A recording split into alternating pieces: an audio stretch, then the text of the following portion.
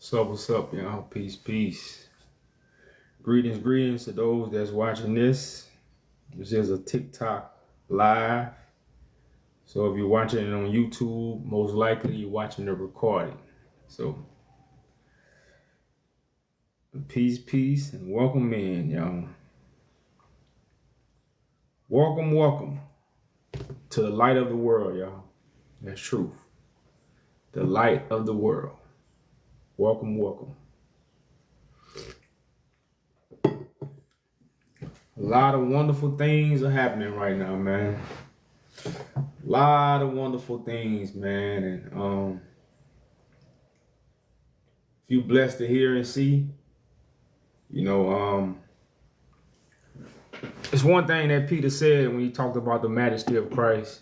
It says, marvelous in our eyes. It's marvelous in our eyes.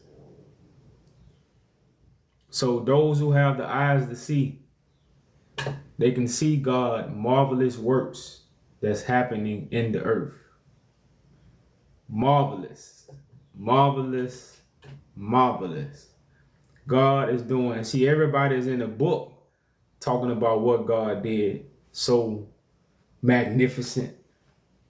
But what about the eyewitnesses who testify to God's marvelous works? And see, people don't understand the chosen vessel of God, the Christ, the high priest is the work of God.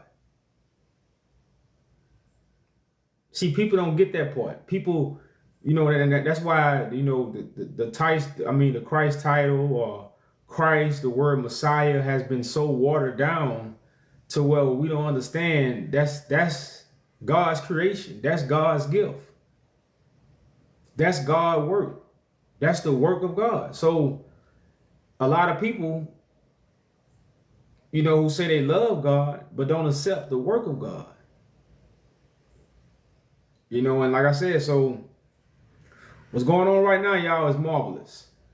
But remember, it was marvelous in our eyes. It wasn't marvelous in everybody's eyes. It wasn't marvelous in everybody's eyes what God was doing. And that's why Peter say it was marvelous in our eyes. Those who, I don't know why my screen is blinking like that. Those who see. Those who can see.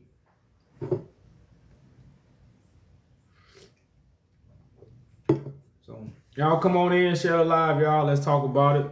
I think this is a great topic. I think it's a wonderful topic. I think it's gonna like I say, man, it's gonna really bring a lot of, clarity. And clarity has been brought to those who want clarity. I can't, but for those who fighting this, those who really fighting this, man, this is. But they're gonna make war with the Lamb. Why they gonna make war with somebody coming down from the sky? And we know this is a spiritual war. This is a spiritual war, y'all. So y'all come on in, share the live. They gonna, before they take me off the For You page. I got probably about maybe 10 minutes. I'm gonna get that thing on there and say your live is restricted from certain viewers. But we got a guest early in here today, y'all. I usually don't get a guest this fast. Hello? What's going on? Peace. Yo, did you know that if you continue down this path of acting like you're Christ and God, your eternity is sealed in hell? So Did you know that?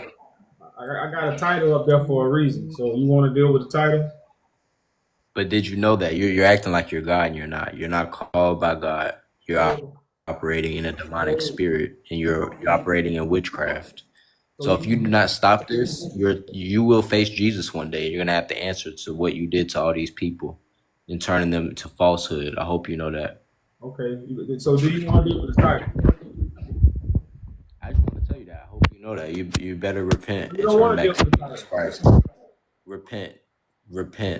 Repent, turn back to Jesus and stop this foolishness. Title. See, spelling words. The first commandment is to worship the Lord thy God that brought you out of Egypt. but he caught up on spelling words. Jesus.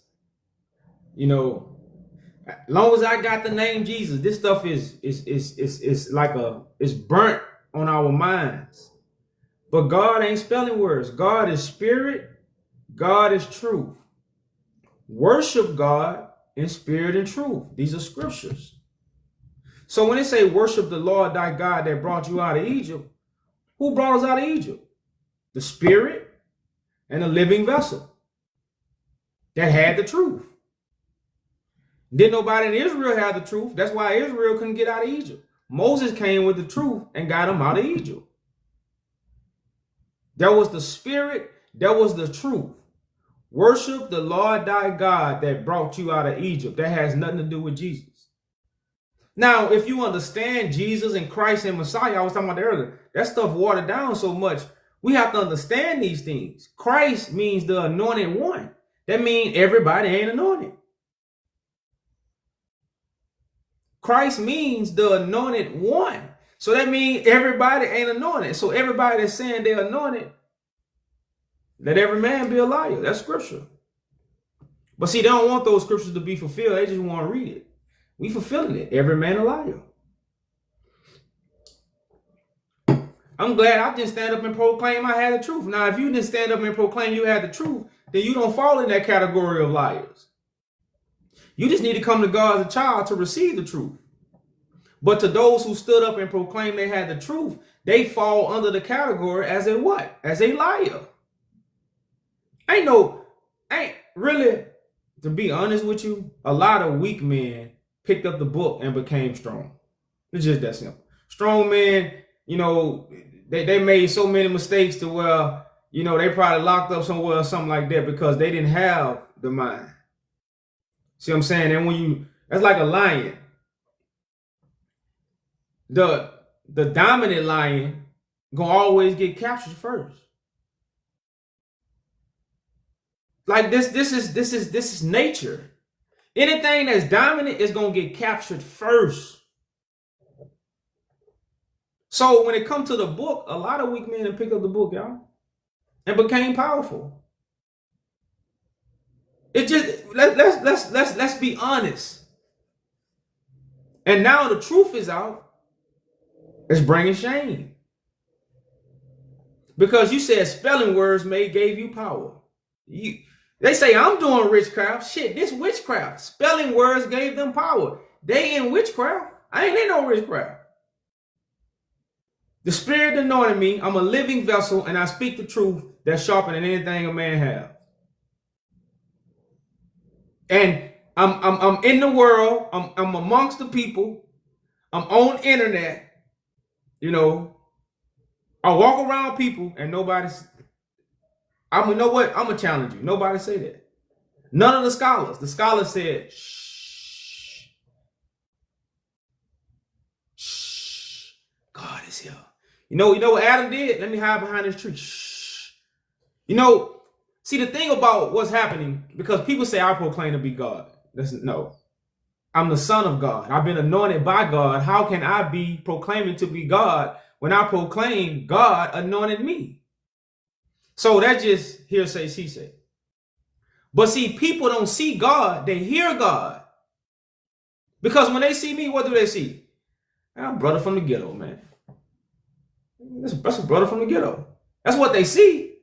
But what do they hear? Something that's superior. Something that's high. So Adam didn't see God. Read the story. Adam heard. And what did Adam do? Hide, because what? He was naked. So now I see all they what? The stuff they have done in the dark. I see their nakedness. I could expose every man that picked up the book. Because what? God has sent me to do these things.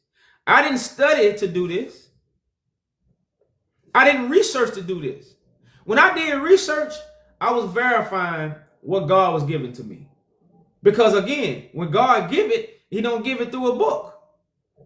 It just don't come through a book.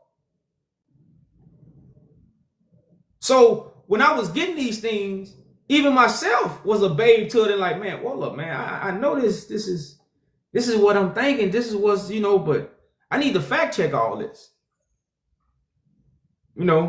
So again, people just seeing a regular man, but they hearing God, so they hide. I ain't 7 feet tall, 300 pounds, so everybody gonna fear me. Nah. But what do they fear? The words that come from my mouth. Because what do the scriptures say? The words that I speak are spirit. It didn't say the words I write are spirit. But how do you worship God? In spirit and truth. This is why you go to the spoken word. Because in the spelling words, it's no spirit. But everybody is in witchcraft and don't even know it. Your book is witchcraft, it's spelling words. Y'all, 100 years ago, most people didn't read. Let me clear my throat. 100 years ago, most people didn't read. Think about it. 100 years ago, most people didn't read. If you go back right now, 2 generations or your great-great-grandmother, your great-great-grandma didn't read. Your great-great-grandfather didn't read. So how was they getting it back then? How Moses got it? How Noah got it? See what I'm saying? So we dealing with, again, watered down information. You have the rod of truth. You have the hook. The hook is come from the words. The rod is the truth that's solid. To what? Pull you out these waters that you drown in. It's information. We all drown in information. And bless those who didn't what? Say they had the truth. Bless those who didn't say they had the truth because they can receive it. Those who said they had the truth, they can't receive the truth. Because the lie and truth is totally separate. It ain't the lies and truth are totally separated.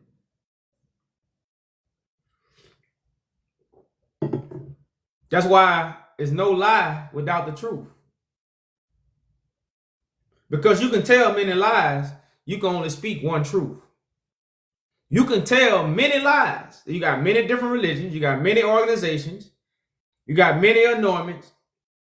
But the Bible says one bread and one loaf.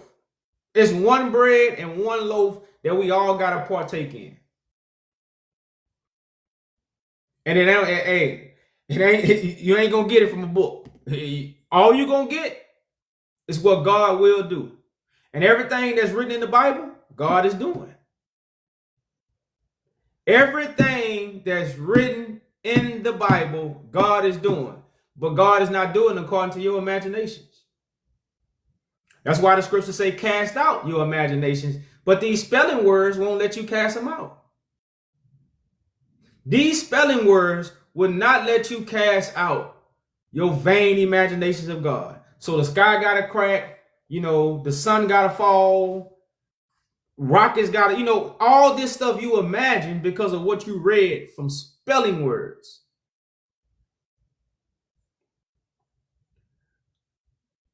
And some people call the Bible their daily bread. And we say this all the time. Man can't live off bread alone. It's in the scripture. But every word that proceeds from where?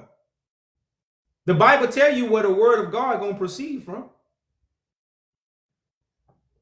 The Bible tells you where the word of God going to proceed from. But what we'll do, book, chapter, verse. That's the only way I can get the word. So people who really believe that, the word is in the book, guess what they don't believe in? God. They don't believe in the living God. They believe in the God of the dead. Because the living God ain't going to be inside of a book that's connected to what? Unalive people. Everybody in the book unalive. So why would God be going through people that's unalive and God ain't never been unalive? So if God used people back then, what is God doing right now? God is using people to speak the word. It ain't in the book. And you must understand too, I don't know why it's blinking. And you must understand too that prophets was back in the days. You know, remember Christ come in the volume of the book. Christ don't come to prophesize. You know, Christ do not come to prophesize. I hope we understand that.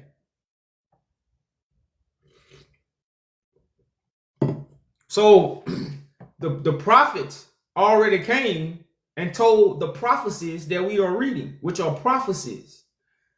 They got us thinking we're reading history. And we don't even want to go read our history. We don't even want to talk about our history. But the people in the Bible are prophets. Prophets are not historians. Moses was not a historian. Moses don't know what happened when the first man came on earth. That's not what Moses was talking about. Moses was talking about the new creation of God that God revealed to Moses, which represent the prophets, but we ain't gonna go there. But again, the prophets will show visions. So you are reading a book of dreams and visions written in the form of stories with hidden meanings. That's why it's allegory. You know, but yet we have made people believe that when you pick up the Bible, you're reading history, and we don't even want to talk about history. This is why I'm never taking this photo down. I ain't never taking this photo down. It's history that nobody want to talk about. Not even the people that's in the land right now. They don't even want to talk about it. You know it's true. And then the Bible talk about it. See, this is not a history that, you know, we pulling out our hats, talking about 2,000 years, 6,000 years, 10,000 years, 1,000,000 years ago, 400 years ago. This 150 years ago. Some of it 100 years ago, 80 years ago. Nobody want to talk about this history. This the lost tribes. You want to talk about lost tribes? This the lost tribes. This is the lost tribes. Nobody want to talk about it. We want to talk about stuff that we say Jesus came 2,000 years ago. Moses, if you, according to the biblical Christianity timeline, Christ came 2,000 years ago. Moses had to come, because Moses, I guess they say Moses came before Jacob. I don't know how they think it, but you know, you're talking about 6,000, 10,000 plus years. We don't even know what went on 800 years ago. This man sat on the throne of David. This man sat on the throne of David. We don't even want to talk about it. I don't know why it's doing that, man. You know, it's crazy. It's crazy, y'all. And my phone ain't never did that. Maybe I need to turn it in. Maybe that's what it is. Okay, that's a little better. All right. I don't know. It ain't never did that. But you know, so like I say, y'all, we're gonna talk about the topic, man. Hopefully we get some conversation in here. You know, so we can really start adhering to what's being said, because remember, God speaks. Remember, God speaks. Remember, don't ever let nobody try to convince you that God don't speak. So anybody that's trying to convince you of spelling words, that's a witch and a warlock. We got to tell it like it is. The truth hurts. It tell you, everybody gonna be awakening, but some people, when they hear the truth, they're gonna wake up to shame. Some people gonna rejoice. That's the scriptures. That's what's being fulfilled. See, I'm not telling you it happened already. I'm telling you it's happening now. It's being fulfilled. So now you should be able to see it. You could be a witness for yourself about what's happening. Because whatever somebody told you, I hope you be listening to somebody who's seen what they talking about. But if you listen to somebody who haven't seen what they talking about, you might be in big trouble. What that scripture where it says those who Those who speak about the things they have not seen. Bible verse. It's in Colossians.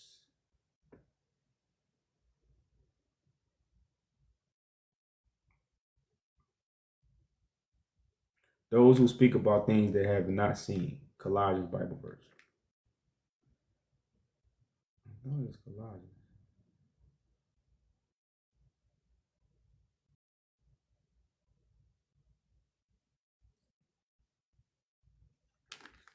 Colossians 2 and 3. I know it's in Colossians. Let me go there right quick. Let me go there.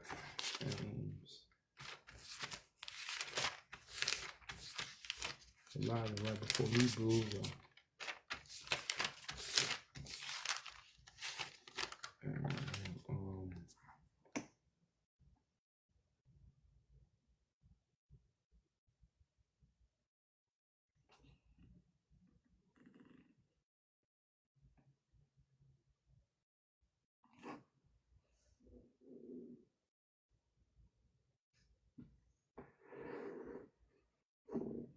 It says, therefore, let no one judge you in meat or drink.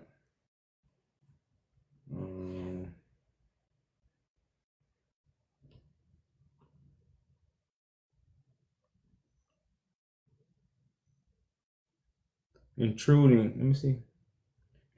into things which ye have not seen. Bible verse. Colossians. Yeah, 2 and 18.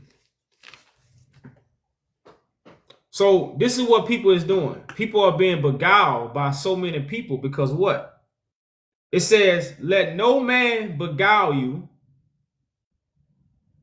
of your reward in a involuntary humanity and worshiping of angels, intruding into those things which he had not seen, vainly puffed up by his fleshly mind. So spelling words have people vainly puffed up by their fleshly mind. Spelling words. Because he haven't seen Jesus. He didn't see Moses. He didn't see the prophets. But yet, he's speaking for them as if they told, as if the prophet talked to them. So that's why I say, let no man beguile you. Let no man rob you of your reward in voluntary humility. How you doing, brother and sister? Welcome into the house of the Lord. Welcome into the house of the Lord. And what? They got you worshiping messengers. Now, the people in the Bible was messengers. We're not saying they weren't messengers. But their message was not for you to read and communicate with God. Their message was to reveal what God gonna do to bring salvation to the world. So it says, worshiping of angels, intruding into those things which he had not seen. So nobody seen nothing that read the Bible. But they invite you in and rob you from what? Now you can't hear God. Because you've been robbed by what? Somebody that's teaching about things they have not seen.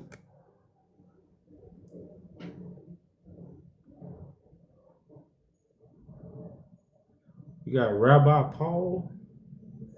Let's see what he's talking about. So that's what's going on right now. You know, nobody's seen Jesus, but everybody's what?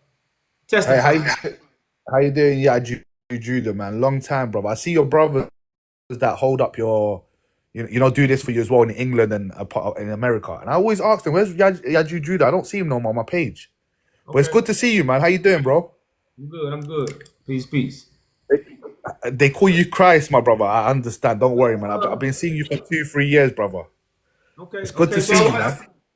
That's good, man. Appreciate it. I want to deal with the title though.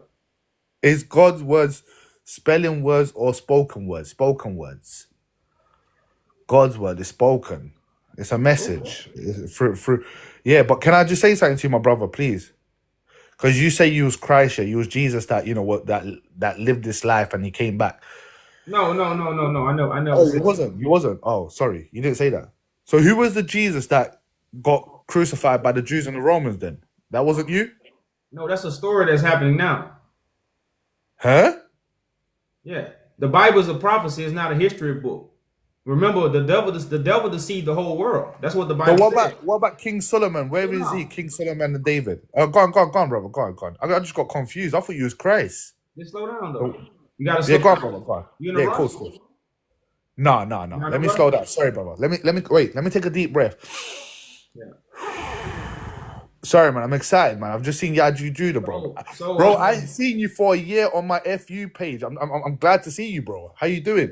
I'm good. I'm all right. Where's your missus? Normally you have your missus with you. Let's stick to the topic, brother.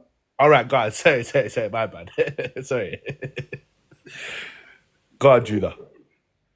You may forget what I was We was talking about Jesus, the one that got crucified by the Jews and Romans. I was saying It hasn't happened yet. The scriptures say the devil deceived what? The whole world, right? Yeah. So I mean, you have been deceived, right? By what, brother? But are you saying, brother? These are So simple questions, Can I ask you a question? Mark, John, Luke, and Paul, where are they then? Because bro. they should be around if it's just happening. If it's just happening or it's going to happen, where's Mark, Luke, Paul, John, and all of them that wrote the Bible? Where are they today? Brother, you know, these Yes, are people. brother. For one thing, my message, because remember, God is spirit. So Yes. I agree with you. Yes. okay. So if I'm anointed by God and God's word is spoken as you agreed, then the spoken word is being spoke to the whole world. Nobody in the Bible ever got a chance to speak to what? The whole world. Okay. So No one in the Bible. No one in the Bible got to speak to the whole world. But no, you're not getting it, bro. Can I just say something? Wait, hold on, brother. No, don't. Yeah, you do that. Don't do that, brother. I'm being respectful. I respect you. No, I'm making points so you can Yeah, have. but I need to understand these points by pausing you, brother. Don't do that, bro. Because some of us don't understand, bro. I'm from England. I'm trying to understand, bro. I respect you. Listen. Whatever you got going on, I respect it. I have nothing against it. I'm a Muslim. One thing, when you came in, you've been talking too much. Huh? But You've been talking way too much for to say you respect somebody. What? So am I not allowed to talk? It's a live. You open up a live. We're having a discussion, no? That's how it works. Have I stopped you from talking? Have you ever came on my panel and couldn't talk? Have you ever seen people on my panel that couldn't talk? So you know that's not true. No. I feel like you're a cool guy, man. But come on, man. Yeah, you do that. Don't do that today, though, bro. Please, make people understand. Go on, break it down for us. Listen, man. You're not gonna cut me off. I'm not gonna let you cut me off in the midst of my speech because my. All right. Continue. I'm not gonna tolerate that. That's just all right. That's just simple. Yo, someone don't send me no gifts, please, man. Don't send me nothing, guys, please. Yeah, I don't want it, please. It's pennies as well. We don't receive it. TikTok don't give, but I get it. When you do give it to us, it's like appreciating someone that's having a conversation, you know, as a guest. But go on, brother. Sorry, go on, host. I'll mute myself. How about that? Yeah, it's the best thing you said all night. So the Bible, if you read the Bible correctly, the New Testament is about the scattered tribes. So the tribes that's in the Bible were scattered in the last days. That's why when people read Deuteronomy, going back to Egypt on ships and all that. So the whole New Testament is about when God bring in the new song in the earth. It's not a historical story. The devil have deceived us. Hey, yeah, you do that. You're killing me, bro. You're making me laugh too hard. So wait, are we going through the Old Testament or the New Testament? Hey, bro. See, this ain't finna go well. But you're gonna make us laugh, though. Just remember, I'm gonna come back and say everything you said. All right, fair. Go on, brother. If you cut me off one more time with our dialogue, you know you're gonna have to wait till next time I come on to come back. Yeah, Jude. Come on. Just know that. Be fair, bro. Okay. Yeah, but be fair. I'm gonna show you fair. I'm here to learn, bro. Well, you can learn in the comments. No, but Judah, come on, man. You're not Christ. We know you're not Christ. You're just a man that's got child support on him. I've never heard Jesus have child support. Come on. We know that nothing's happening now in the Bible. It all happened. It's a history book. Why are you here to lie to people? There's 75 people here. You have no more followers and audience. Before you used to have like a 1K. Now you're just here. You're scared. You're scared that I'm speaking the truth. So you're like, oh, I'm going to drop you. Oh, when someone challenges me, I'm gonna drop them. Oh, I'm now shaking in my boots because I'm not Jesus, am I? I'm just a man that's waffling on TikTok like everyone else. I could claim I'm Jesus tomorrow. My I brother, could claim I'm Jesus you gonna better tomorrow. stay on here since you say I'm so scary. You are scared. Turn You are your scared. camera on. Jesus is Listen, scared. listen. Christ is scared of me. Turn your camera on, and we can have a debate. If you don't want, All right then, I'll turn my camera on, no problem. And don't be scared. Don't run, all right? Don't run, all right? I'm going to. You told me just to turn my camera on. I'm gonna turn my camera on, sir. yeah, show your face. No, I don't swing that way. Jesus don't swing that way. All right? Jesus don't swing that way, sir. We don't swing that way. Oh, you don't want me to turn my camera on? Anyway, I know you're not Christ, bro. And all the delusional people that follow you. Listen, all the delusional people that follow you. Turn your camera on. I just sent you an invite.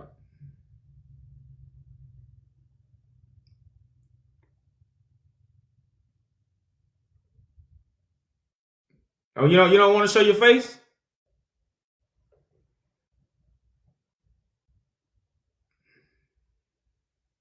We want to see what the mighty man look like. He's such a mighty man. You know. Well, let me get him off here, man. Yeah, clowns. Some people didn't want to clown.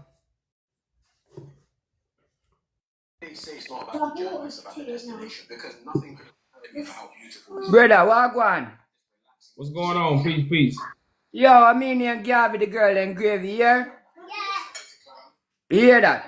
And me say Rastafari here.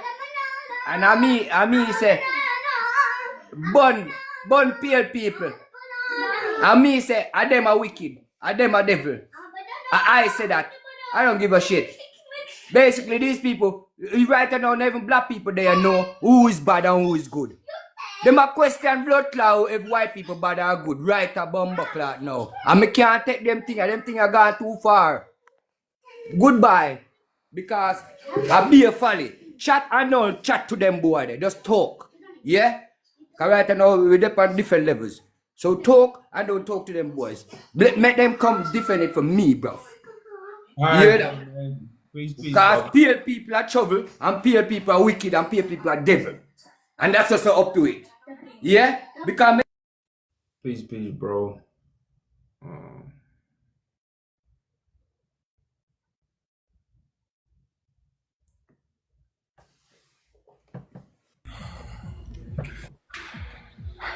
What's up, fam? What's going on? Peace. How you doing? All right. Mama, I just got work. I just finished the workout. First question, though. Let's start a discussion. Hold on, bro. This, you know, I run the show. Okay, my bad. Go ahead. So the title is God word spelling words or spoken word? Okay, so let's define who wrote the book that defined God's word. Well, first, let's answer the question, and we can go wherever you want to go. We can go. Let's just get the question answered, Okay. so we can get a foundation. Okay, got it. Okay, so is God's word spelling words or spoken words? Can you, because I'm a French Canadian, can you like go a little bit deeper so I can understand it? Is God word on paper, or is God word gonna be spoken from a voice? Okay, so we go back to Matthew 4:4, which mean like never go back to like the bread always come back from the mouth of God, something like that.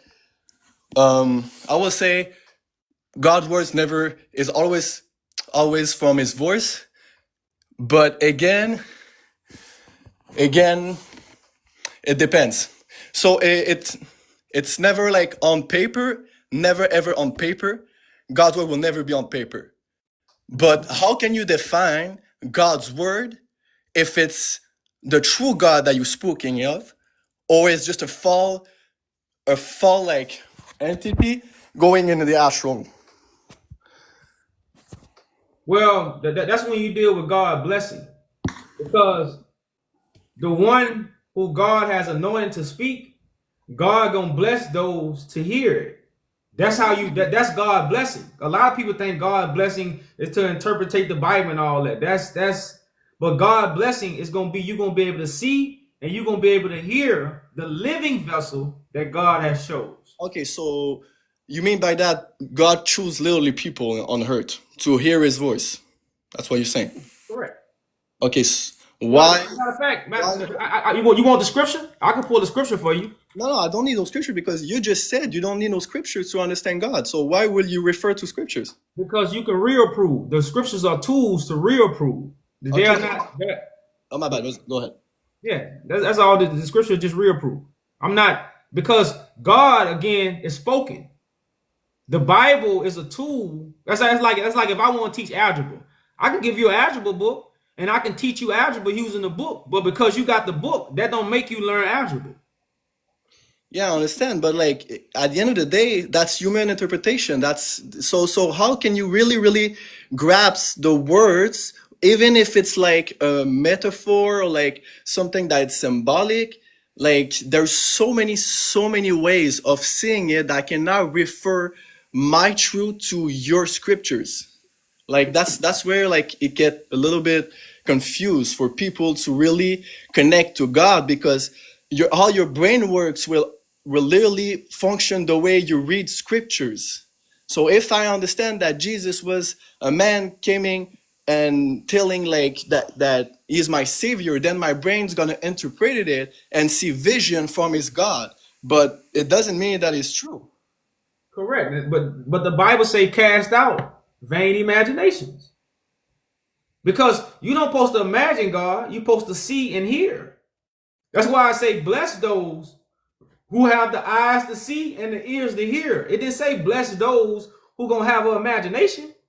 You got to cast out your imaginations. Okay, so yeah, I agree with that. Spelling words. I agree with that. So like at the end of the day, what you're preaching, it's still something that it's a truth the way you're seeing it. And I really like your vision and like what you're saying, honestly. It's just that it's still like a dogma the way you're trying to teach it, because if we don't really see the way you're seeing it, that we don't understand God, right? And I'm not saying this disrespectfully, by the way. No. That's a man. This is a great conversation. These are the conversations I come on here for. All right. You know, but this is why I say come to God as a child. So if you truly understood God, you don't know God. This is why the Bible say the battle is not yours, and the Bible also say wait on the Lord. Now the Lord is gonna come with the truth, the way, and the light that we don't have. But we have been deceived that we have light. We have been deceived to know God. And again, that goes back to my original question. The devil deceived the whole world. And if you haven't accepted that you are deceived, then what? Mm-hmm. You can't come to God as a child. You're gonna come to God as you're gonna tell God, I already know. Because people gotta understand God shows up in people. So when the prophets came to our forefathers, what did the prophets do? They stoned them. You see what I'm saying? They crucified them because they didn't know what God has sent them. Mm-hmm. That's what's going on today. The Son of God is walking among the people just as it's written. They don't see God, they see the Son of Man. But bless those who what?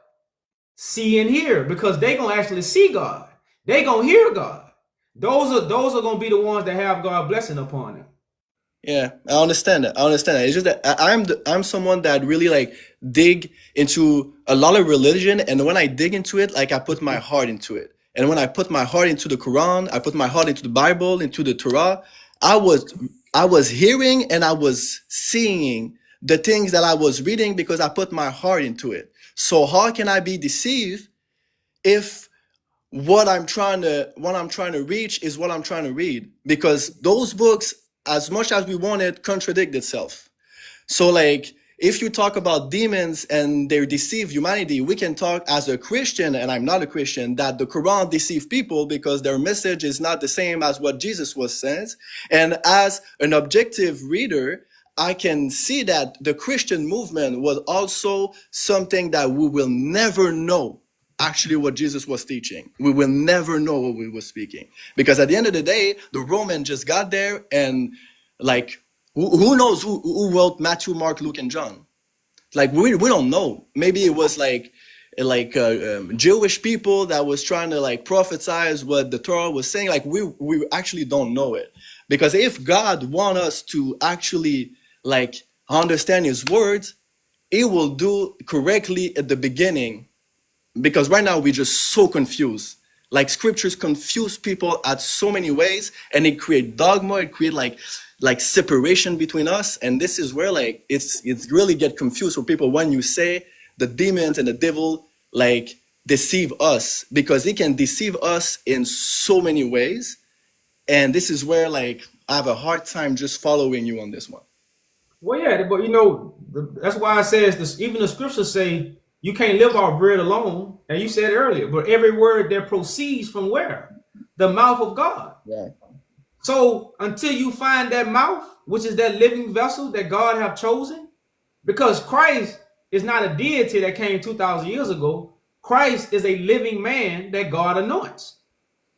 See, all these teachings have really put us in so many vain imaginations. We trying to follow a man that came 2,000 years ago. Like you say, you can never follow somebody that came 2,000 years ago. Mm-hmm. You can't understand what they said. You can't understand what they did. You weren't even living in their time. But the scriptures tell you what? Worship the living God. How you going to worship the living God? God going to be in a living vessel. That's what the whole book is about. You know, so the deception, like I say, just lies in, that's why I say lies of fear. You know, so right now, all you should be is a child. You should say, God, I don't know, show me. And then let God show you. Many people can't do that. They'll go to the book. And then, like you said, they'll get more deceived. Mm-hmm. Because we are being taught you go to the book to find God. No, I'm here to tell you, no, you don't. Mm-hmm. You see what I'm saying? You go to the Quran, you're going to get deceived. You see what I'm saying? Because in my anointment, I put all books together. I put the Book of Mormon, the Lost Books, the Gnostics, the Quran. They all say the same thing. Mm-hmm. You see what I'm saying? But nobody has ever done that. Nobody has ever heard that gospel. The only thing we ever heard, separate the Quran, separate the Bible, separate the Lost Books, separate the Book of Mormon. To what? Confuse us. Mm-hmm. Clarity is when all books are open. So right now, all books are open. But if you're not a child, because many people not gonna let nobody teach them the Bible. Shit, you read it already. Why I'm let somebody teach me? I ain't dumb. So human nature kick in. And that's where it goes. The natural man can't perceive the spiritual things of God. So all these natural men who think they read the book and they know something, they have to destroy that and become the spiritual man and hear what the Spirit is saying. As the scriptures say, bless those who hear what the Spirit says to the churches. Mm-hmm. You see what I'm saying? So these teachers, man, just not rooted in us. But like I say, you have to be a child to even adhere to these things.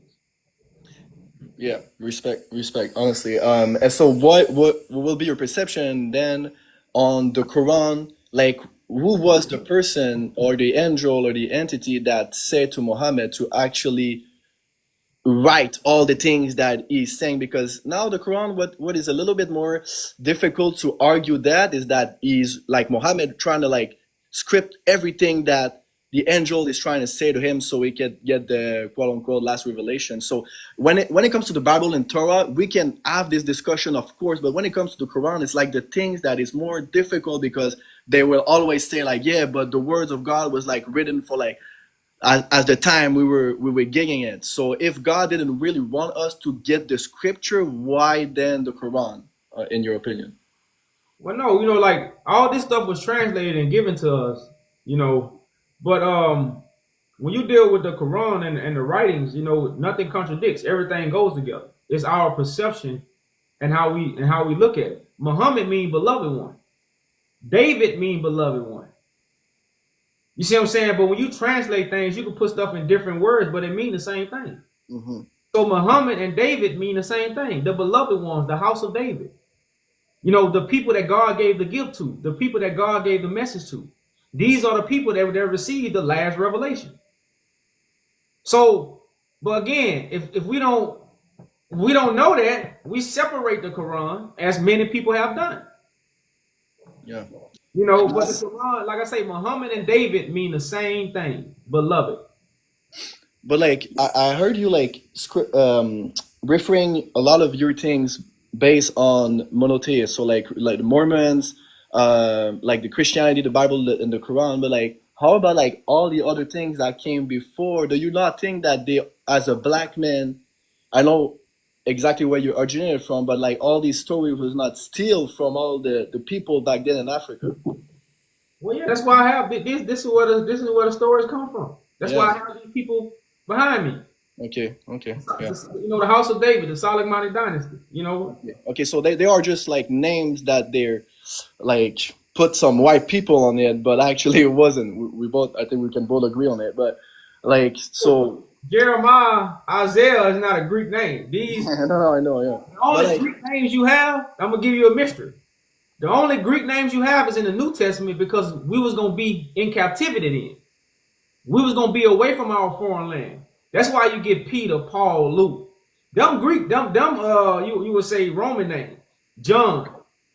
You see what I'm saying? John's son, all that. That's Roman names because that's the time we was gonna be under Roman persecution as we under Roman persecution now. So we no longer have our African names. We would take on the European names. You know what I'm saying? So that's let you know Christ will be walking among the people that's captive to redeem them. You know, but again, the story is so twisted and so far lost in the sea. You know, they got us thinking he came and died for everybody's sins, and now you know we just yeah, but that's Paul. That's Paul. That's Paul, I believe. Like Paul came way before, way after that. Like everything from that, from the Savior, is all came from Paul writing.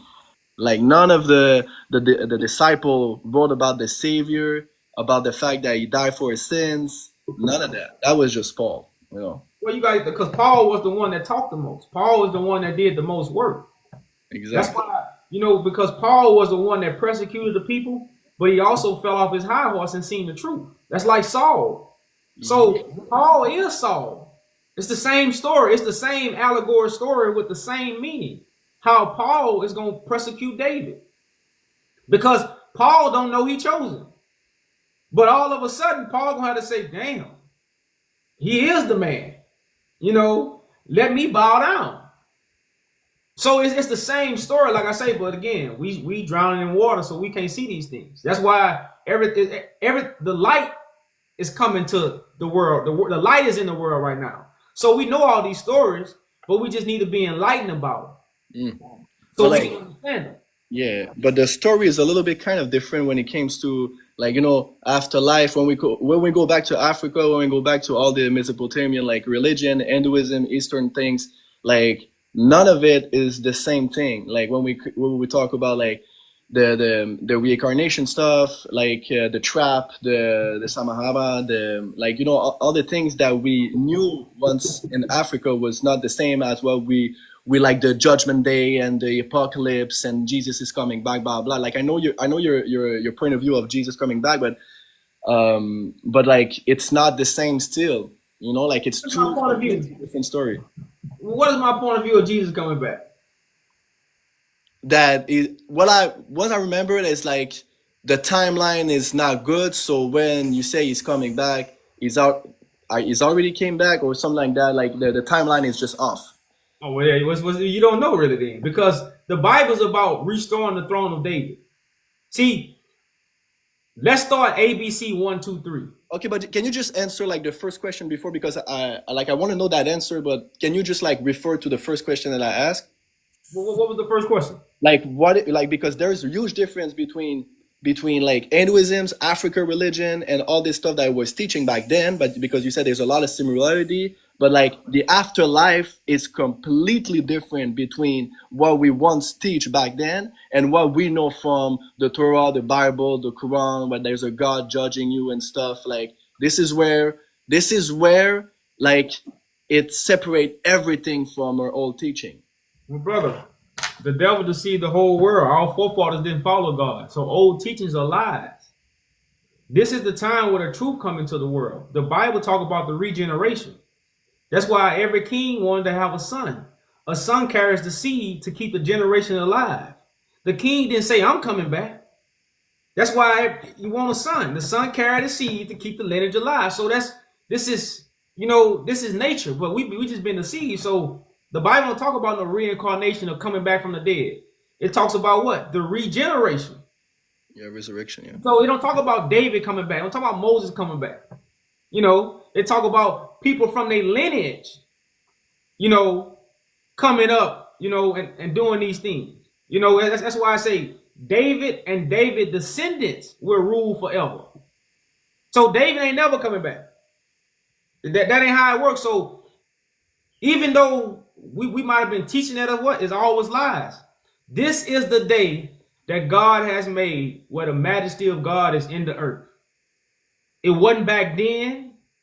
It wasn't 2,000 years ago. It's here now.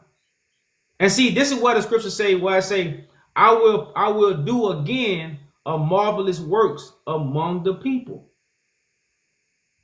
You see what I'm saying? So the living God is here giving the truth that didn't come back then. So what is your understanding of what is actually gonna like, what is it the kingdom of heaven, or like is it hell? Because like from my own experience, I died like it was 9 years ago. I died for 21 seconds.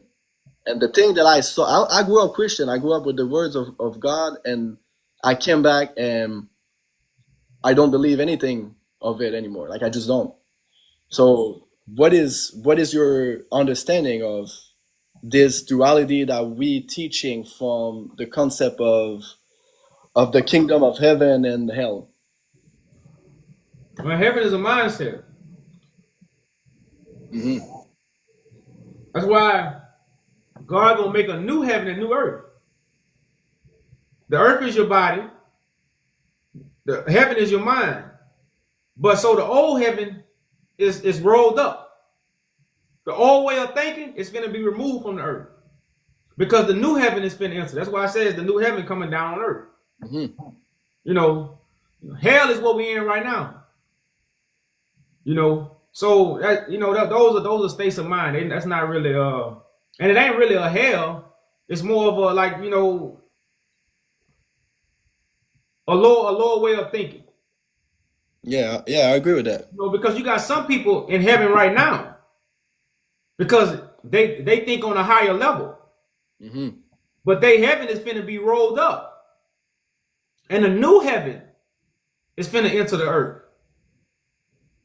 Yeah, I agree with that. Yeah, so that's what heaven and hell is. Yeah, I agree with that. At the end of the day, like that's something that go beyond our thinking. So we could like really fragment everything, but it's just difficult for me since I do a lot of astral projection. I did a lot of work in that realm to understand that there's a lot of deceiving that you were talking about, spirit that trying to send us vision that we are chosen for the things that we are preaching. I don't know if that makes sense. So once you go there in that realm, you understand the heaven and the realm, that if you don't really fully master your spiritual self, you will get deceived by a lot of spirits.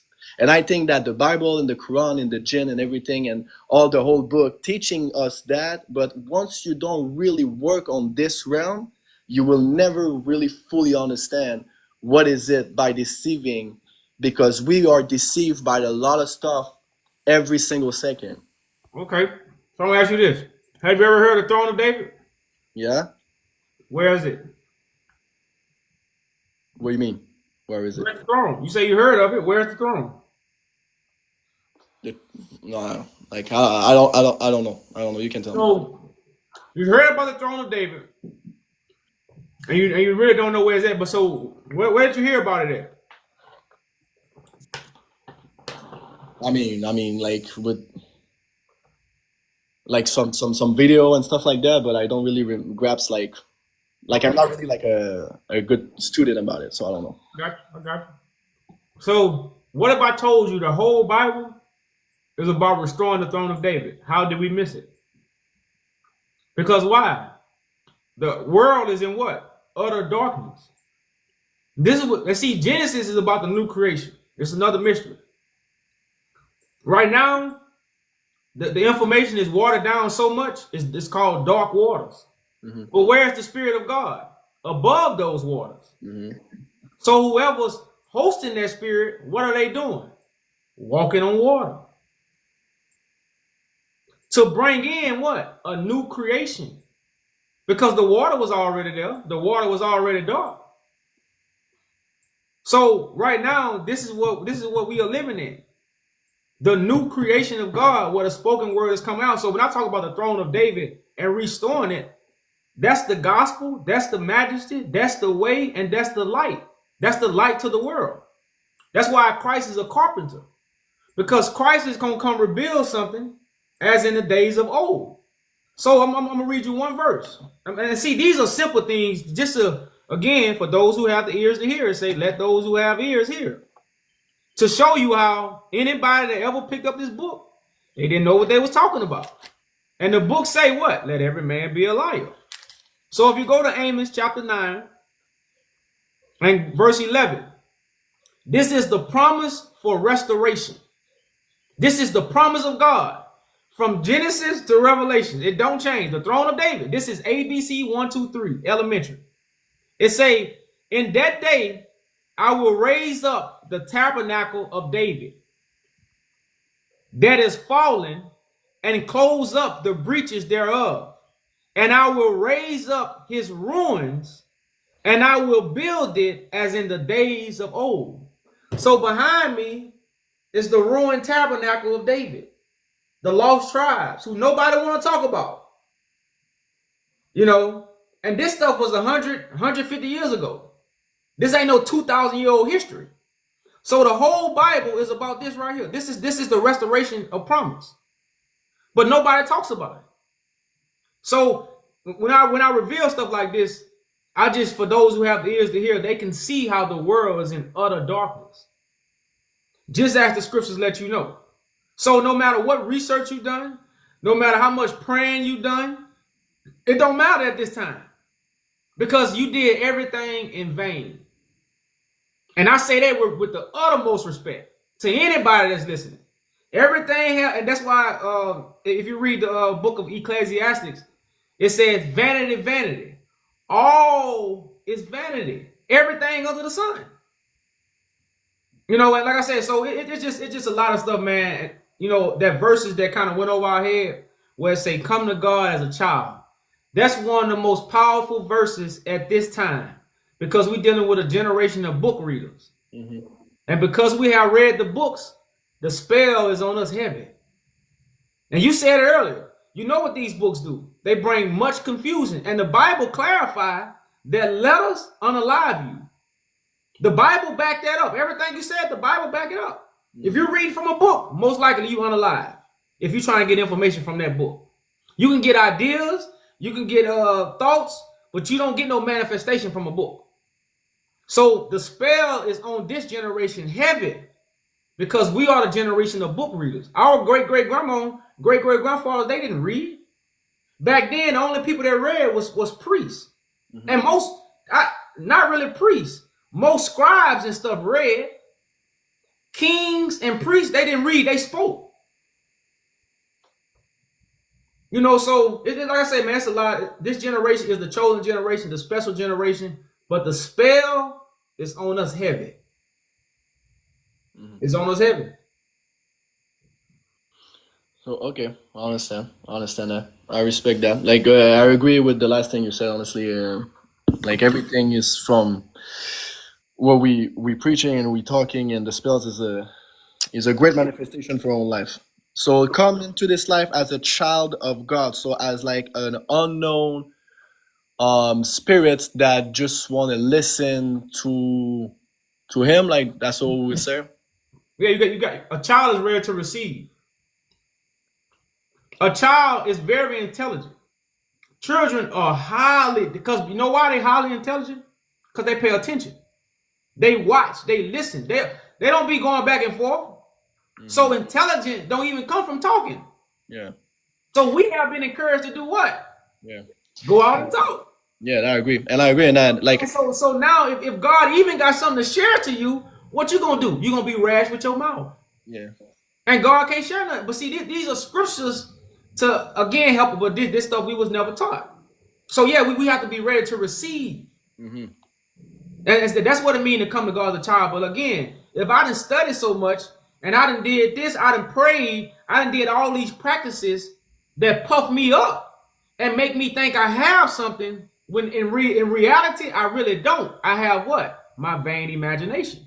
yeah, yeah. But that, yeah, yeah, of course, like a child imagination. This is where like when I'm trying to connect to God, either is into prayers, meditation, or astral projection. I just feel like everything that I know, like on here hurt on my physical body, I'm trying to dissolve and like erase it so I can reset my mind to connect to the truth.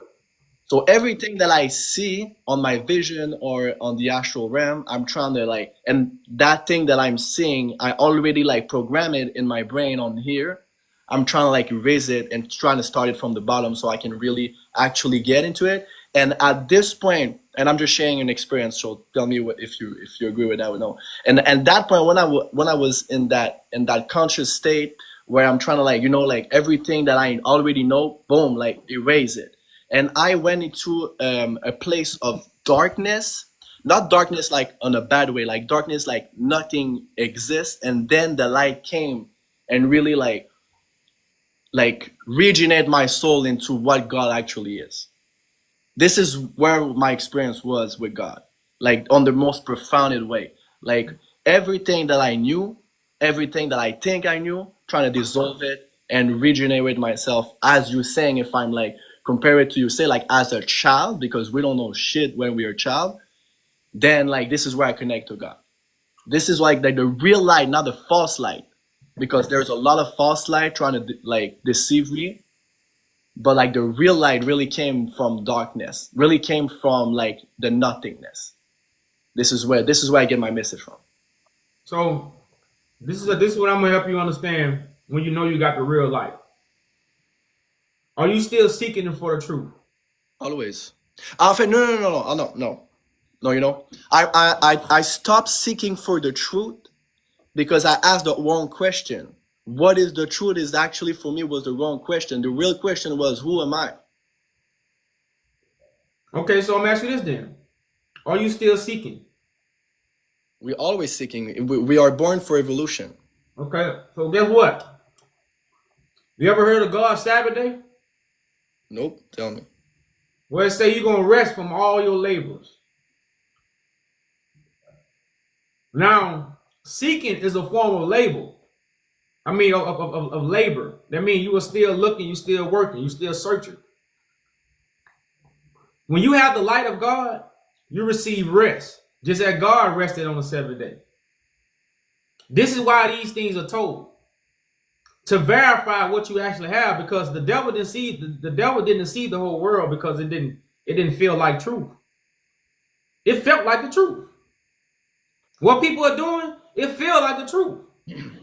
Yeah, but it depends on what you're seeking. Like I'm not seeking God. I'm seeking, like God is experiencing itself in every matter. So I don't need to seek for His truth. All I need to seek is how I can walk as the way we should walk on earth.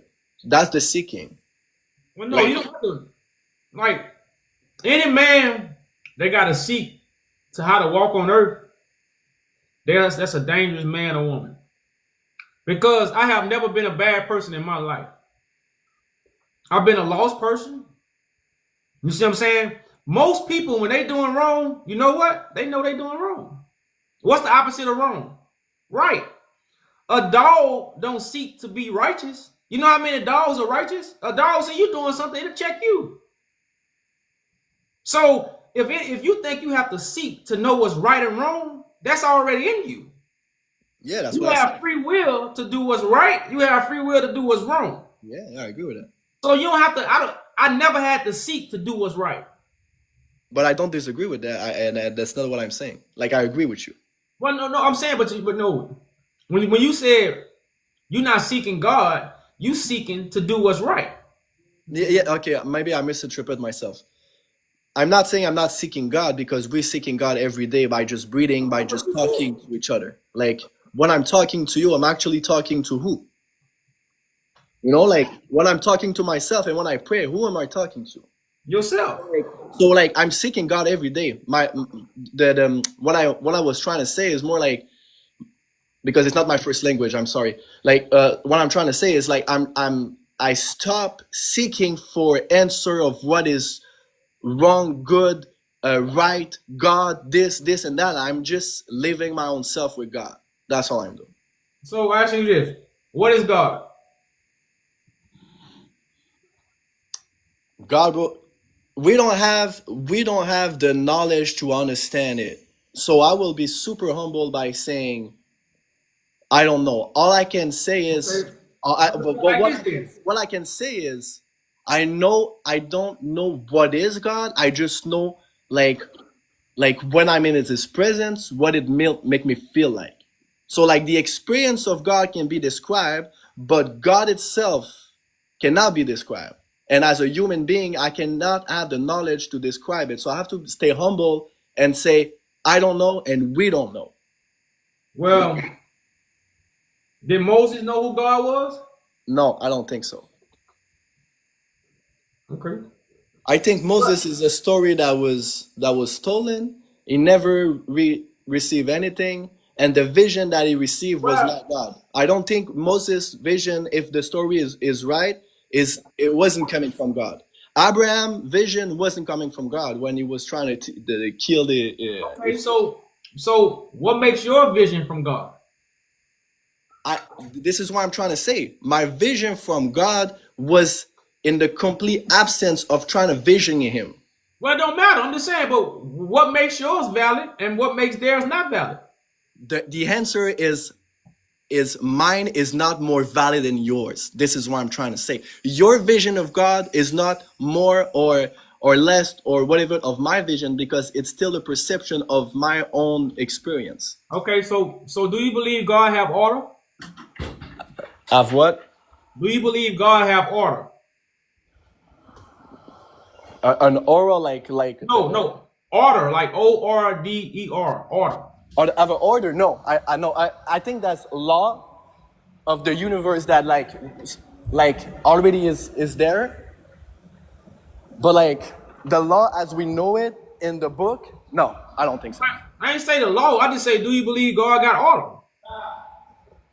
But like by order, we means law. Like in French, that's the same words, you know. Yeah, I believe law and order, they go together. So, do you believe God has something that you has to follow? Now, whether you believe is in the book, whether you believe it's the universe, I just want to know. Okay, I understand do the you question. believe God has? Yeah, because at the end of the day, like Okay. it's already it's already in us. It's already. Okay, so in us. guess what? Yeah. You know why numbers don't lie?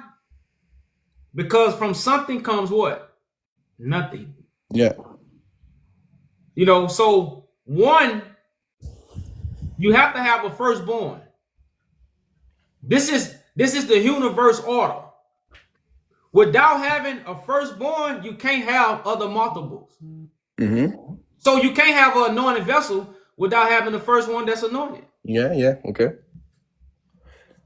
And so this is how this is what the whole Christ story is about. The firstborn from among his brethren.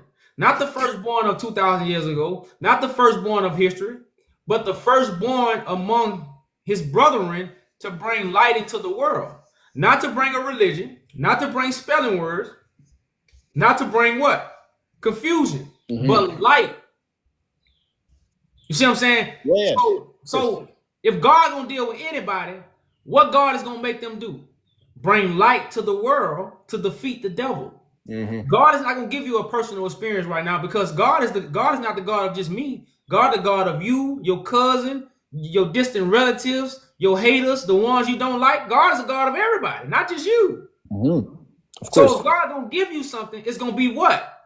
For the whole world. You see what I'm saying? So this is how you're gonna determine who is sent by God and who not sent by God. Because I know you probably don't go with the scriptures, but like I said, I just bring clarity.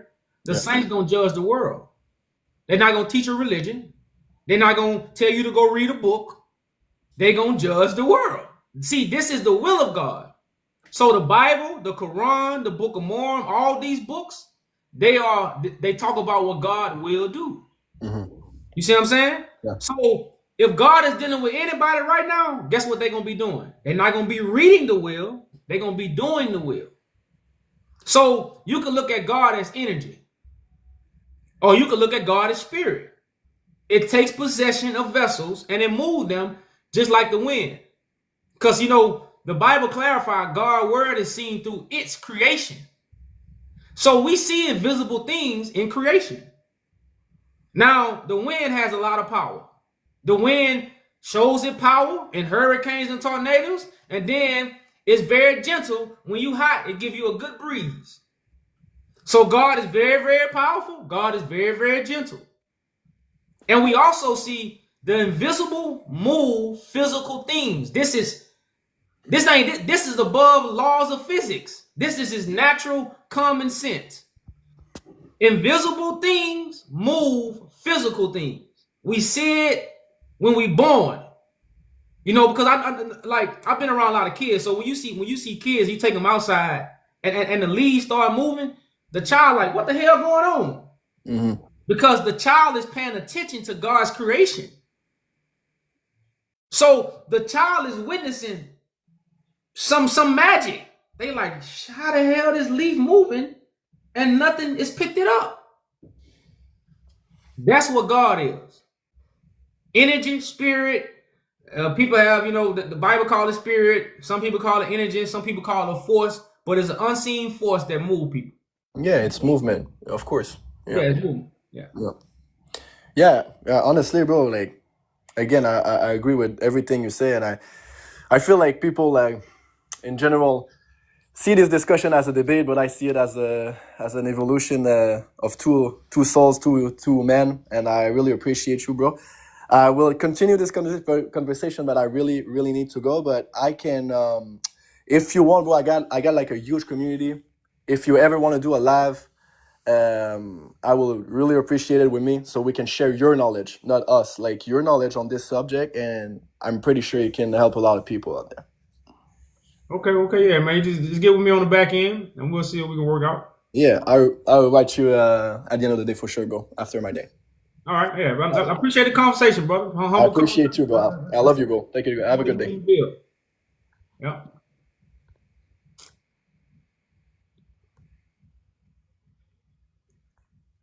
All right, brother. Peace. I don't know. All right. Yeah.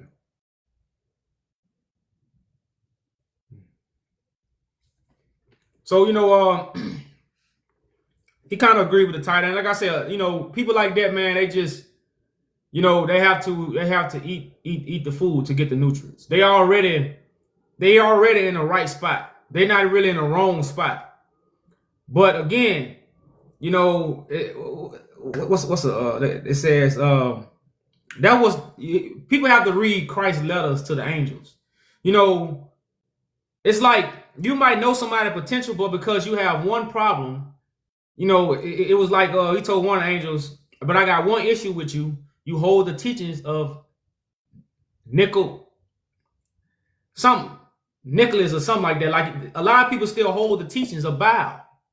So it keeps them from wearing all white. Because remember, to be a wedding guest, you got to follow the colors. You know, you got to follow the colors. So, you know, conversations like that does bring a lot of enlightenment, man. And, you know, really, really bring clarity to people. That's what I come up here for, to have those conversations. I encourage anybody. That's why we always telling you, come up, let's talk about it. You know, because like I say, we are the greatest generation. You know, you witness in the story where Christ say the prophets wish they was in your time. This is the day where the prophets wish the prophets spoke of the last days. We live in it. And we try to relive what the prophets spoke. We supposed to be fulfilling what the prophets spoke. Well, we ain't supposed to be, we is. And if you don't know it, and if you do know it, you still playing your part. This is the cold thing about what's going on. You still playing your part. You know, So like I say now, you know, y'all, to me, man, it's a very important title as we put up many, many important titles. If you're new in here, check out the website. This is a movement. This is not a religion. This is enlightenment. You can use any tool to fix a problem, but you can also pick up a tool and don't know how to use it, so you just playing with it. So everybody that picked up these religious books, which was tools, you know, to bring order and structure to our people, they've been playing with the tool that they didn't know how to use. That's why the problem never got fixed. So now the problem is being fixed using the tools that man been playing with. So we are never here to make you read the Bible. After you hear this, you ain't got to go read the Bible. You got to what? Be ready to do.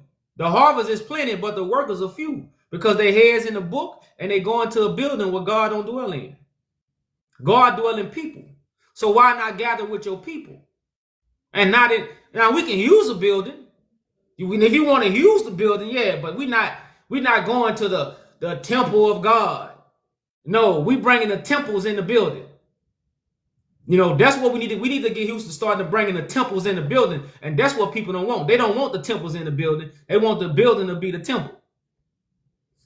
But like I say, the light is in the earth, y'all. You know, it's time for us to adhere, man. And God has some great things on the table, man. The Bible says God gonna put a table in the midst of your enemies.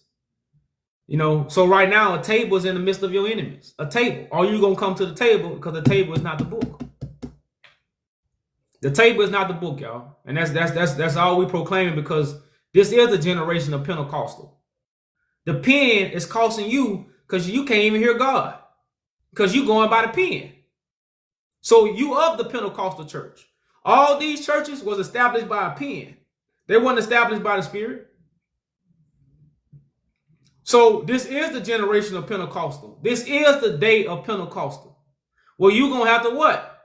Get it from the mouth, because the pen gonna cost you. And you know, the pen, I'm telling you right now, y'all, that pen, man. And that's why we read the scripture in Jeremiah, man. Like I say, it's so many scriptures that verify the true gospel, you know, and bring so much contradiction to the false.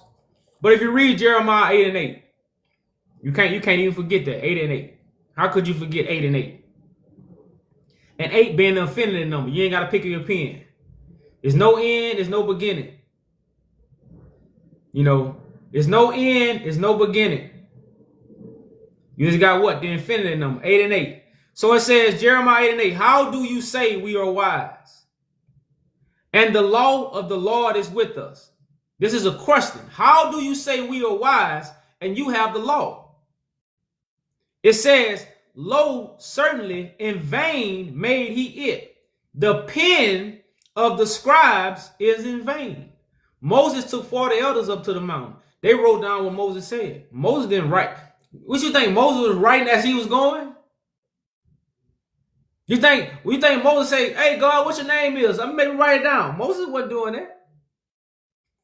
The scribes, the 40 elders that Moses took up, they wrote these things down. So that's an example of, say, when prophets spoke, the scribe wrote. Most prophets, why do you think Muhammad couldn't read or write? Most prophets couldn't read or write.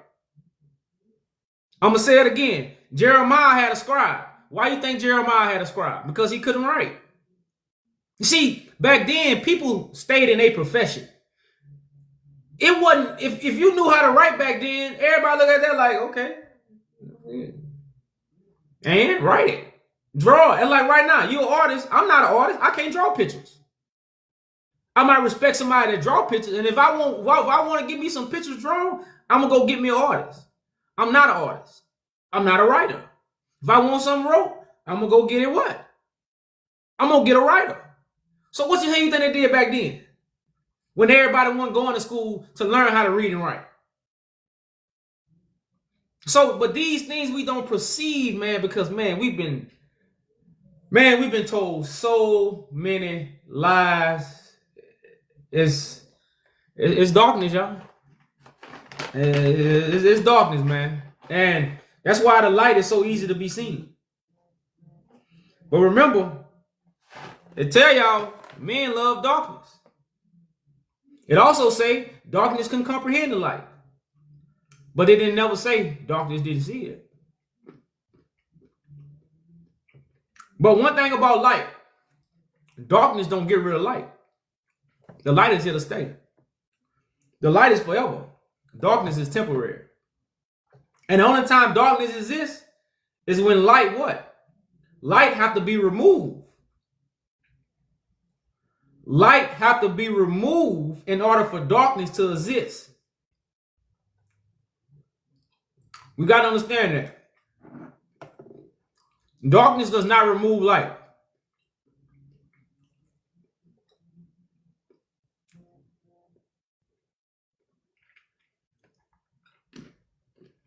You say darkness is needed for light. Well, like many people say that, but we're not understanding it in the correct way.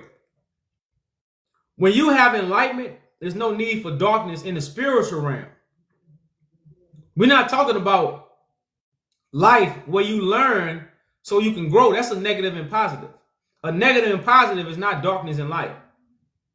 You know, the negative downside could be like growth. So you could go into that positive, like learning experiences is the negative. You know, the understanding from the learning experience is the positive. That's what life is. But when it comes with darkness and light in the spiritual realm, when you have enlightenment, darkness don't exist in the spiritual realm. That's why we call it enlightenment. Until you are enlightened about something, you will always be in darkness about it. And once you have the light, you are no longer in darkness. You have been removed from that darkness. That's the way the Bible is written. It's not written as we hear these teachings as, you know, the way people try, because we all have our perception of how we say things, which in totality, it could be true a little bit, but if it's not, how would I say it, told or explained in the correct way, you know, it'll mess the mind up. That's like a lot of people want man to be feminine. Man can't be feminine. He ain't made to be feminine. That's why a woman, opposites attract. But that's what you got a woman for. You see what I'm saying? So one can be hard, one can be soft. They go together. You know, if a man feminine, then a woman might be in a feminine side that now you finna clash. So it's just the way we explain stuff. You know, so balance is just something, man, you know, we all have to, you know, like I said, it's just the way people say things.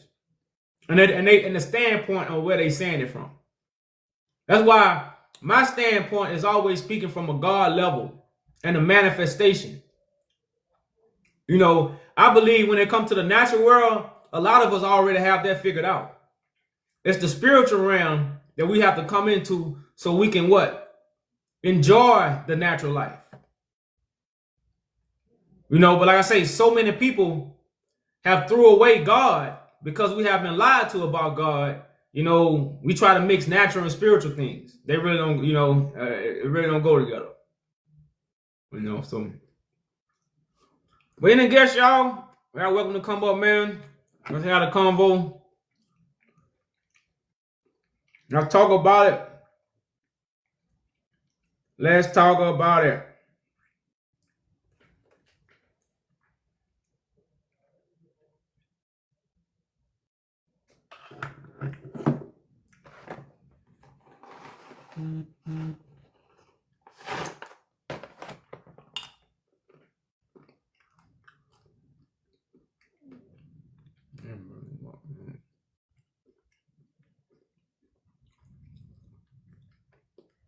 What's going on, my brother? How you?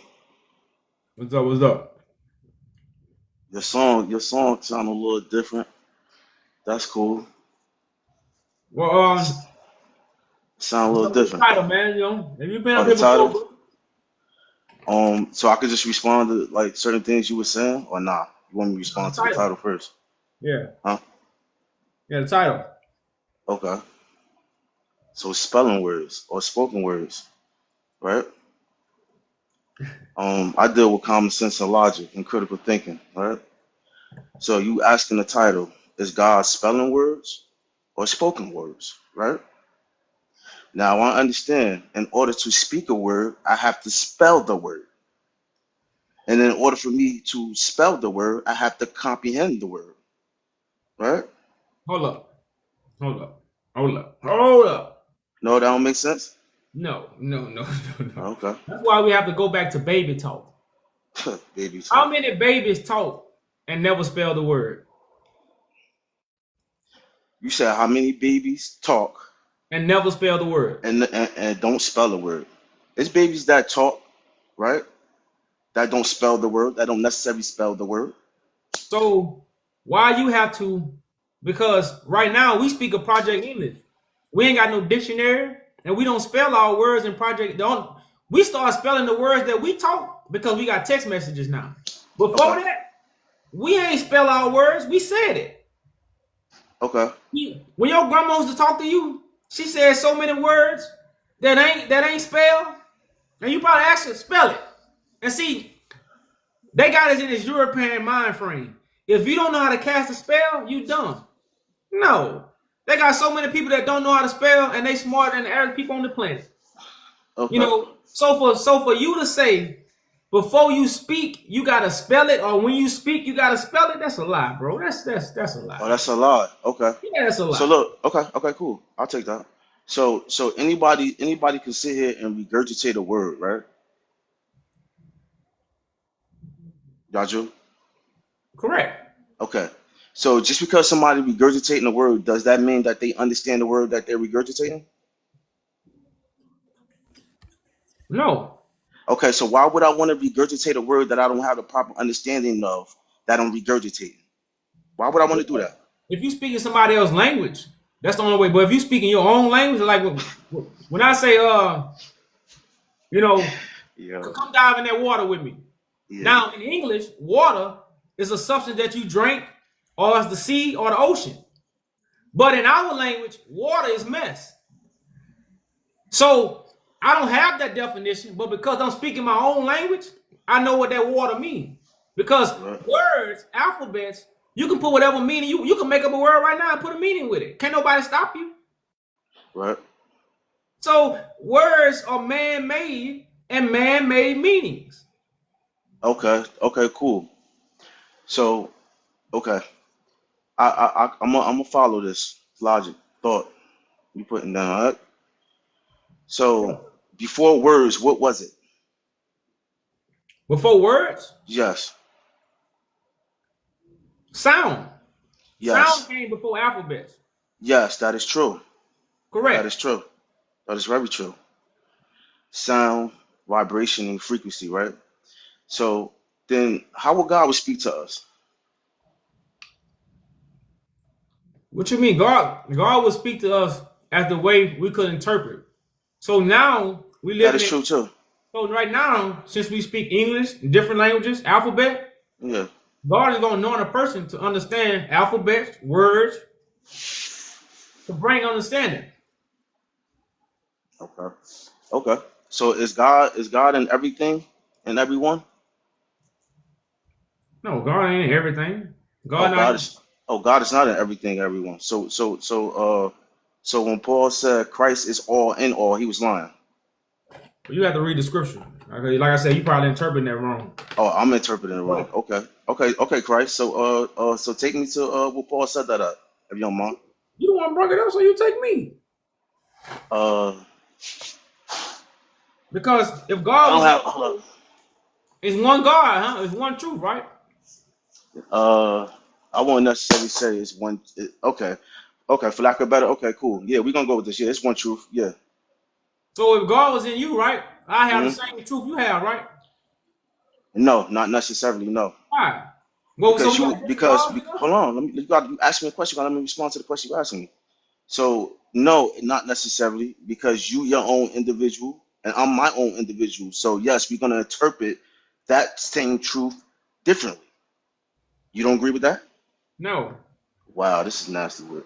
Okay. So Okay. hold up. The same God that's in you and the same God that's in me, y'all gonna give us the Yeah. same understanding? You said what? The same God that's in you and the same God that's in me, not gonna give us the same understanding? He can give us the same understanding, y'all Jew. He can give us the same understanding, but just because he give us the same understanding don't mean that we're gonna interpret that same understanding the same way, y'all Jew. Brother, you don't interpret understanding. Either you understand or either you don't. Oh my God, bro. You don't Yo, interpret. Yaju, if I tell you something, right, and you being who you are, right, if I tell you something and I tell the dude on the panel something, right, and even though that I'm what I'm telling you is the truth, Yaju, you still gonna take that truth. You're gonna think that you're gonna think that truth through, right? And you're gonna arrive at your own perspective as how is this truth the truth? That Not don't if make I have, sense. brother. If I have understanding, I won't say that. I will only say that if I don't have understanding. Okay. Okay. Okay. So you mean to tell me, right? Abraham, right? Jesus, Isaac, all these people, right? They all had the truth, right? But then they interpret that truth differently, right? No. No? Oh Hey, my brother, Lord. look at it like this. Everybody, you know, most of the real G's are have the, when it comes to the streets, everybody got the same G code. You know, but they might make a whole bunch of different songs about that one G code. So although the song might be different, the words might be different. The same understanding of the G code remains the same. Now, whether you abide by the G code or not, but it's one G code. Okay. You see what I'm saying? It's many songs about the G code, many different words. You know, that's like if I say G code, if I say the law of the streets, that's the same thing. Okay. So you don't think people interpret that law of the streets in their own way from their own perspective that they understand it? No? No, Okay. I'm talking about the small. I'm not talking about everything in the streets. I'm talking about the simple principles that make real G's. Or the simple principles. Okay. Yeah, I'm talking about the simple things that make a real G. Okay. So what is that? What you talking about? What the street code is? Yeah. Yeah, don't rat. You know, don't shit. You don't really supposed to jack. You don't supposed to steal. You don't supposed to unalive a child. Stuff like that. Okay. So being that you just said what you just said, right? So do you have people that yet all understood that simple truth, but yet did the opposite of that simple truth? Like I say, everybody don't follow it, It's but not it's necessarily. still. It's not Well, necessarily. Go ahead. Go ahead. All right. Go ahead. I said earlier, everybody don't follow the G code, Okay. but it's still one G code, bro. Okay. That's So what I now, said. because I'm trying to drive a point home, but I feel like you just seen it from your perspective, and you're not trying to see it from no other perspective. But what I'm saying is this, right? Even if it is the same G code, right? At the same time, the individual might be interpreting that same G code differently. They only interpret it from the level of understanding which they are at. That Brother, don't make sense? don't unalive a child. Don't steal. That's you can't. There's no way to understand no other way.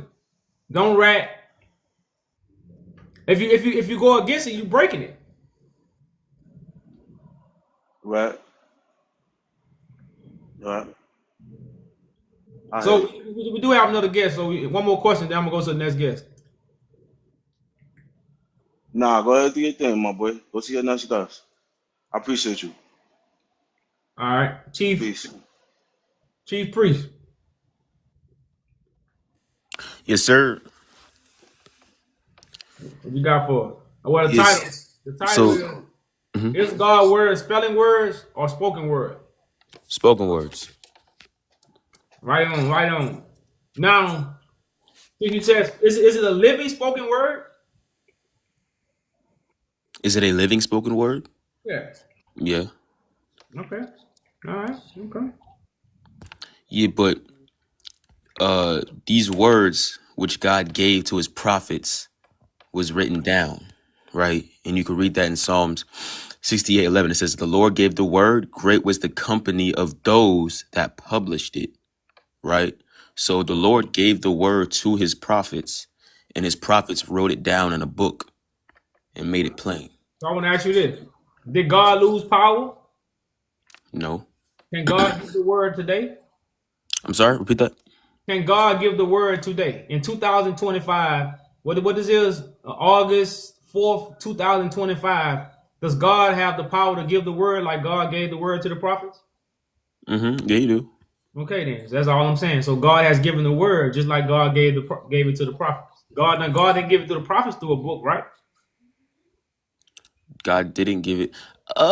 Some of them he didn't. Well, yeah. Well, Moses didn't get it from a book. Noah didn't get it from a book.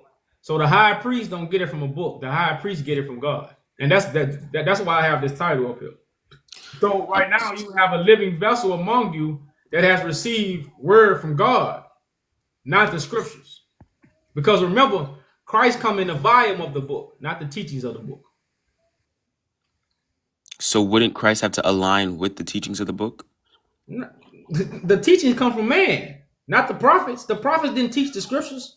The prophets told the story that's connected to the vision that God revealed to them. So the prophet's not teaching the Bible. Man is teaching the Bible. The book say, let every man be a liar.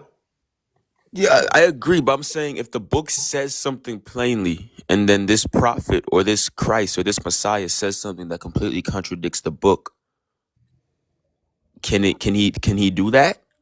The Messiah going to fulfill the book. The Messiah not going to say what the book say, because the book is written about what he going to do. So the Messiah is going to do what the book says. So the book say the Messiah going to turn over tables. The book say the Messiah going to be hated. The book say the Messiah going to be rejected by the chief priests, scribes, and Pharisees. It also says whoever follows the Messiah, they got to take up their cross also. So this is stuff that's going to be done, not stuff that's going to be said. Okay, so what prophecies are you currently fulfilling? From Genesis to Revelations. Yeah, give me an example, if you may. The Spirit of God is above the dark waters right now. A mermaid, a flower. What that mean? A fish. That means Christ is walking on water. You're walking on water. Because the information, you got to think about it. It's a scripture in Revelation where it say the serpent opened up his mouth as a flood after the woman. So the whole world is being flooded with false information. That's why we call it watered down information. I do agree that Revelations is talking. I do believe that's talking about the media or false information. I do agree with that. Yeah, so information is water. But the anointed one, or the one who God has chosen, will be above the water to fish the people out. That's why Christ walked on water. Peter walked on water too because he believed what Christ was saying. But he lost faith, so he drowned back into the waters. So that this is why Christ is a fisherman of men, the Ark of the Covenant, all these things, talking about a boat, because it's always speaking of the watered down information. Okay. So, do you believe in history? No. No. Okay, cool. I don't believe in his story. But this history right here, nobody want to believe it. Like the Black Kings, like Ethiopia? Yeah. Yeah, I agree. But so with Moses, right? Like, what's the timeline of that? Like, when God gave Moses the commandments, what's the timeline of that? Like, when did that happen? Well, brother, Moses, this is a mystery now. That's why Moses got ES on the end. Moses represent the prophets who was chiefs. They was the ones that got the people out of worship. That's what Moses represent. Moses don't represent one man that came and got the people out of Egypt. Moses represent the prophets that came to get the people out of worship. But what did they do? They rejected Moses, which is the prophets. So the Moses story is allegory for the prophets. So there wasn't a literal man that came and delivered his people Israel from captivity?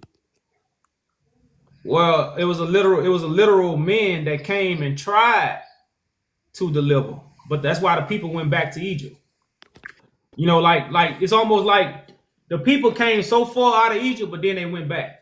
It's an allegory story. This is a mystery. When did they go back to Egypt? Well, it mean out of worship. We in out of worship right now. We Oh, worshiping so you're meaning Egypt as in out of worship. Egypt is okay. not a place on the map. That's what I'm saying. See, that's why if you understand the story from the way it was told, you're gonna miss the principle of the story. Moses was somebody that was put on a basket. A woman, wisdom, put him in a basket so he wouldn't drown in the water. The prophets got put in baskets so they didn't drown in what? Information. So they was anointed by God to get the people out of it, but the Bible tell you what? They rejected Moses. So how could Moses actually free a people that rejected him? That's why, again, the people went back to Egypt, because they rejected Moses and they started worshiping a golden calf. This is the story. You know, so again, that's what Moses represent. Moses represent the prophets that came to get the people out of Egypt, but the people didn't want to listen.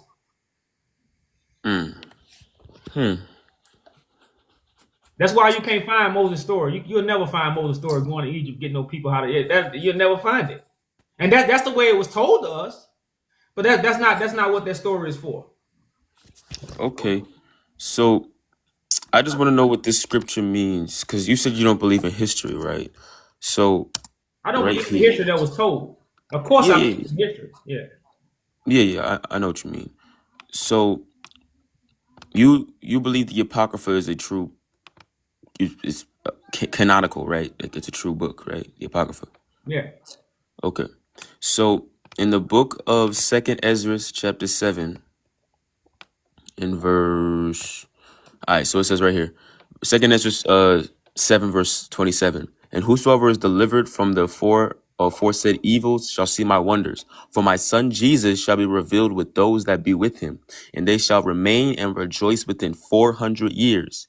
After these years shall my son Jesus unalive, and all men may have life, and the world shall be turned into the old silence 7 days, like as if the former judgments, that so that no man shall remain. Right. So according to like history, if you was to go off history, during Ezra's time, 400 years after Ezra's time, which was during the reign of King Darius, was 400 years into the time of the Romans. That's when Jesus came. So according to you, what does this mean?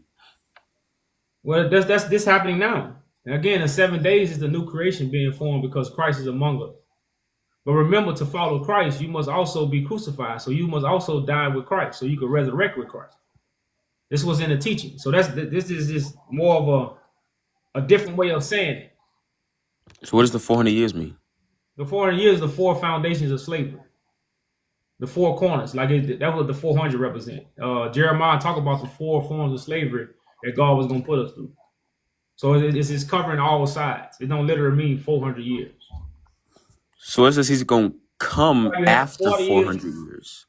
It means he's going to come after four foundational slavery? What? He's gonna come after everything happens with slavery.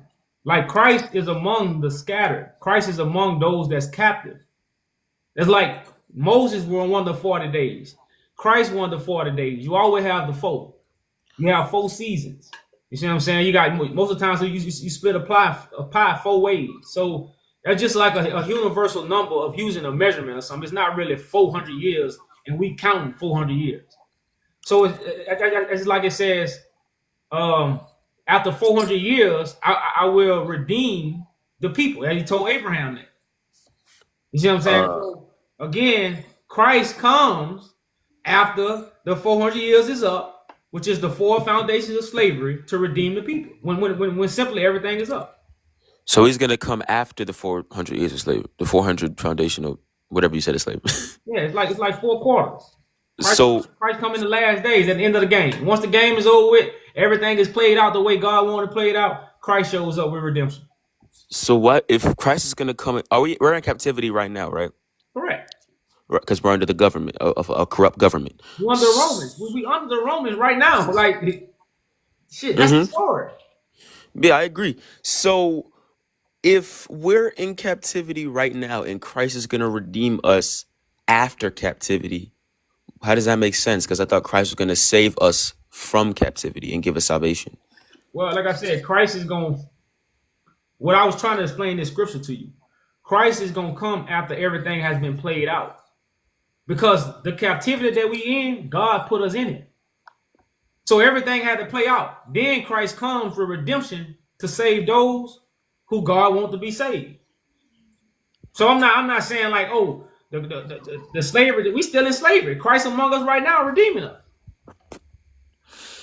You know, so I'm not saying like it's gonna be over with then, Christ, you know, but I'm just saying I was trying to explain the scripture to you to understand the reference of 400.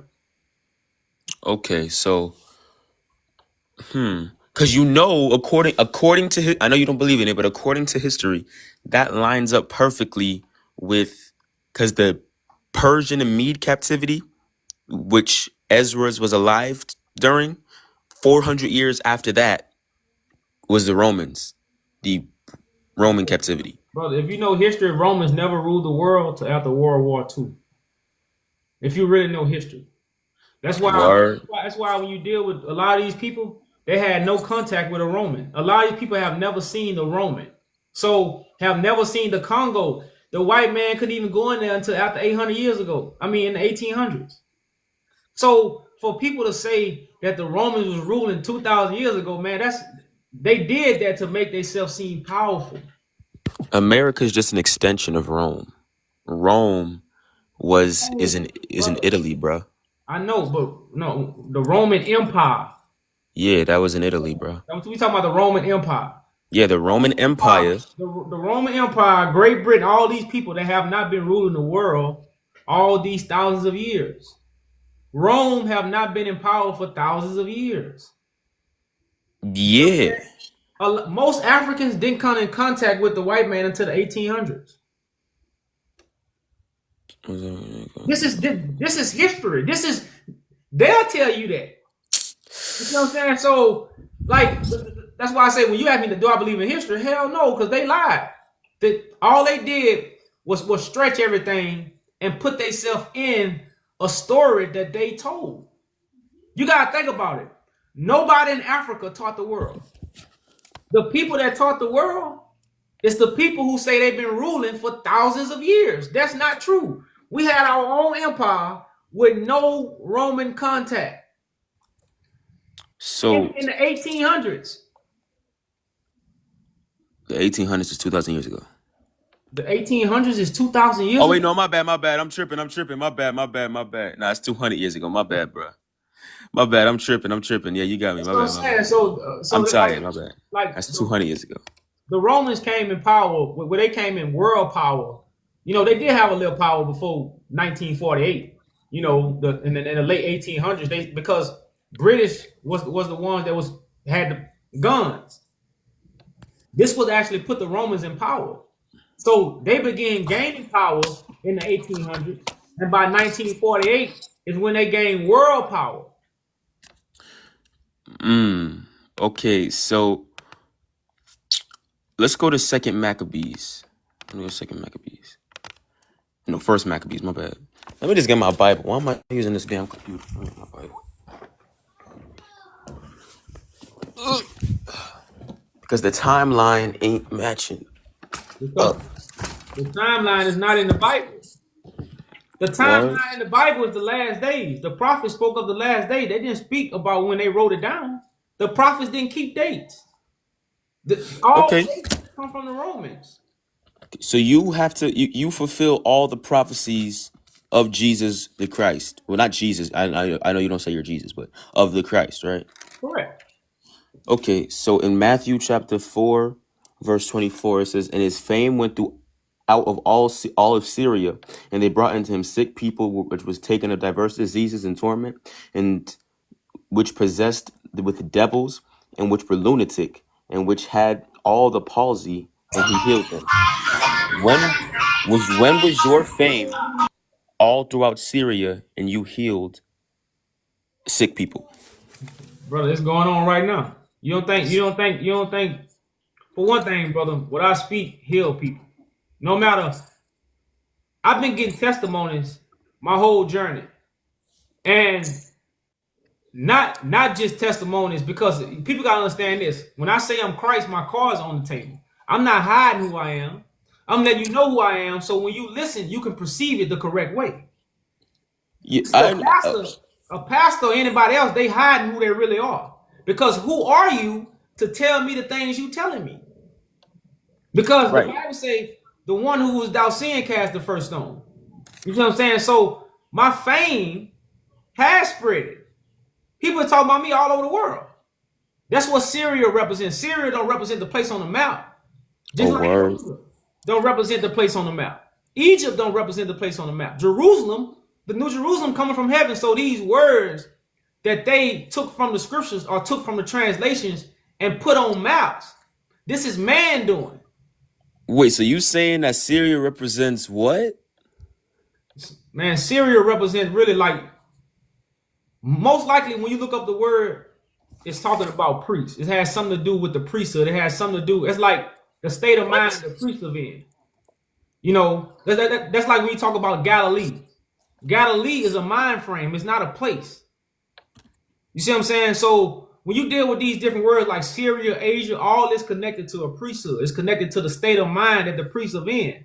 So whatever state of mind the priests are in, that's where Christ's message is going to spread at. You know, so like I said, it's not physical as what we want it to be. This is a spiritual book. Hey, Mm. Why I can Jerusalem come from heaven. I can see that. I just wanted to chime in real quick. When we talked about like God or just even Yahweh, right, and his being, I think Moses, like the I am that I am, is talking about his being that goes it stand the test of time. Now I know you guys said you was talking about not history or whatnot. When we talk about Yahweh, it's interesting how Yahweh stood the test of time. You know, the Old Testament, the way God was angry, it was a raging storm God. Same with Baal. Just Yahweh stood for the test of time and became the all powerful.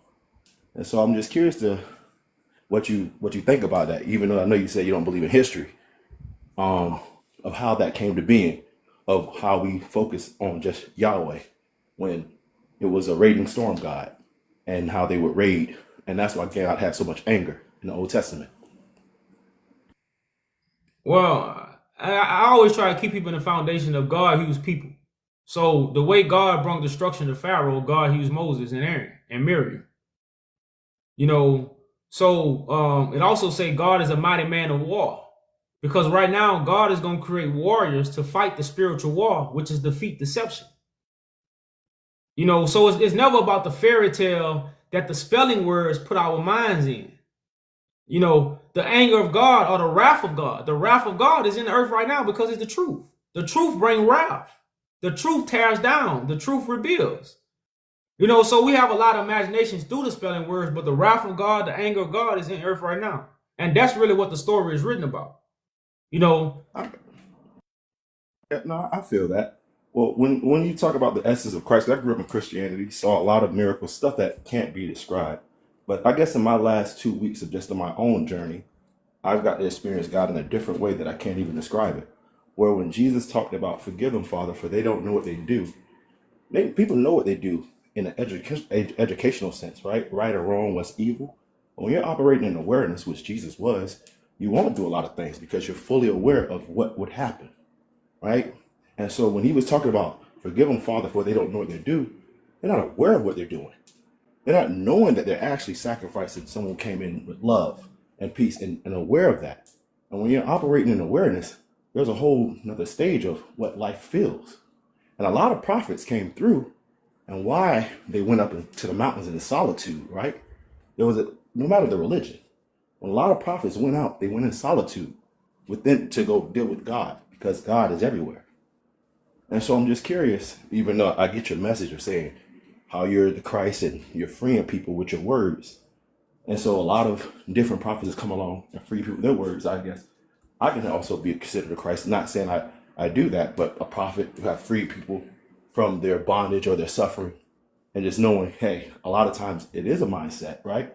It's your perspective on how you set your sail, because the winds of life hit us all, right? It doesn't discriminate. But how you have a perspective on those winds of life is what changes how the Christ in you can shine. Well, you know, the prophets didn't, like I was telling the brother earlier, the prophets didn't get a chance to speak to the world. That's why the prophets only got a chance to speak to our forefathers. You know, but in the last days, the Son was going to speak to the world. You know, so like I said, a lot of people have a different perception on what Christ is. Christ is the firstborn. Like right now, if we twins, we both can't be the firstborn. The firstborn is the firstborn. Now, you could be Christ-like. You could have an anointment. You could be chosen. But everybody can't be Christ.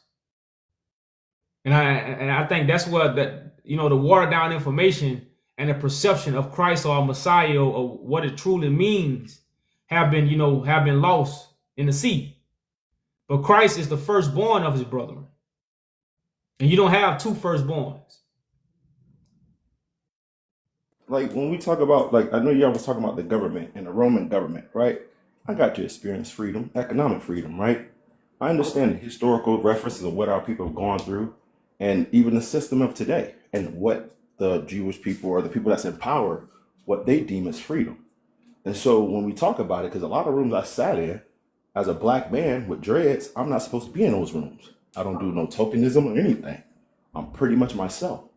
But because I know the laws that since Babylon, the laws of money, I implemented myself. And so from that, it creates a sense of freedom, economic freedom, right? Because now I can buy time, which is the one thing that the wealthy play on. They play on time because that's the one resource you don't get back. So then when you're starting to educate people, which one of the things, my biggest thing on our people, educating the laws of money, now you free up time where you can make $40,000, $30,000 a year. And if your money is an asset, not a liability, losing, meaning when you purchase stuff, it's losing something, but it's actually gaining. Now you're playing in the world of wealth. So what I pretty much try to get people to understand, or freedom of the mind, because I truly believe that the chains have moved from the bodies, as Marcus Garvey said, and they're on our minds. And so when we start really dabbling into what we are as a people or what happened historically to us, it was more so of an enslavement of our mind. Because even storytelling, if you look at it, we played telephone as kids here in America. And we saw that by the end of that line, that story never stayed the same. It was rare. So a lot of time I know humans throughout history love telling stories about what they are and what they could be because of that fear of what they don't know when they die, right? Everybody has a story, even science, because we're so, as a species, we're pretty arrogant that everything just starts and ends with us. And, but then a single cell organism could come and show us how powerful we really are by just taking that away from us with cancer or something else. And so I think it's very interesting now, storytelling. Understand in general, but I know I want to hear the rest of what you got to say, bro. Okay, yeah, and I definitely don't agree with that, man. I mean, disagree with that. Financial freedom is everything. But I think we got to understand what God is doing for everyone. Because, for instance, in myself, I could have been financial free. But I had to make the sacrifice to put my time towards God and not towards, because financial freedom, don't get me wrong, that's great. But it's so many people that's financially free. But like you said, financially free don't remove the chain from your mind. A lot of people, when they get financially free, they accept the change that's on the mind. They don't want to deal with stuff that's going to, lose their business or stop their business from going. So they begin to accept the change that's on the mind, and all your financial freedom that you lead to kids or a next generation who mind have chains on it. That financial freedom turned to what? Something that just lost because the chains were never removed from the mind, although we are financially free, because money is printed. You see what I'm saying? So if we got our own nation, we can give money, we can print money, we can pass out money. Money is something that haven't been in the world always. Money is a part of a new creation to keep people down. When you deal with ancient civilizations, man, they didn't live by money. A king took care of the people. You didn't have to worry about nothing. You had a house, you had everything. All you had to do was what's right. And you probably had to do a few things, but it wasn't never about money that solidified status. But I definitely get where you come from, brother. Financial. Well, how do you control in that society, right? Because we all, since the Western society took over, the Native Americans called it Withika. right? This bottomless pit that couldn't be solved. And we all have it now in the modern world, right? Some people believe the Cain and Abel story was the story of the hunter and gatherers being killed by the civilized, right? We're the civilized according to history, right? So what about the people who, like, what I was going to say? What about the people who experienced that freedom financially, experience that freedom of the mind, right? And then they're free to go amongst themselves. Those are the people that have been persecuted, right? Because in history, if you don't go along in that box of what society say, that conditioning, you're an outcast, right? When Jesus came back, the church denied the mystic part of him, right? The church was like, oh, you're not supposed to do that. We're the ones who know the law. We're the ones who know God, right? But for all the prophets throughout history experienced God themselves. When they went out and they all kind of came back with a similar message because of just spending that time with God, you can see that, hey, he's beyond life. He's beyond death. He just is, right? And when you encompass everything that the world says is good or bad, it just depends on where you are, where you were born in. But it just is. And so for me, when I've experienced that in the last month and a half of not trying to be no Christ, not trying to be anything but me, because I'm like, that's all I can be in this fleeting of what the present is, because the time is constantly going. I've experienced that all, not even saying all knowing of what it just is, because it's just like, no matter what it just is, no matter if it's, what happens in the world and we're like, oh, that's terrible. It just is. Or we're like, oh, things are going really great for me. It just is. And we know that in that circle of life, it's all temporary. No matter what we're going through, your body, your name, who you are, your thoughts, it's all temporary. So then it just goes into this point of what it is to be this Christ that's of permanence when we live in a world that's constantly changing. That's the one thing that we do know. It's change, so that even when we die, we create a story because we don't know what that change is. So I'm just interested to know what you think about that, because it seems like a lot of people or religions, they're afraid of that unknown of death. And so they all have a story that they attached from this world, and they bring it to the next world to make themselves more relevant. Well, yeah, that's and I could have, but that's why this is the fulfilling of the stories, because all stories, especially the prophecies are not true unless they fulfill. And I think that's what we get lost at. These are prophecies, these are dreams, these are visions. And because these are visions that haven't been fulfilled, we make up stories from the visions that we read. Because you got to think about it like this. Our generation, our perception and our standpoint is based off the lie we was told. Everybody. Unless, as the scriptures say, you come with a new song. You come with a New Testament. So this New Testament is the fulfillment of the old prophecies. That's what the Old and New Testament represent. The New Testament fulfills the old prophecies that was foretold. So, like I say, when it comes to make it up, that's what Babylon's about. The Babel that's in the earth. How the whole world's confused. The whole world's in the midst of confusion because of the Babel that's in the earth. This is a fulfillment. And like I say, this is the reality of building God's government. This is not really nothing of religion or metaphysics or something that's can flatter you with words. This is stuff that's going to be manifested to the world to bring in heaven on earth.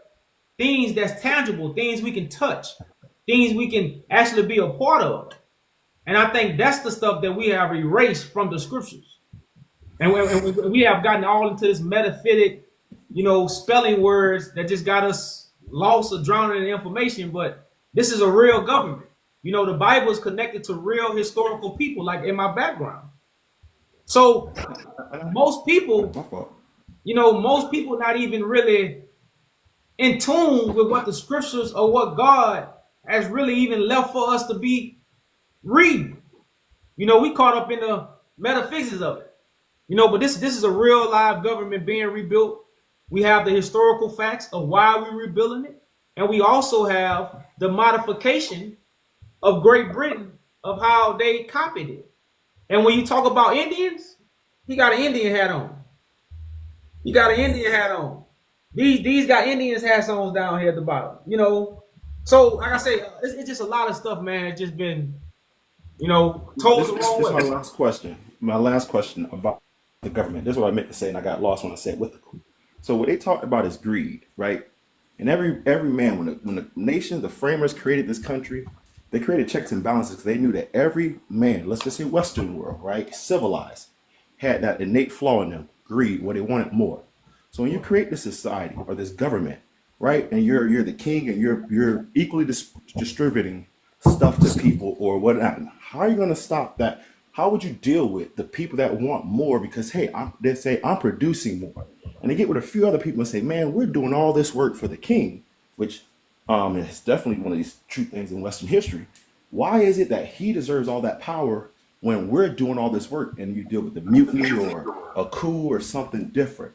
How would you handle that greed that's literally in all of us? Greed of money, greed of women, greed of food, greed of just wanting more. How do you destroy something that is now just viewed as cancerous? Where the United States government created the checks and balances, right? They said, you know what? Because the whole economy is based off of greed, the invisible hand. Be selfish, everyone be selfish. The market will figure it out itself. And so you have something where, like I said, it's like cancer, where they introduced this into human civilization, and now human civilization, the Western world, even tribal people, they started getting a taste of it, and then they started to give into greed. One of the things that they gave the Africans, right? Even not just the guns, when they started giving alcohol, and what they used to say in Latin, in wine there's truth. So when people got drunk, you got to see their real self. So then people started to tap around with what all of us have, that bottomless pit. So when I hear, I'm interested, when I hear groups or people say we're going to create this society, and it's like, but do we not add in that emotion of greed and what people are as of today, not where they were or how we wish they could be, but how they are, and how would you manage that greed? Would you exile them and say no, they're not a part of this community? Like, how would you manage that fundamental flaw that we now have in humans of wanting more? Because the whole system operates off of greed. Like I try to tell people, the 99% don't even realize they control the 1%, because the 1%, they're greedy, right? But if we don't eat what they produce, they fail. Just simple. But because the 99% has a lot of greed, the 1% takes advantage of that greed, and they produce more and more, and so they're going to keep buying. So it shows this system literally shows a mirror, not just of what the 1% are, but what the whole world is. But you gotta look at it like this, bro. You have countries where you have really no homeless. The homeless percentage is it's like you might have one homeless person. You got no crime. You have country, well, not countries, but you have areas that have that. You see what I'm saying? So then you got mute your mic, brother.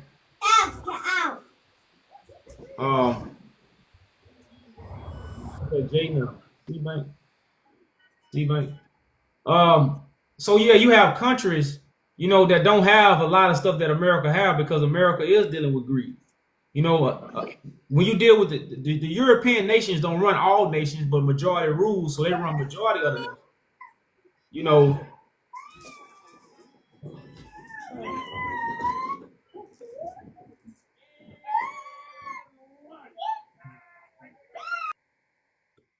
So when you really deal with the change that's in the earth, the image is going, well, I would say a uniform code is going to be brought back to all governments, and all governments will have to follow that uniform code.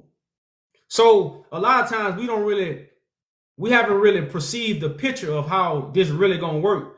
But you have areas that don't have crime, don't have homeless, don't have a lot of the problems we have, because they don't have greed. They have a government that's taking care of their people. And you can look at it when other nations come to America. When other nations come to America, they get taken care of real good. You know, they get tax breaks, they get all kind of things. But if you do this for everybody, then you have a righteous government. So it can be done, but it have to be enforced. But it have to be enforced by us what? Being enlightenment about the things that can actually take place and how the world can actually be ran. A lot of us is caught up on Jesus coming back and doing it. So we don't even have the energy to stand up and do it. Muhammad coming back. So that's the problem. And like you said, so the 99% gonna always keep giving power to the 1% because they don't have the power to stand up for their rights. Because they powerless, thinking somebody else gonna come do it. That's really the problem. No, You I know, agree with you. Superman is not going to come save our neighborhood. We have to be our Superman. But if the very 99% correct. Everybody in don't the know that. 1950s, in the 1950s, what I tell people, the reason why America changed because we boycotted, right? Because you saw what freedom of I'm not going to participate in your system, just what it did. Now it changed back in the mid 2000s, right? They wasn't caring about health food. They was feeding us a lot of garbage. But when the consumer said we don't want this garbage, they had to change because they what they produced, like the iPhone, right? If someone said I want this iPhone to be $10,000, as soon as somebody pays $10,000, that's the price of the iPhone. But if people didn't buy the iPhone, the prices will keep going lower. That's why when you talked about the streets earlier, I'm like, this system really is just like the streets. You sell a product of Reggie versus mid versus something else, people are gonna go to the higher product. And if the other product is not lacking, they're gonna probably go down and say, well, I'm not getting my needs met. And so when we talk about these societies, because what you were saying, the reason why there's no crime, there's none of that, they unalive a lot of people. They thrive off of there's no crime, there's none of that. They unalive a lot of people. They thrive off of fear. Now, again, a lot of those situations, they lasted for a while, but then again, that human mode kicked in and they said, hey, we can do better than that government. And that's why a lot of governments got overthrown. Even back then, like China, all the Ming dynasties, all the different areas where somebody came in and said, hey, we know how to run this better than them. Either somebody inside the system domestically or foreignly. And so when we talk about what human nature is, you see it out there in the animal kingdom where hierarchies exist. So what I try to tell people, even before racism, because racism started in the 1500s, before that, there was people that didn't like you because you was tall, because you were short, just because you looked different. And humans like to categorize. So in that society, how are you going to eliminate those things when humans say, I'm this and you're that, and because of that, that makes us different. And now somebody needs to rule over that. So a lot of times, for my fight is mental slavery. I'm like me trying to end racism and fighting ghosts because humans have always found a reason why they not like each other. But like Marcus Garvey said, if you free the body, you can free the body, but you can't. If you don't free the mind, you're still a slave. And if you don't have a free mind, you're a slave to the person who has freed their mind. And so my fight is into mental slavery, where I try to get people to understand financial freedom exists. Real liberty exists in the world. I see it. I know somebody, one of my mentors has an 8th grade education. He said, I didn't graduate high school. I didn't go to college, but the people that work for me does.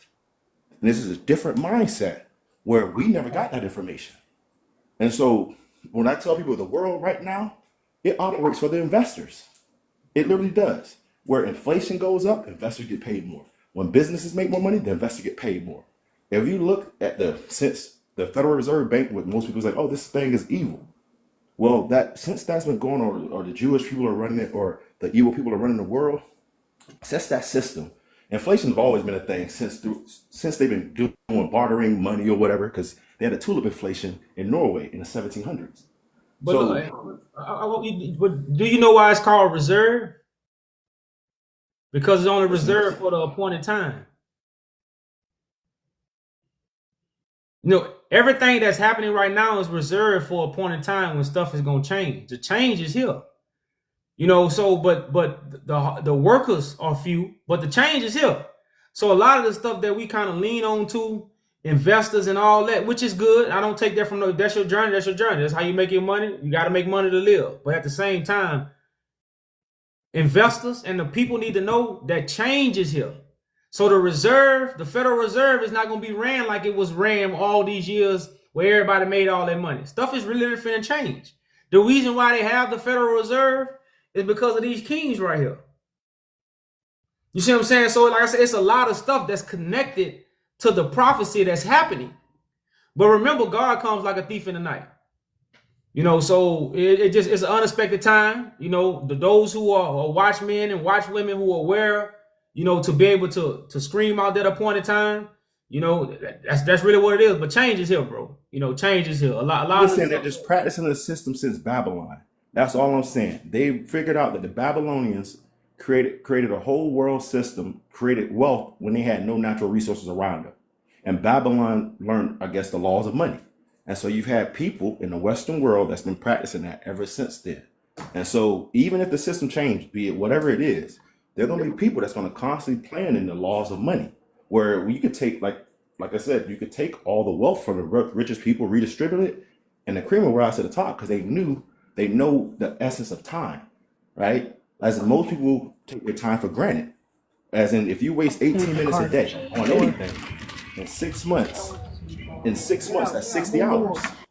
And so you have people that understand how valuable their time is. They protect like $1 billion in the safe. Most of us waste it. So all I'm saying is, within that society, I'm for what you're saying, like, and where you're going with it, and I love your message.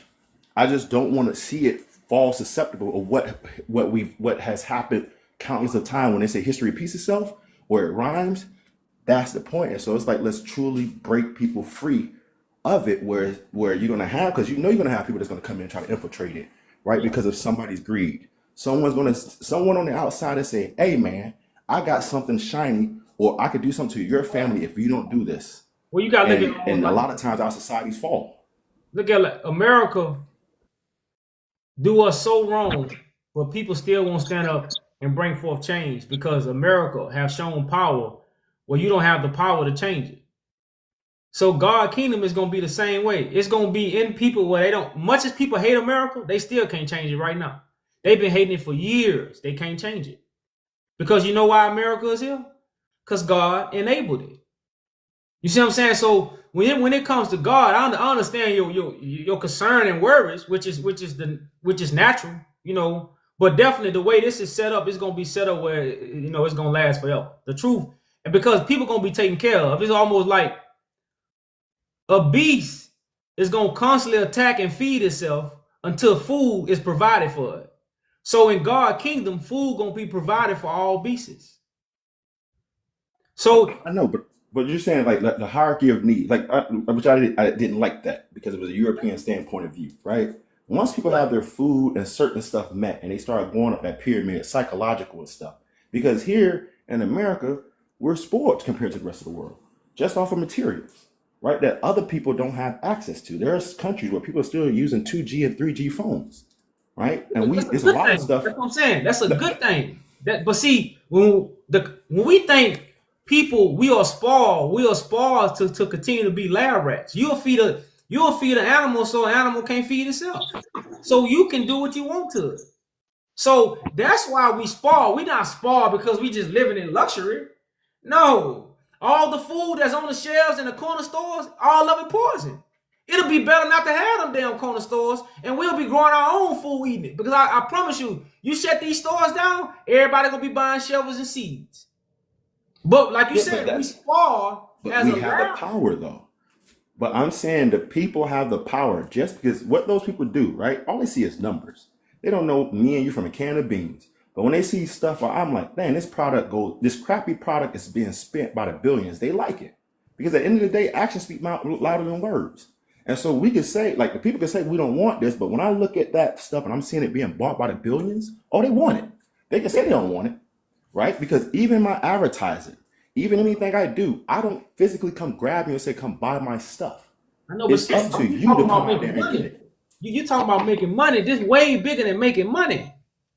Man, anybody can make money. I'm not talking about making money. I'm talking about being able to get people to do something where they want, like, the system is ran off of the people's own desires. So it's just like if a person can't be disciplined in their desires or whatever it is, there are going to be people that's going to be predatory to take advantage of that. They're going to say, I'm going to create this product that I know they're going to want, right? Because once I create it, if people don't buy it, they go out of business. Like Sears was never supposed to go out of business. Sears was supposed to be here for the next 100 years. But because they didn't want to change or evolve, the people spoke, right? And they said, we're not going to go there. Same with Kodak and Polaroid. Polaroid and Kodak, they want to go digital. They said, our brand, our name is bigger than anything. Why would we change? And then the people spoke. The people stopped buying their product and they failed. You don't hear about it. Okay, so you got to think about the truth is being given to the people, so the people going to speak, and that's where change going to come. So this is the change that's going to benefit people. This is not the change that's going to hurt people. That's why it's going to last forever. People only rebel against something when they're not being treated right.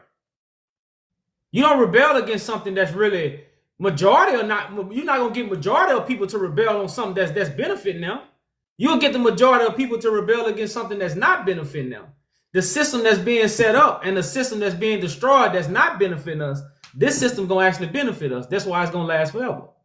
My last question is, what would the people want? If for you to answer, for you to answer that for the different types of people and desires and personalities, how would you make that People want righteous. thing to address that? People want righteous.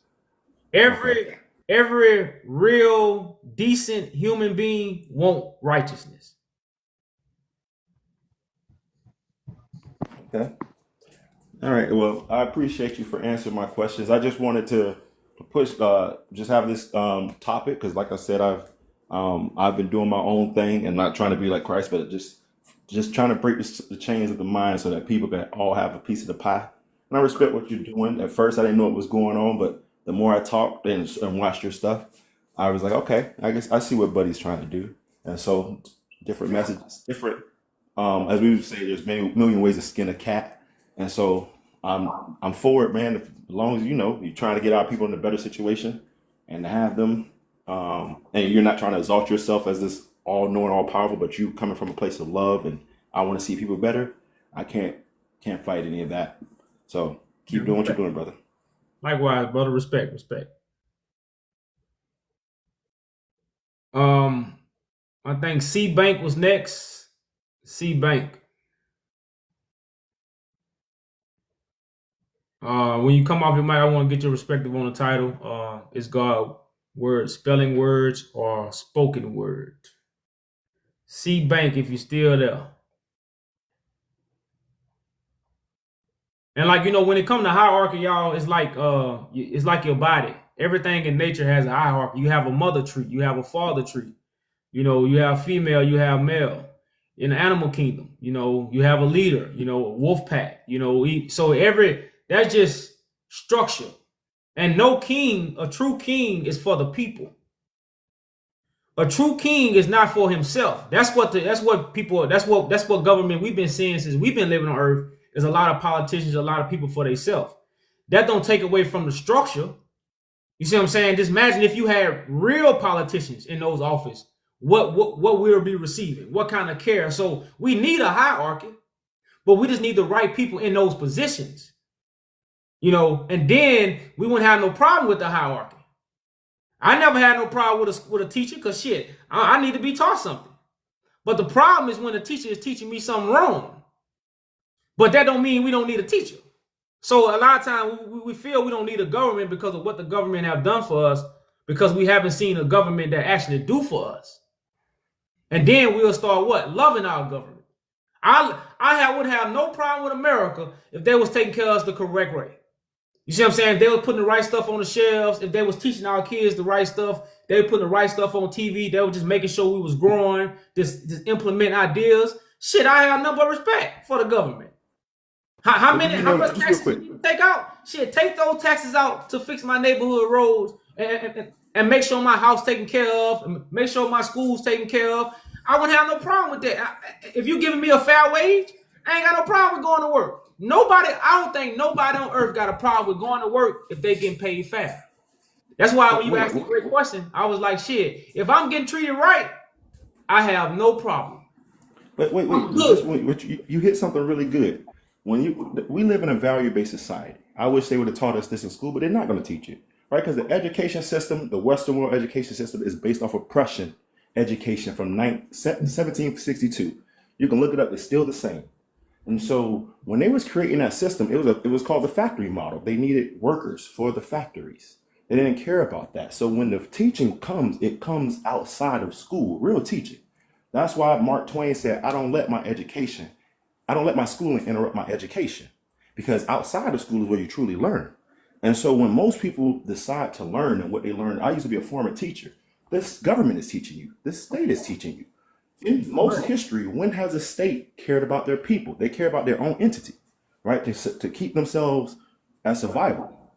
So when it comes to the education system of the individual, it goes to the individual where if they want to know. So when you talk about skills, when I worked at rallies or other jobs, and I worked minimum wage jobs most of my life, I had a skill that anyone could do. It didn't take my orientation long, maybe a day or two, right? And they could just throw me in it and I'm right to work. And so if I have a skill that anyone's going to do, could do, I'm going to be paid less. But if I have a skill that less people could do, the marketplace is going to say I'm more valuable and I'm going to be paid according to that. And so when we think about what the pay scale is, it's all of us. All of us is the marketplace. So if I go in the marketplace is a barren field, and if I have a seed, a corn seed, and I tell the market, the barren field, hey, I want you to grow me an apple tree, that barren field is going to say, okay, bring me an apple tree. But if I plant that corn seed and I expect an apple tree, then it's going to be like, what are you doing? You gave me a corn seed. So the more, when I say like the financial literacy or the education breaking the chains of the mind, is because if they actually told people, hey, you need to go do a skill that most people can't do, and especially in your free time, when I talked about the 18 minutes a day wasted for 6 months is 60 hours. If people did that and gained some skill that the marketplace says is valuable, their pay goes up. And then on top of that, when I talk about investors, the 16th Amendment is for workers, right? So wages over profits. Most people, when they go to work and they're asking for more money, they see you as a beggar. They're saying, oh, you're just coming and begging for a raise or promotion. You're no different. But once you go in that world of profit, now it's exponential. You might be worth, every time you speak, you could be worth $1 million every time you speak. But until people say, well, that's what he's worth, there's no limit on what wages is. So even when it comes to public spaces, hold on just real quick, when it comes to public spaces, because you talked about the public, most people don't take care of stuff that's not their own. So the government, right, that's a public space. The government is a public entity. They work in a public pot. So it's not my private property. It's not mine. So why would I care for it? And most people don't care for stuff that's not theirs. Okay, and a lot of governments right now today. If everybody believed what you said and changed, it wouldn't be no market at all. If everybody agreed to what you said and made that change, it wouldn't be no market at all. You see what I'm saying? So what you are teaching, it can't be given to everybody. The only thing that can be done for everybody and majority of the people is a righteous government. This is what the whole scripture is about. That's what the righteous government has to appear to bring balance to the world, to bring a righteous society. But what would you? I mean, but most people in history, right? Most governments, right, had righteous, noble causes. But in order to implement those causes, they had to do some stuff that others deem unrighteous. When Machiavellian talks about, I'm just saying, I'm not talking about when most governments operate, right? Because there's a majority and there's a few, right? And so the majority might say this is great for us, but then a few are forgotten about. And a few are the ones who are oppressed. But that's what I'm saying. That's one only thing in where your the oppressed lifetime. takes on the characteristics of the oppressors. That's only in our lifetime and what we have seen. God's government is not going to be like that. That's why the prophecy is about the last days when God's government come into the world. I think that's the part we missing. I get what you're saying. Like, yeah, a lot of stuff have failed because it wasn't of God. The prophecy of when mankind is able to perceive God and walk in God's statutes and keep the commandments was going to be the last generation. We are the chosen generation. Our forefathers, past history, they wasn't the chosen generation to bring forth this righteous government. We are. We have all the tools, all the visions, all the technologies to bring forth a righteous government. Like right now, Moses didn't talk to the world. None of the prophets was able to speak to the world. But if God got an anointed vessel in the earth, that vessel can talk to the world now. So now change can be brought on a more global scale than just a nation or one little section. You see what I'm saying? So we got to understand what time we in and what manifestation is coming out. So I get what you're saying from a historical standpoint and what we have witnessed throughout history. You know, but now it's going to be something new that's going to be brought to the world that's going to bring forth the manifestation that we might think we can't perceive. I believe you. That's why I said, like, when I was talking about awareness, Like Daniel Webster had this one quote where he said the Constitution is there to protect against government's good intentions. Because what they found out throughout history, right? People say, oh, they study history. No, they just study human behavior. Like when you read the Bible, that's human behavior in a nutshell. Like Aesop fables, Mother Goose. You lie a lot, you know it's gonna happen, right? The little boy that cries wolf. So what I've been saying for some years is when you look at human history in the last 10,000 years, technology has changed, all this stuff has changed, but human emotions have not evolved. They've been the same. You could read something from 5,000 years ago and know love, anger, you could feel it yourself because you know what that's like. So governments of the world has realized that. That's why they're big on your data and your human behavior. They know that I can say something and people will respond exactly like I know. So I tell people these governments know you better than what you know yourself because you're going to respond a certain way when something happens, right? They know that the public is going to move a certain way because they're like the public most times won't educate themselves. They'll just go off what other people say, and we can be predatory towards that because we can't physically possess them and control them. Because when we have in history, we got deemed dictators. We've done some of the worst atrocities of the world. So now they created it where we're going to give people what they want and make them docile, and then they'll throw themselves in captivity themselves. And all we have to do is just be the barrier of that captivity.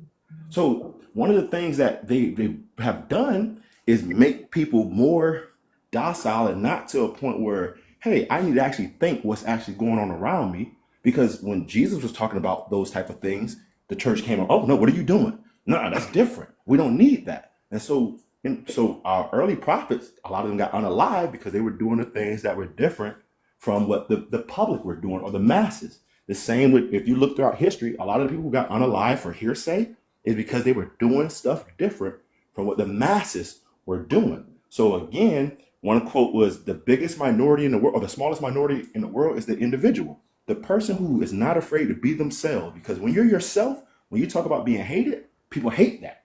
When you want to talk about being Jesus and being yourself, people hate that person because it's like, what makes you different from me? What makes you think you can live free that way, where you can be yourself and not be a part of whatever system it is? So even governments and tribes got rid of those people who were themselves because you wasn't thinking of the functioning of the whole.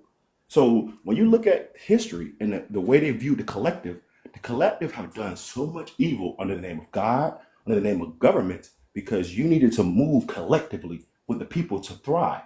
And so when they created this country, George Washington tried to call it the Great Experiment because it was one of the first time where the individual, even though they were talking about 21 white male and had their own land, was the fact that you could be your king of your own domain of private property. And nothing, no government or anyone could come and tell you what to do on your land because now you're a king of that domain. And so that made it different where the United States government, each city, each county, each thing is literally its own country. But the citizens don't know that. The citizens only focus on the federal government, which has been done throughout history, where the people, the president have all this power and make a blanket policy for everybody. But depending where you are, me coming from Florida, the mindset is different from New York, it's different from California, it's different from the Midwest. But we all think of ourselves in a similar way when people literally have different goals, different outcomes from their life and with their experiences. And so what I'm saying, because I know it's noble, is just what happens when that human fundamental thing comes in, or what humans have become, not what we wish them to be, but what they are as you see them now. How do you still get them? Because I'm just saying, what typically happens in Halasi and everyone, I know they'll be born again, right? But when that desire and lust come in, A lion will stop unaliving when food is available.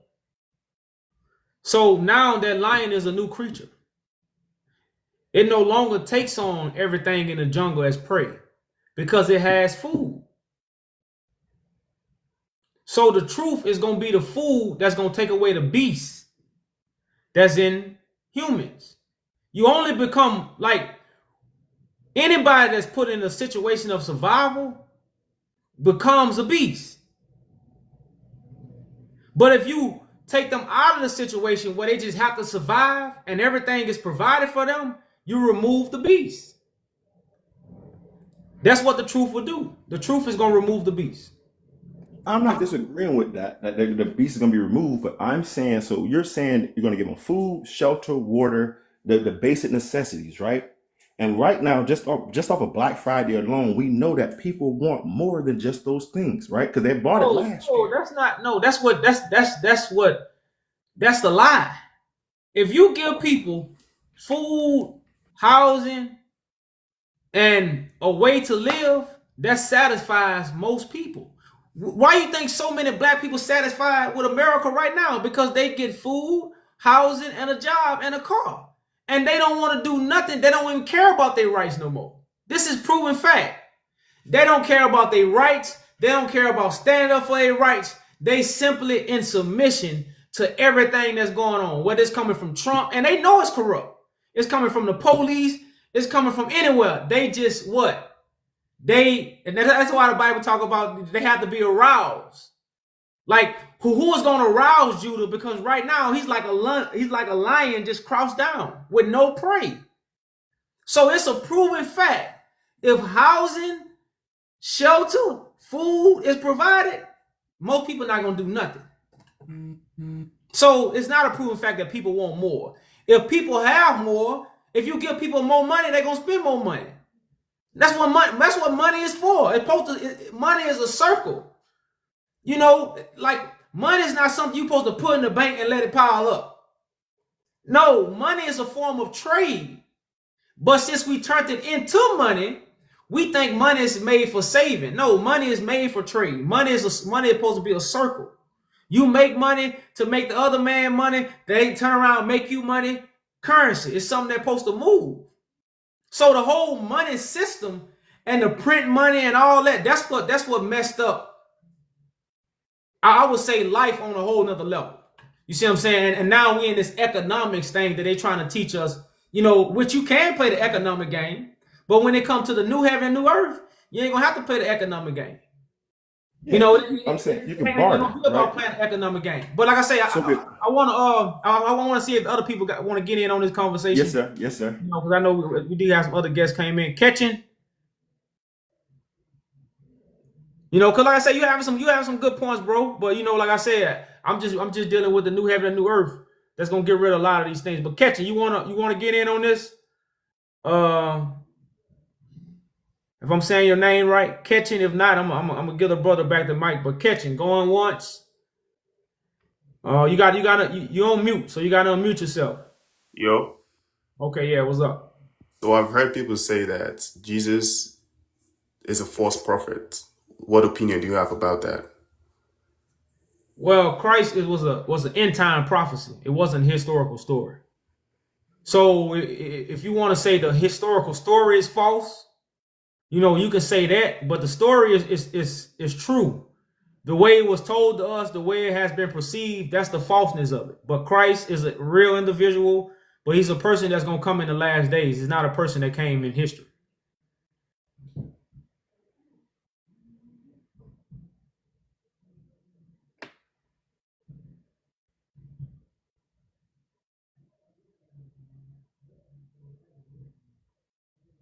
I don't know. You went back on mute. I don't know if that answered your question. I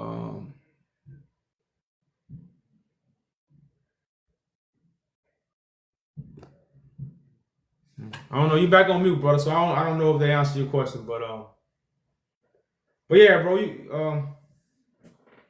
They answered your question. Oh, maybe you got bad service or something. Hello? Can you hear me? Yeah, I can hear you now. I heard you. Then you went out. I heard you. You went off.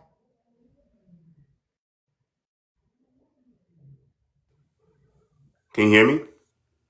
I can hear you now, but you keep going in and out. So my second question is it possible to be spiritual but not religious? Most definitely. The Bible says worship God in spirit and truth. You can't worship God in religion. Religion is the practices and traditions of what man believes. Religion has nothing to do with the spirit of God.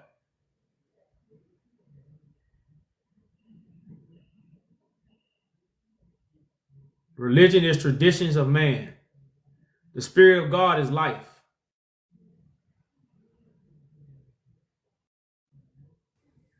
And my next question is, what drives people to believe in something they can't physically see?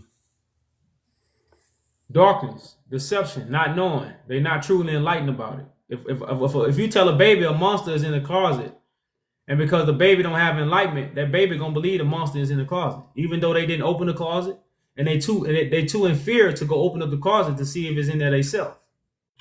So it's just darkness. You know, that's why they call it darkness, the lies, and we need enlightenment to take away the fear. So because we know in the spiritual realm, we all are children. We don't come in this world knowing. We come in this world receiving. So because we have received darkness, it have put us in a lot of fear. Enlightenment is going to remove the fear.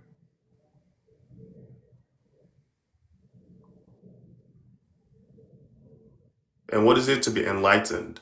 Like, what process does someone have to go through to reach that stage? You have to hear the truth.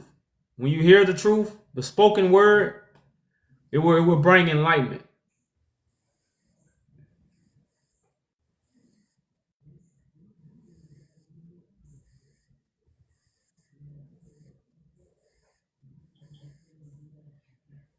But it kind of seems like some things were taken out of the Bible and like kind of replaced because the Bible isn't kind of complete. Like I've heard people say that it's incomplete. So what are your thoughts on that? Well, no, the Bible is just a prophecy. It's what prophets wrote down the vision that God revealed to them about what God gonna do. You know, so the Bible don't fulfill the vision. The Bible is just a written vision. The fulfillment gonna come through living people. Living people have to fulfill the book. That's what makes you so when people say the Bible is not complete, I will have to agree. It's not a complete book, but it's a complete prophecy. You see what I'm saying? But for us, you know, it depends on the perception of how you saying it. I don't know the perception of why somebody said it, but you know, the Bible is not the validation of God. People gonna validate God. That's what the Bible verifies.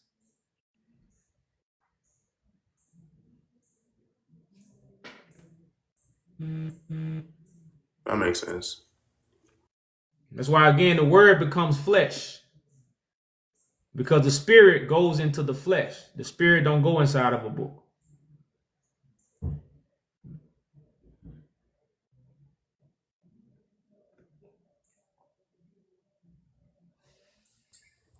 So to you, does God actually exist or is it just a make-believe? No, God exists. God is an attribute of the wind, an invisible force that makes physical things move. But there's no proof of God though. I know the only proof is when it's no proof of the wind until you see something moving. You see what I'm saying? Like right now, can nobody prove the wind exists? The only way you prove the wind exists is because you feel it or because something physical moves. Right. That's the way God is. You're going to feel God. Those who feel God are going to be moved by God. And those who see those who are moved by God, they're going to verify that's God because can't nobody else move like that. All right. So if someone is moved by God, like what are the signs that you can actually tell? They're going to have a truth that brings you rest. The truth they speak going to give you a rest that you never ever felt. It's going to be like you're going to be able to rest assured that that's from God because you ain't heard it nowhere else. You ain't get it from nowhere else. And then the one that's moved by God going to come in, going to also let you know he's been moved by God.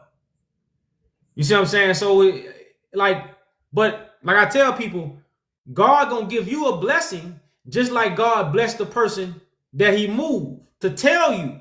So God is going to bless you to see the person that's sent by God. That's the way God works. That's why I say bless those who have the eyes to see and the ears to hear.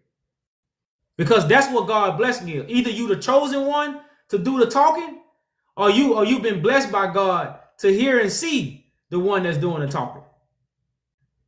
Those are the only two options.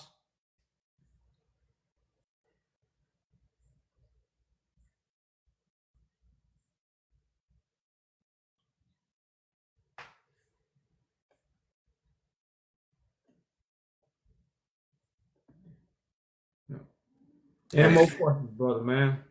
So my last question is it possible that angels are presently in the form of humans? And if so, what is their purpose?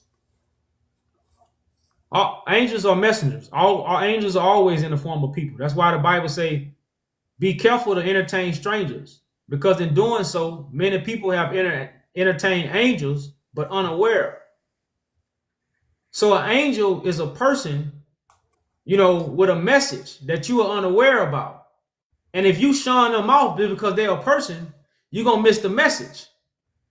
That's what angel mean, messenger. But their purpose is to carry out the message of God. That's an angel purpose. That's why angel is simply a messenger. So right now the angels are being gathered to proclaim the gospel, to bring the end. Once the gospel is preached, the end will come. But angels are definitely, regular humans, regular people. Okay, so if they preach the gospel, why can't we as Christians read it in the Bible instead of them, having to tell us? Because the gospel is not in the Bible. The gospel comes from Christ and those who hear and see who Christ is. So you can't speak from words on paper. Remember, God's word is a spoken word. It says, man can't live off bread alone, but every word that proceeds from the mouth of God. So just like God spoke to our forefathers through prophets, that means the prophets was the mouth of God. So you have to hear God. That's what the Bible clarifies. Bless those who have the ears to hear. Let those who have ears hear. So when it comes to God, it has nothing to do with reading a book. That's why Christianity is false. That's why all religions are false. Because religion teaches you to get it from a book. So does that mean that you're not a Christian? No, I'm not. I wouldn't consider myself a Christian. I would consider myself a righteous man of God. The only Christians in the Bible are the disciples. Christians are those who follow Christ. If you don't have Christ, you can't be a Christian. Right.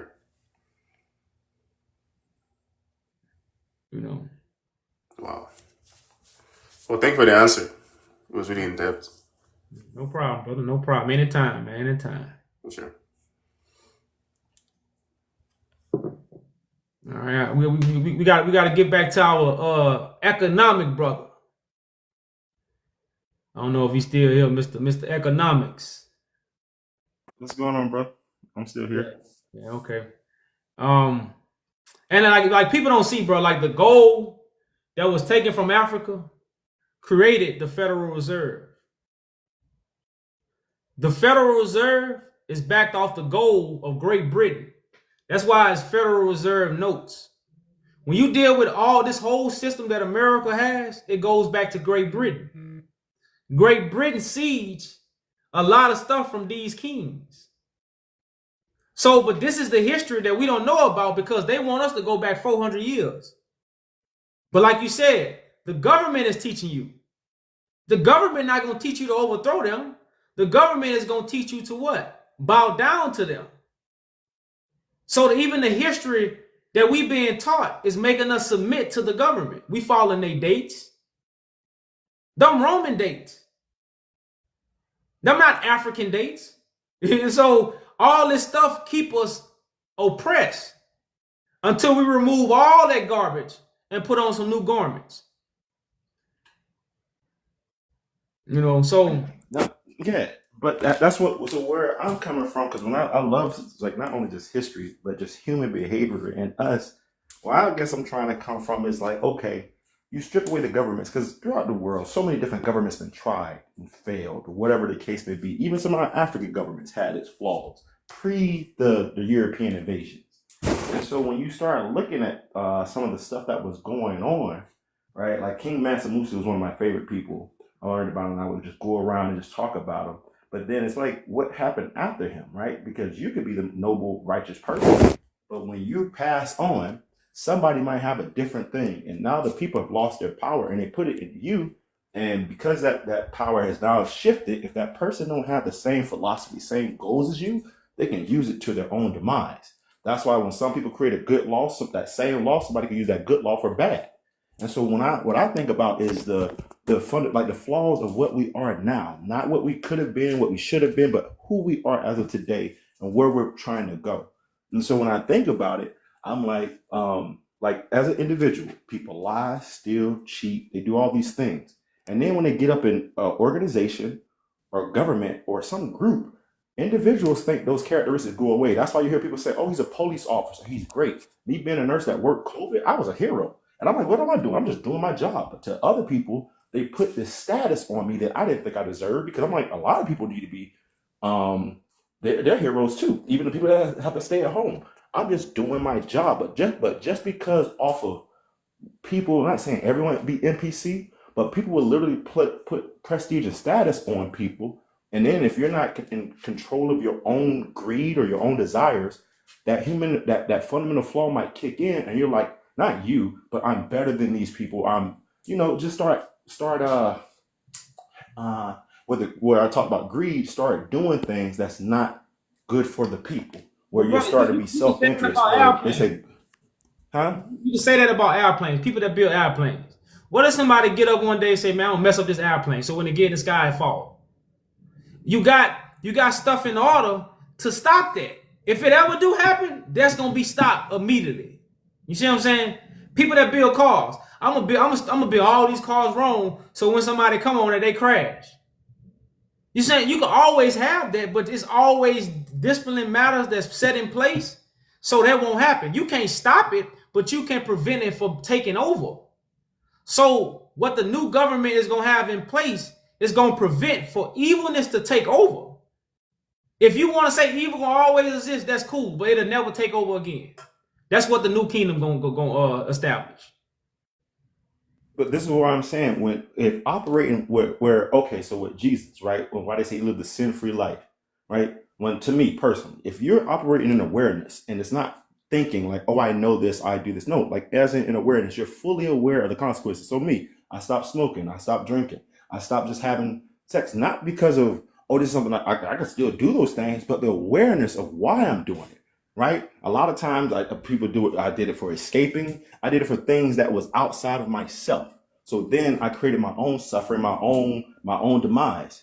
But the more I became aware of not only what it's doing to me, of me trying to escape myself, run away from what I am as my being, I started to be like, I don't even have a taste for that no more, because of, I just know I'm just operating in awareness. And so when I look at like Jesus operated in complete awareness, so that when he was around people, when he did those things, you could feel someone's pain. You could do so because you're aware of it. Not, oh, I think I know them, or I feel empathetic to their situation. No, I'm fully aware. I'm walking in straight awareness. And so within that, there's a whole different feel of just like, not only metaphysical, but you're literally at one with everything that God made, because the animals, the plants, the single cell organisms, they're all operating in that same law, right? In that law of nature. Man is the one that steps outside of that. But it's like there's something about in that awareness. And when we play sports, right, the people that have the highest IQs were some of the greatest players, right? Their awareness, right? So that's what I'm like, if we're not aware, like, so if we're creating that government and we're saying, hey, everyone's going to have this, that it's going to be great for all, and it's going to manifest all, even in that kingdom of God, because even within that, right, in Western civilization, we have duality, right? Good versus evil. And so then because of that, there's going to be someone in that system where they might say, you know what? He's brother, not doing it right enough. Say that. What if it don't have nobody to say that? You can't simply project that in the new kingdom, they're going to have somebody that has the power. Like I say, even if they have the thought, they won't have the power to overtake a righteous government, because righteousness will succeed. It's just like I said, it's just like any other system that's like a skyscraper.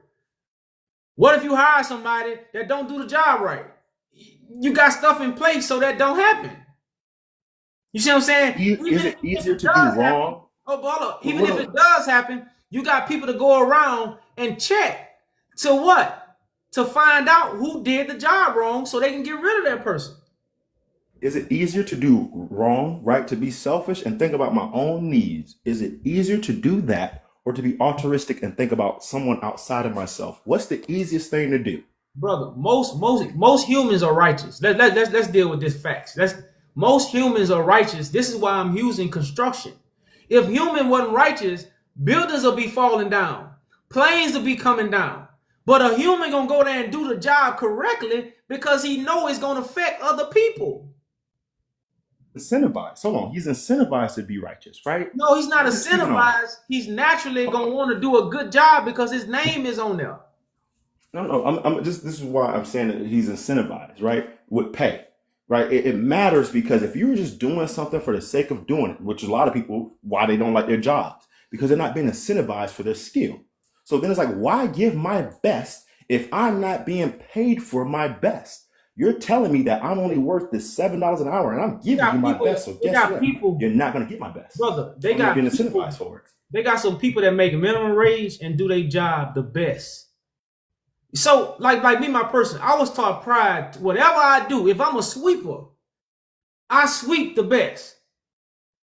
Like that's how I was raised. I know I ain't the only one on earth that wasn't raised like that.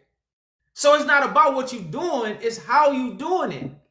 Whether you take out the garbage, the trash can, and especially us, we put style on it. You ever seen a man get the garbage can? They got some nigga be on a garbage truck, picking up the paper and all that. They doing their job the best because it's within all humans to be righteous.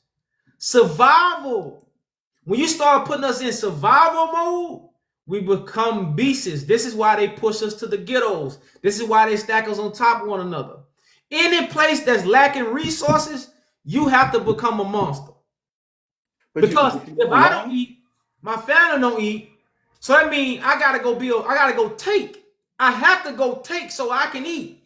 That's the environment they have us in. So that's what now we are breeding these kind of people. So we can't look past. That's what I'm saying. But we can't. We gotta look past that and understand righteousness is in every human being.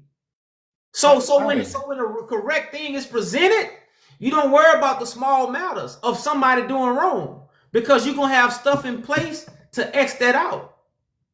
When we're talking about the public pot, you're talking about the publicness, right? So one of the things I learned is just say the welfare state, because it's a public pot. The government runs it. I can look at the welfare state in Europe and I see the same characteristics that they talk about black people and the stereotypes we have. White tea people in Europe have those same stereotypes. And so when we talk about what our unity was, right? A lot of people say the black, the Willie Lynch letters, what did us in America. And I'm like, wait, from 1712 to 1965, we were one of the strongest family units, strongest communities in America. But after the welfare state was introduced to us, just naturally, the Germans were the first to do it, where it went to a public thing, right? As I talked about earlier, people don't care for stuff as much as they care for their own thing, right? And so when the ghettos and all those things, they started pushing people towards this public idea.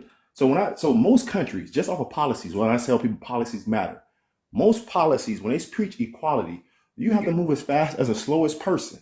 And not everybody wants. So if you're running track and you're Usain Bolt, how would you feel if we put all these weights on you and say, man, you're going too fast? In fact, let's make these weights on you so slow that you have to go as fast as the last runner.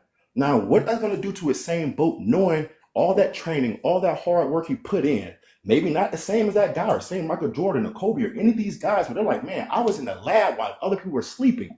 So why is it that I have to be dragged back to these people, so to people who haven't put the same work that I put in? And then you say, hey, this is okay. So a lot of countries do this. And this is why I tell people, this is why a lot of countries fail, because their policies tell people that they're equal when they're like, wait, my work production and everything I'm doing doesn't match that, as the same as the person that's not doing.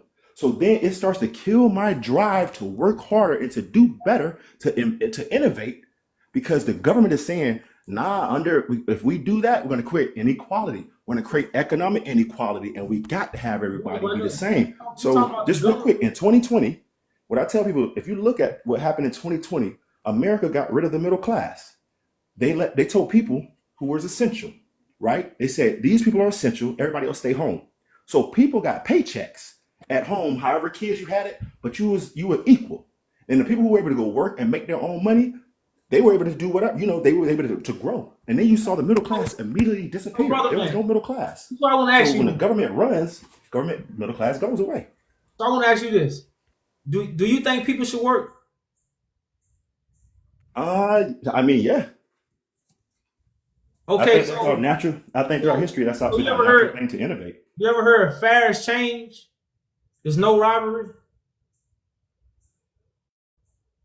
You said fair exchange. I never heard of that. You have to be educate me on that one. You got to be fair. Like if I'm paying you fair, wages for you to do your job, I'm not robbing you, right?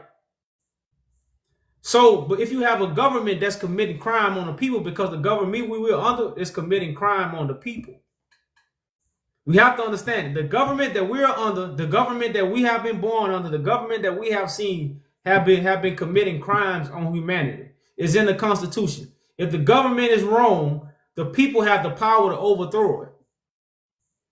But the people not going to overthrow it because a lot of them are comfortable.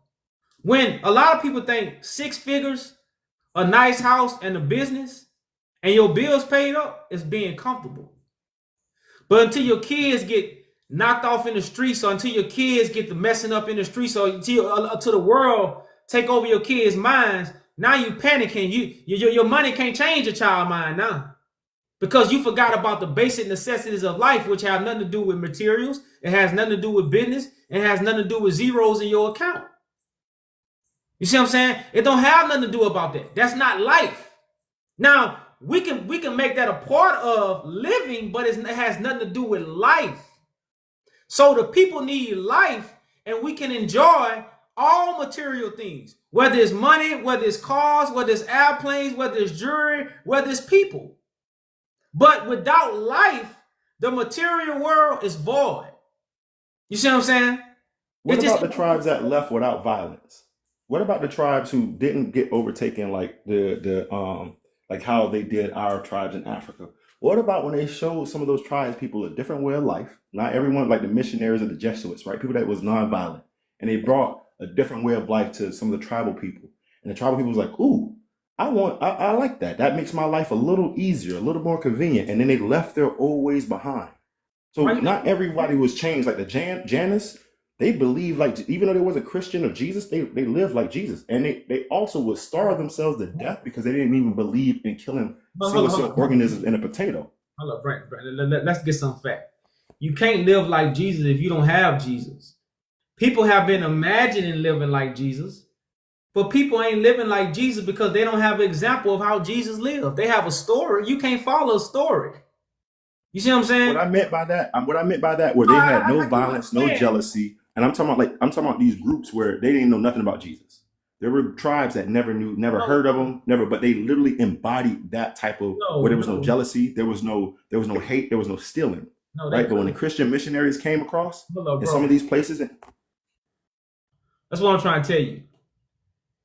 You can't hear about Jesus from people who never, because the people that came brought us Jesus was the Christian missionaries of the European race. Let's get this fact. They wasn't even around Jesus if you want to say he's a historical person, although he's not a historical person. So they fed as a fairy tale, and they made Jesus into what I would say a submissive man. Jesus was a rebel. Like, let's get this, let's pause for a second. Even the historical Jesus is a rebel. Someone that Christians don't rebel against the government. Jesus didn't follow the people that taught about the Bible. Jesus went against them. So if the people was acting like Jesus, they would have never accepted the missionaries. That's who Jesus called the robbers. You see what I'm saying? So when people get in the mindset, Jesus wasn't Jesus. We got to think, when we think about Jesus, a revolutionary, a rebel, someone that's bringing in change, someone that's removing the policies that's in the earth and bringing in new policies. And these policies ain't written down on paper. They coming out of nowhere, but they being manifest, and people are grasping the understanding of these policies and why change need to take place. So Jesus is someone that goes totally against the grain. Nothing about Jesus is submissive. So I African agree with tribes that. was submissive to what the missionaries were saying. That ain't Christ-like. I was not talking about, but I'm not talking about just African tribes, right? The tribes I was talking about were the tribes in India that had nothing to do with violence or anything. There were tribes that literally never, and what happened was they got forced to assimilate, right? When they first had to go to church, right? They put clothes on some of the women. The women still cut out the parts where the breasts were because that's what they felt free and natural. And the church was like, "What are you doing? You're not supposed to do that." And so they got taught what was right and wrong. Right. And so just real quick because I know people would talk about good and evil. And so I tell people before Zoroastrianism, there was no concept of good and evil. There was no concept of duality. Right. They just had rational versus irrational. And so for me, it just becomes interesting, even like the whole Christian story. And as I said earlier about how Yahweh and Baal were literally storm raiding gods and they both were competing. And the Yahweh ended up outlasting Baal. But they were violent. Their tribes literally would go into villages and do what we call colonization to other tribes. And so that was a normal thing to that set of people, where it was like, we're going to go overtake other people and we're going to pray to our storm raiding God to help us overtake, pillage great people. And I'm like, so how does that history where everyone's like, oh, this God, I'm like, and that's the God of the Old Testament that they're talking about, all that violence, all that brimstone. It was not the God of this loving peace that Jesus came across and said. God, the sword that God fight with is a tongue. So it's not the physical violence that we might see. You know, God is a mighty man of war, but we don't war with flesh and blood. The power of life and death is in the tongue. You can kill people with your tongue. You could give them life with your tongue. So that's the violence that's in the Bible. The violence in the Bible is not physical violence. You know, it says Christ gonna come fight with the words that's in his mouth. Christ not gonna come fight with a weapon that man made. Christ gonna come fight with the weapon that's given by God, which is the truth. You know, so that's the violence. That violence is happening right now. Brimstone, fire, sword. People getting they off with their head right now. But with what? With the sharpest thing known to man. It's slicing and dicing. And what you said was true, because life and death is in the power of the tongue, right? And not just because of the power of just the words, right? Because to me, words are dead for the most part, because we're living in an ever-changing, everlasting life. I know there's present continuance, but everything is in constant change. So a word really doesn't grasp, like even you and your name, you're in change constantly. Your body, your thoughts, your mind. And in a few years, well, outside of, well, I won't say you, but most people in a few years, their whole mindset changed. And so then it's like they're really not them or their thoughts. And so when you start really breaking it down, then it's like people have all these anxieties or depressions or all these things based off of an illusion. And so one of the things that Jesus came up and did was to get rid of the illusions, to try to let people know, hey, no. Hey, listen, the kingdom of heaven is not outside of you. It's inside of you. In this world of change, that is real. That kingdom is there. So many people wait to go die to try to get to heaven. And it's like, no, it's there already inside you. You don't have to go anywhere. Some people would go out in the mountains and get in solitude to find that, right? Those prophets, they would go and they'll be like, and they'll come back with the word of God and share it with the people because they went and spent time with themselves and with God. Most people are afraid to do that. Unless people go to prison, like my brother, when he was in prison and he went in the hole several times, he said, oh yeah, I got to truly learn myself and everything in it. And most people are afraid to look in that mirror, right? That's why I talked about escapism and why I stopped doing certain stuff, because I was escaping myself, because I didn't want to have to deal with what it was. For whatever reason, looking in that mirror for most of us is a scary thing. Even though it can't harm us, people don't want to do that. So they'll escape in some kind of way.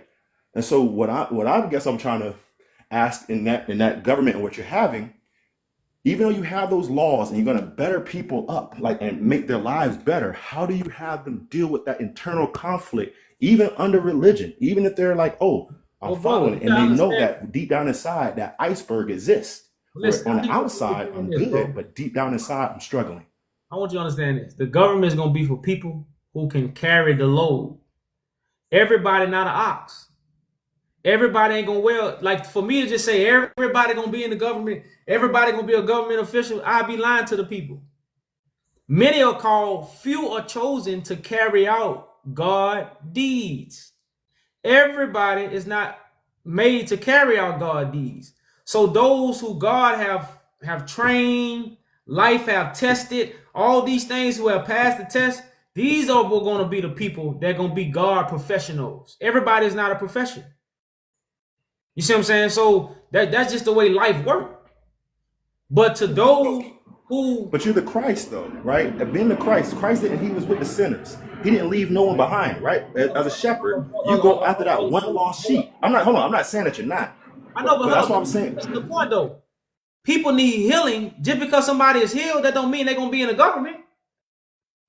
Many people going to get healed and not be in the government. You see what I'm saying? So this not about, even though the truth is going to heal people, it's not going to heal people to make them a government official.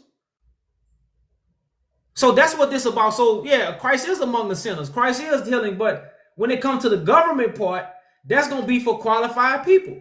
Everybody don't go to the NBA. That's not their profession. That's not their skill. You see what I'm saying? So that's what the government of God is. It's not for everybody. It's going to benefit everybody. Okay, because I was like, because Jesus, the whole point of him dying for everybody's sin was not leaving no man behind. No, right? no, Jesus died. No, Christ died for people's sins because they sinning. Christ don't die for sin so people won't sin no more. Christ gets unalive for the people's sins because they are sinning. They sins is what's unalive in Christ. This happening now. This is not something that happened back then. So the story is told as Christ dies for the sins, as the prophet Isaiah says, he was bruised for our iniquities. So it's because of what people are doing, it causes Christ to be unalive and bruised. It ain't something that Christ just comes and get on the cross for because he must get. No, it's something that's taking place and it happens. You know, that's why I say so a lot of stuff I feel it. But you're the shepherd, right? And as a shepherd, not only, right, Nelson Mandela had this quote, a true shepherd don't lead from the front, right? He leading from the back. And then if one sheep goes astray, you go after that sheep and you leave the 99 behind. So where I'm saying, like, how, even though that government is not going to be for everyone, like when you're seeing the people suffer, because you're saying, hey, this is about trying to have it where people have their needs met and stuff, you're going to have people that's suffering. So within that Christ-like walk and that state of yours, if someone is suffering in our group of people, are they not your sheep? No, for one thing, the suffering is going to be taken away with the government. It ain't going to be no more suffering once the government is there. If you suffering, it's because you want to. It's not going to be no suffering. If you have it right now, America have it where they can get every homeless off the street if they really wanted to. If they can put in something. They choose not to. See what I'm saying? So right now we see a government just don't care about the people. That's why the people are suffering. If the government cared, the people wouldn't suffer. It's just that simple. It ain't. That's not rocket science. Hold on. You know our government outspends the next 10 wealthiest countries on the poor? No country could come close to what we spend on the poor in America. 66% of the budget is literally towards people who live below the poverty line. 60%. They're mandatory spending outside of military. Brother. Everything else is geared towards the poor. I'm just saying the number. So I'm saying the poor. People fall through the cracks, right? Listen, no, I'm just saying. You see. Hold on. All I'm saying is, you see, we spend trillions of dollars. The next 10 countries combined cannot even come close, and yet people still fall through the cracks. Well, we're spending trillions of dollars, not just billions, trillions. Brother.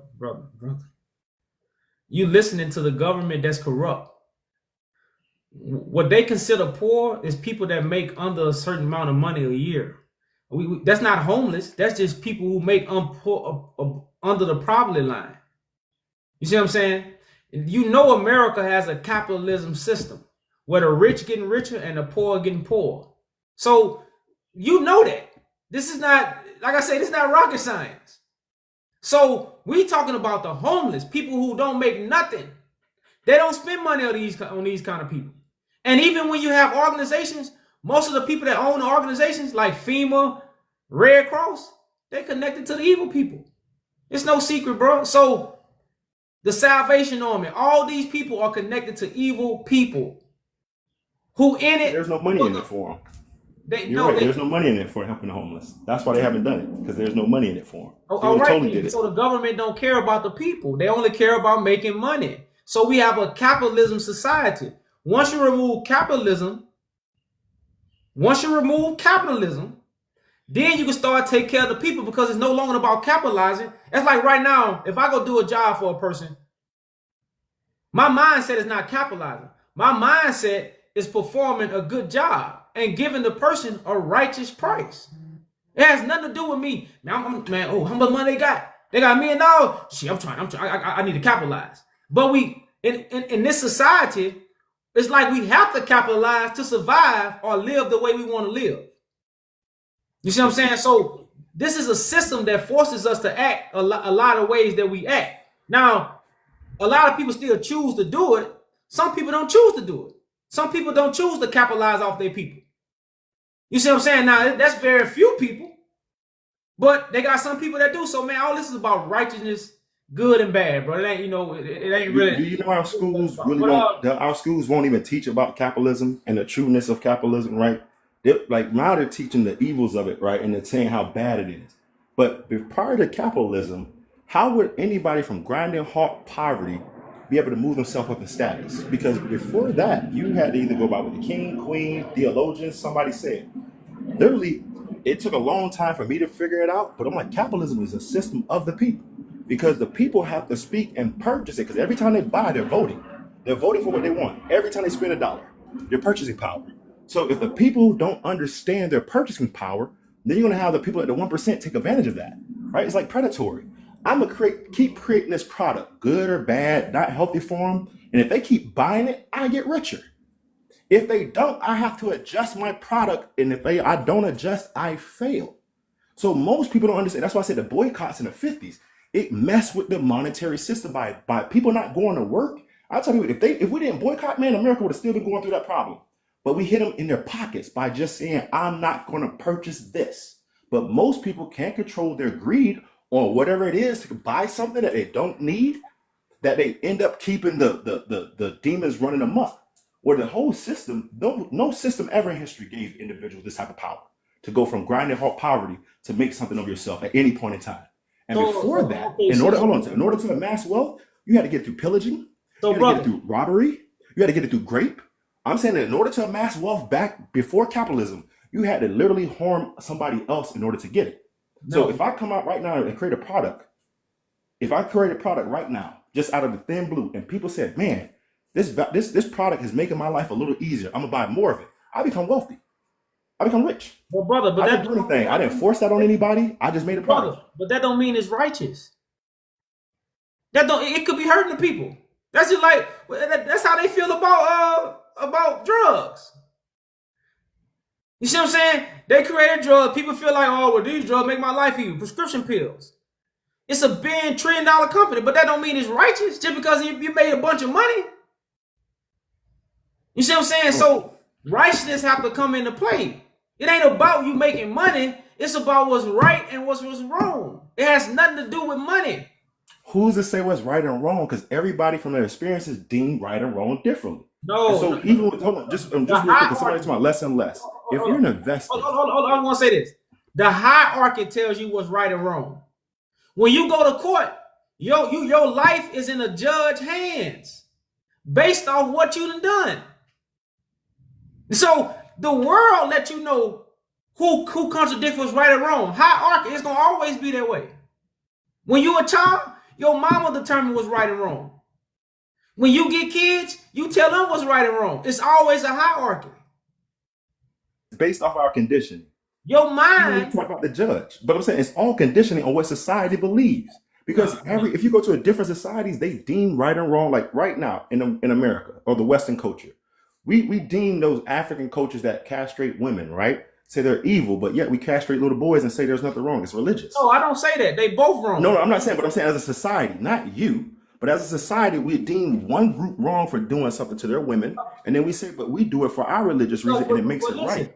We don't have the right hierarchy. That's why a hierarchy, which is what God is creating, is coming in to set the standard. That's all that's being said. The hierarchy gonna come in and set a standard for the world. This is why people like Putin. Right now, Putin in Russia. Putin say he's standing with what? A black Christ. So the uniform code that black Christ bring, the whole Russia gonna stand for it. Because see, this is what the whole Christ story is about. To bring God's standard back into the earth, a measurement. It's called the ruler stick for a reason, because it gives a measurement that other nations gonna go by. Christ is the measurement for all the nations. But you don't have Christ, so all nations making their own measurements. Now Christ is here. The gospel is going to bring the measurement, aka the uniform code, for all nations to follow. So now they have a measurement to follow. Right now they don't have one. So like you say, everybody doing their own thing. So that's what's going on. Yeah, no, I hear you. I'm not trying to like. All I'm saying is where because we've been introduced to a cancer as a civilization, as a people, as a nation. We've been introduced to this cancer, what they call Withica, right? That greed, that bottomless pit. Not everyone, and so I see you're saying you're going to deconstruct it, and this once we're in righteousness, right? That we're going to operate differently. But the Pharisees thought they were righteous. Right? You couldn't tell them that they was righteous until Jesus came along and said no. And then they still unalived them because they said our right is more than your right. So even in what's right and wrong, there's going to be a hierarchy of who's trying to say your right is not my right and my right is not your right. Right? And then it becomes a self-gain. This is why I said about greed.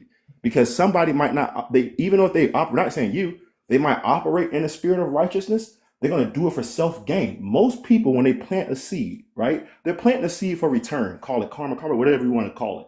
But something for every action, there's a reaction. And I ask people, would you still plant that seed, even if you're going to get burnt from it? That nothing's going to come from it. Nothing's going to grow. The weather's going to destroy it. Animal come and eat your seed. Most people plant because they're expecting some type of return back selfishly, in vain. Not saying you, but when people do things, a lot of times they want something to come back from that good. Not just because I plant this seed because it needed to be planted. I don't care how it grows or what happens. I did my job and that was it.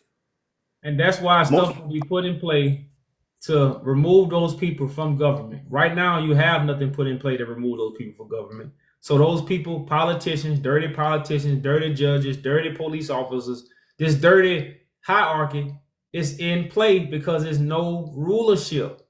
There's no measurement for the people to follow. Look at all what Trump connected to, because it ain't no measurement. All this stuff, presidents, all this stuff is set up before the kingdom of God came. You know, the kingdom is going to rearrange everything that we see. That's going to bring forth righteousness. So again, evil will never take over again. And the Jesus in the Bible didn't get a chance to speak to the world. So the world couldn't see him. But the Christ on earth, the world going to get to see him. The world going to get to hear him. They could record the Jesus walking back then. They can record the Jesus walking now. And they're going to be able to show it to the world forever.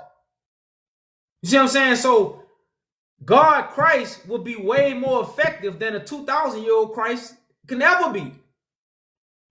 This is why Christ comes in the last days and not 2,000 years ago. So this uniform code is something that's going to be recorded and going to be something that's going to be given to the world for generations to come.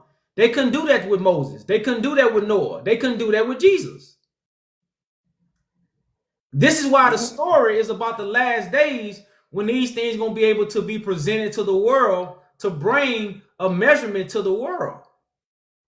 See, the thing about people right now, they bringing Jesus' measurement. Jesus should be bringing his own measurement to the world. You don't need to bring Jesus' measurement. You can't bring Jesus' image because you never seen Jesus in real life. You only have an imagination of Jesus. So it's Jesus' job to bring forth the image to the world. You know, so again, when we talk about Jesus and we want to attach Jesus to our standpoint, you're really undermining what the story is really about. Because Christ said, I'm going to raise you up in the last days. Well, when is the last days? Was it back then or is it now? Yeah, I've been trying to ask that question for a long time because my mom always said in the last days and because of all the evils, and I said, looking at how humans treated each other, these are some of the best times ever in human history. So I'm like, how are we gotten worse as a people, as a human species, where what's going on with Russia and all them are raping, unaliving children just because they look different? That was a norm. Like to overtake somebody else, that was a norm. Where in 2020, I tell you, if you really believe it was the last days, People shut down their governments for the first time that we know in recorded history. The world shut down for other people. When literally somebody else would have said, I could take over while everybody's docile. I can grow my government. I can take over because everyone's isolating themselves. That didn't happen. I'm like, you saw where people started to be, we're more humanitarian than any other time in history. What, brother? Especially in Western history. Hold on. That's I why was saying, especially in Western believe in history. talking to old people. I believe in talking to old people, bro. You remember With the elderly. I work with the the elderly. elderly. I'm around my elders all the time. You couldn't walk down the street without somebody asking you for a ride. Now you have to call a stranger to come pick you up and take you somewhere. But we lost our elders, bro. We No, lost our elders. We lost love for one another. Like when you said the world is better than it was back then, that's insane, bro. This world is way more evil. Bro, this world is way more evil. Way more evil. You're I was getting born in information the 80s. faster. You get information faster. No, I Before, like this. you didn't know what was happening. You didn't know what was happening 100 miles away from you. Like literally because information is constantly being thrown at our face, we say, oh, it's worse, it's worse, it's worse. And it's like, can you imagine if they had the information, the same technology at any point in history to know what's going on and a lot of stuff that didn't get recorded? What they were doing to each other? No, The like I said, torturing? I'm not saying the world was perfect back then. I don't think nobody is saying that. You see what I'm saying? You always had, but have you ever seen Shaka Zulu? You ever seen the Shaka Zulu movie? Yeah, when I was a kid, it was a long time ago. Yeah. Okay, well, if you ever watch it again, they had the African tribe said when we went to war, we didn't kill nobody. This was in the 1900s. He said, well, no, this might have been the late 1800s. I forgot when the Shaka Zulu movie. It was like the late 1800s or the early 1900s. He said, we've been warring for many years and we never unalived nobody. So war, you know, we have battle rap, dance. We was to do some kind of stuff, and whoever won, they will be the ruler. It had nothing to do with killing. This was 250 years ago. Nobody just knew how to unalive a person. 200 or 250 years ago, guns made it accessible when people started from a long range murdering somebody. You see what I'm saying? The only way you got unalive, you had to do something real bad. You had to steal. Even when you stole, you got your hand chopped off or something. So unaliving is something that's modern. That's something that came into the new world. When you deal with ancient tribes, especially African tribes, it has nothing to do with murdering. But do you know, even in some of those tribes, if I put you out on exile, right, we can survive a few days, right? But do you know those people will be so heartbroken they'll die within 10 days? Not from food, they can survive, but because they lost their community. That was a known thing that because of this sense of community and being exiled, it unalived most of those people because they were so in root to that community. Well, hey, if that was the meant case, a lot to them. if that was the case, every time somebody go to jail, they'll die. If that was true, Different. No, we're different as a culture. It meant in a lot of those tribes, in some of those tribes, I don't say a lot, in some of those tribes, being a part of something was literally life or unaliving. And when they got exiled, it hurt them so much. Their people, they unalived. Not saying they unalived themselves, they couldn't thrive without the group. It hurt them that much. Because of how we are now, we do operate individually. And when you was talking about working together, since 1965, our community literally changed. The way the government put stuff there to sell equality and what that meant, not only from the sense of, I need you to be dependent on the government. People just say, oh, they kicked out the man. No, in order to have you below the poverty line, if you had two incomes, because America was going towards that in the 70s, if you start having two incomes, you're going to be above the poverty line. If you have one income, the person could be dependent on the government, and the government can grow stronger, as we've seen since the 1970s. The government has grown because it made people more dependent. all the information you bringing out, because I don't see. I'm trying to see what you, because you're bringing out so much information. What's your standpoint on what you're saying? Like since you know where I'm coming from, you see what I'm saying, and you know what I'm setting up, which is a righteous government that's going to again care for the people because of the standards and the rules that's going to be in place. It's going to produce righteousness. So what's your standpoint? My standpoint is awareness, and then people, because at the end of the day, no one's going to take care of somebody like they take care of themselves, because they know what they want, they know what their desires are. But once they get themselves right internally, right, it's a seed mentality. What you have on the inside, you project outwardly. So if I'm not right inside, I'm going to project out garbage. I'm going to project out, I'm going to bleed on other people, hurt people, right? So if I deal with myself and get myself, however it is, through God, through whatever it means, where I'm better within myself, I'm at peace. I found that heaven within that kingdom of heaven within inside me. Now what I project out is heavenly fruits because my roots are grounded in that. So I won't produce any garbage, any nonsense or whatever it is, because not only am I operating out of awareness, I'm also operating out of a place where I don't, again, this one quote, mind your thoughts because your thoughts become your words. Mind your words because your words become your actions. Mind your action because your actions become part of your character. Mind your character because it becomes part of your destiny. And so a lot of people and how they're moving or how they're going about it, that inner core is that conflict or it's at odds or it's going through a lot of turmoil. Okay, And well, so brother, guess what you said? You said the same thing I said. The truth brings opening to your eyes and opening to your ears because that's the first that's the first form of awareness. Is your eyes and ears. What can you see? What can you hear? Because you perceive the way stuff enter the food for thought, into the mind, is the windows to your soul, your eyes and ears. So you said the same thing I said. That's what the truth gonna bring. Awareness. So since we're gonna be aware, we're not gonna do the things we used to do. You're not gonna, like right now, I wouldn't say I never looked down on my brothers, but growing up in the ghetto, if you ain't from around here, I don't mess with you, I don't know you. I don't care you black or white. You ain't from around here, I don't know you. That was the ghetto code of what you doing around here, because again, our mind, we trying to survive. So if anybody over here, they taking from us. We can't afford for nobody to take from us. So our mind frame was, he need to get from around, he don't need to be over here because he ain't from over here. He an alien. But once I became aware that was stupidity, I would never have that mind frame again. So the truth brings the awareness you're talking about. This is why we're going to have a righteous government. This is why we're going to have a society that's going to be a thriving, because everybody going to be aware, because the truth is the nourishment for the food for thought.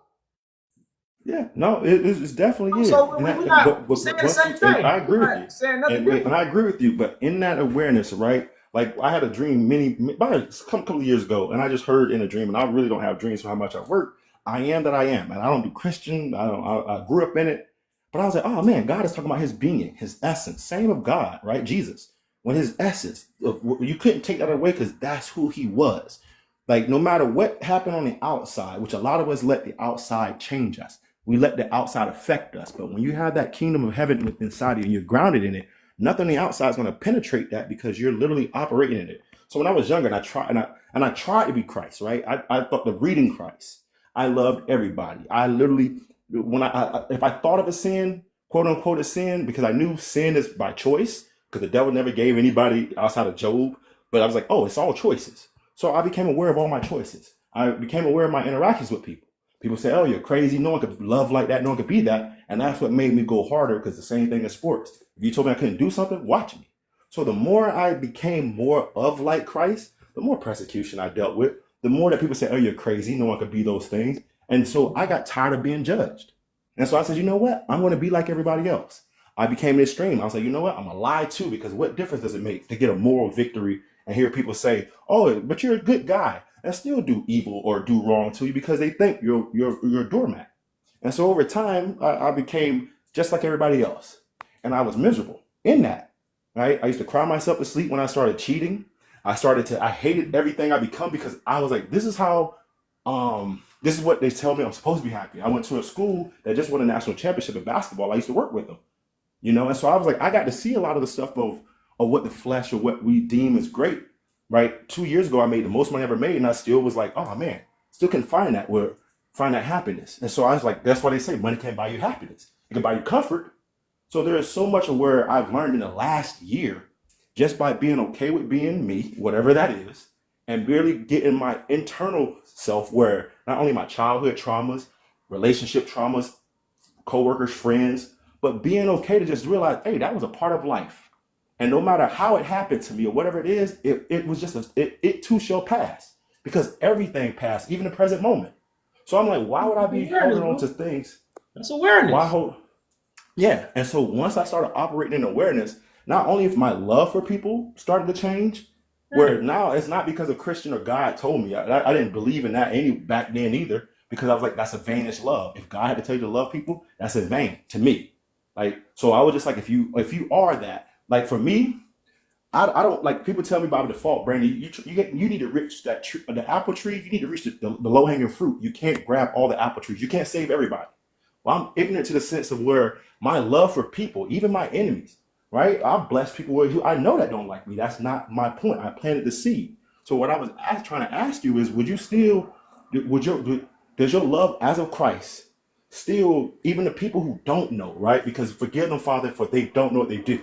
For those who don't have the awareness, who don't operate in that, and they will persecute you, come against you, or that might not be as fast, like Malcolm X said, don't judge those who don't run as fast or think as fast as you, because at one time you didn't know what you know now. So would you still leave those people behind because they don't know, or they don't go as fast, or they don't think as fast as you do? Like, do you still think that they're valuable to spend that time as your sheep to say, hey, I'm going to still go chase that one sheep, even though it might take away from my kingdom, even though it might take away from my government, because I am Christ? I'm just asking.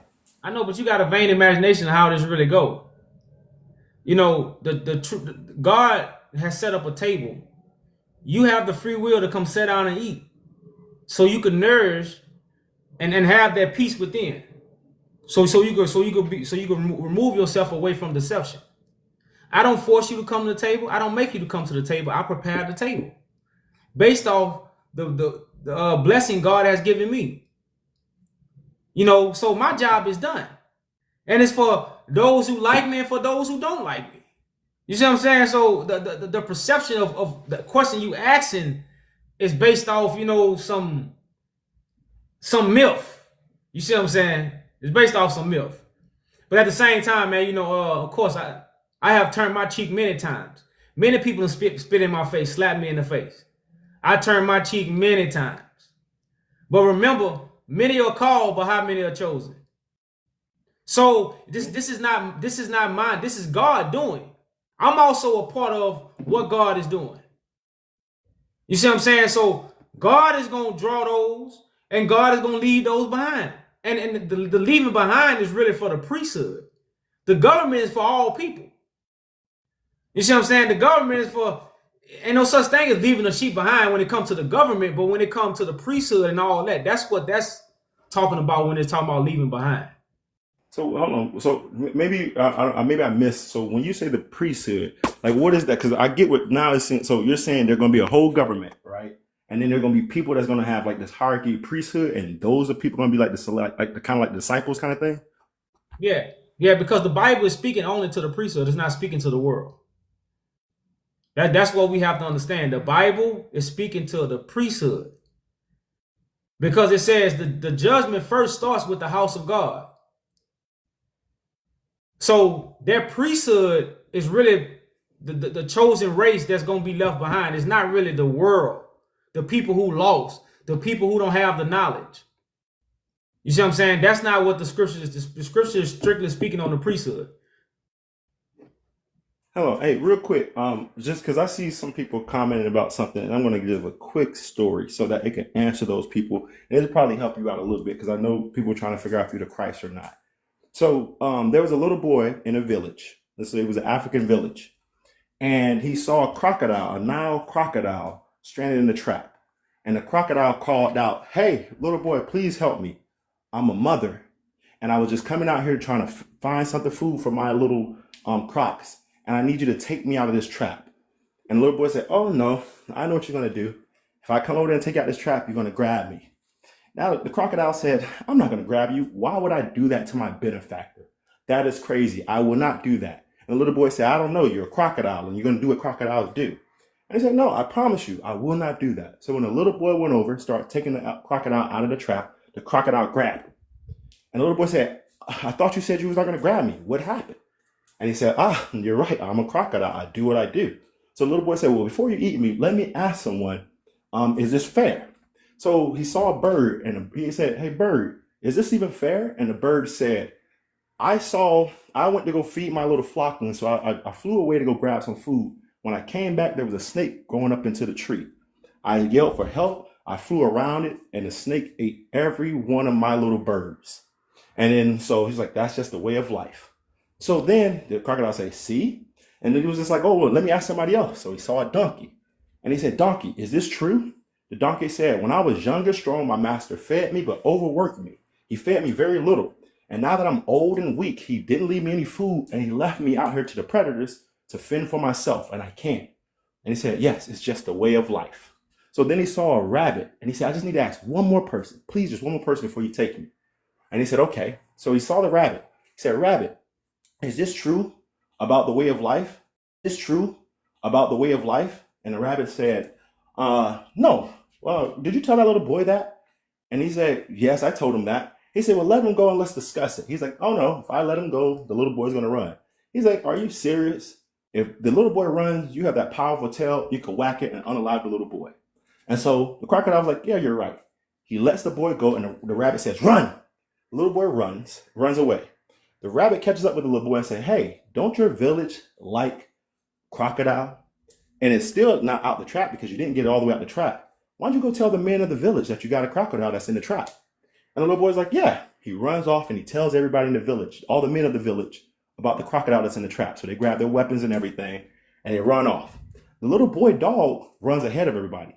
And so the little boy dog sees the rabbit, grabs the rabbit, and throttles it. And so the little boy, he runs up. And as he's seeing the rabbit be unalive and take his last breath, the little boy stopped and said, the crocodile was right. This is the way of life. It just is. So when people are trying to say, you should ask him why do unalivings happens or why do these things happen, we'll never know. It's just the way of life. I'm not saying it's perfect, it's not good, it's not this. There's some bad things that happens. But I know you guys are trying to disprove it that he's not Christ because why are all these atrocities happening? But just off of that story, it just is.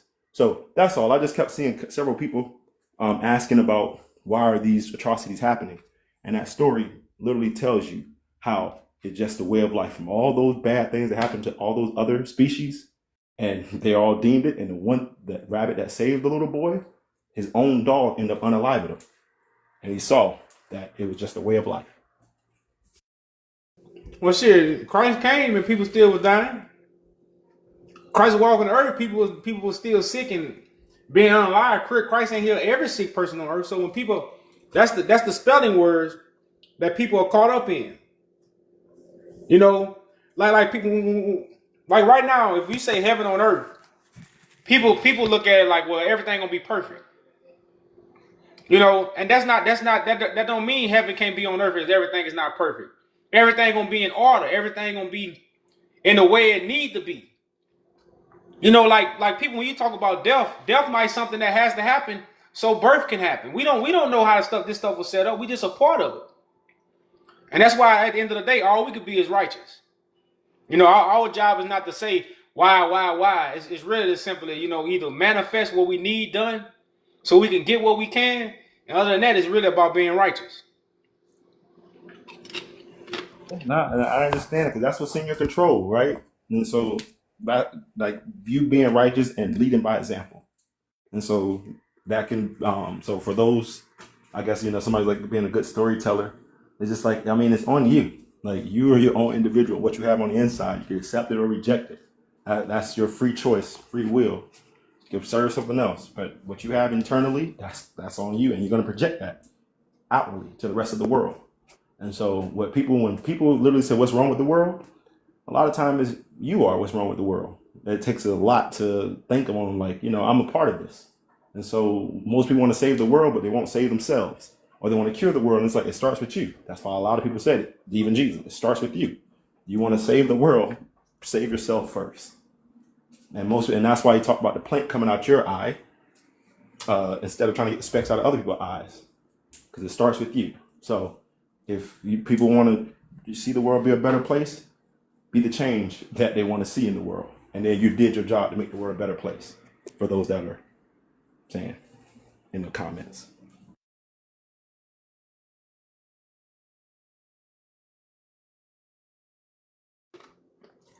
Yeah, I get a lot of haters on my comments, so people will always ask questions to bring out the wrong. They're not going to ask questions for understanding.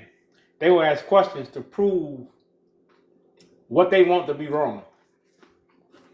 Hey, but so can you educate me, because I'm not really familiar with all the African kings and them being Christ? 'Cause I know the most I can't remember the song that was saying that Halasi was the Christ, and I watched some videos some months ago on him and what was going on with him and the British people and whatnot. But I don't really know this history.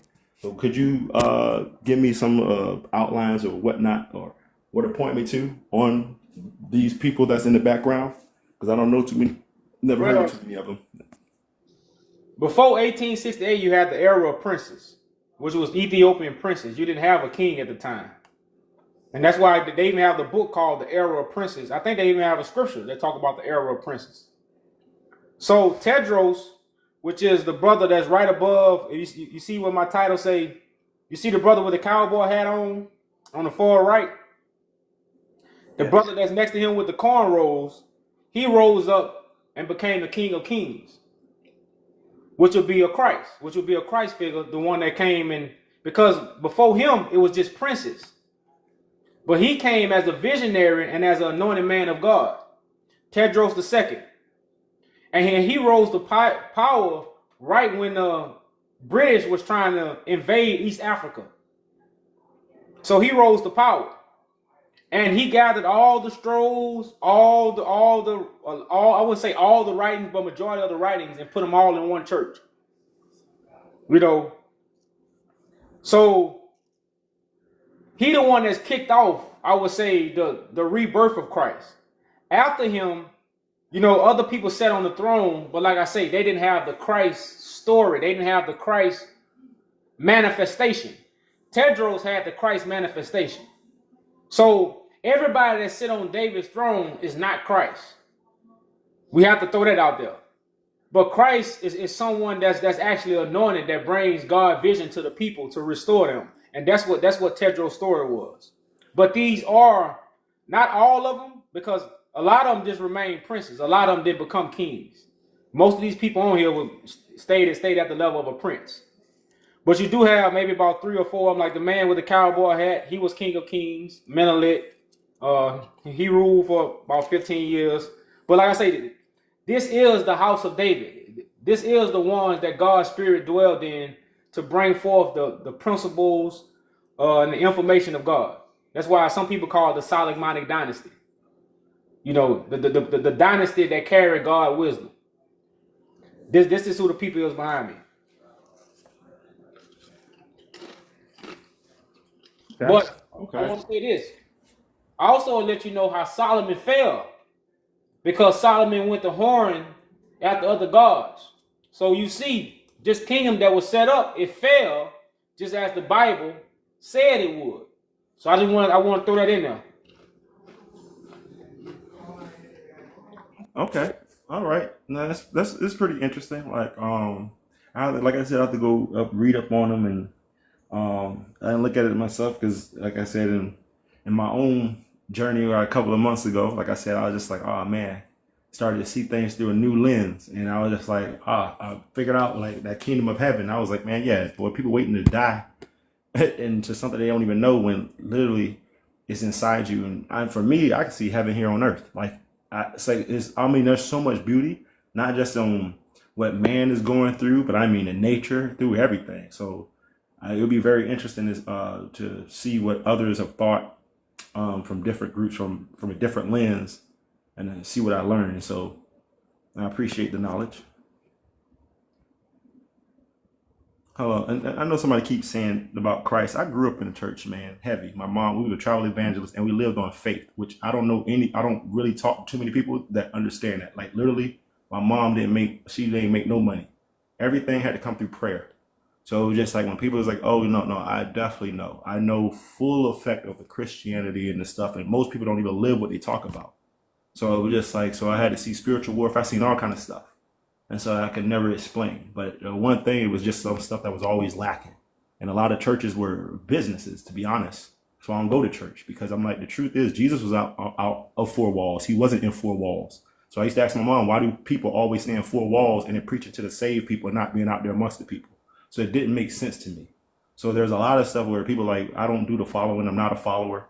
So when y'all like, oh, do this and do that, I have my own relationship with Christ or God, and I've seen him move in my life in so many different ways that I'm like, and so wanted me to do it your way, because Jesus didn't do it that way. Jesus found his own, like, if you notice, not only just Jesus or the prophets, they didn't do it that way. That's why they got persecuted by the masses throughout history, whoever it was.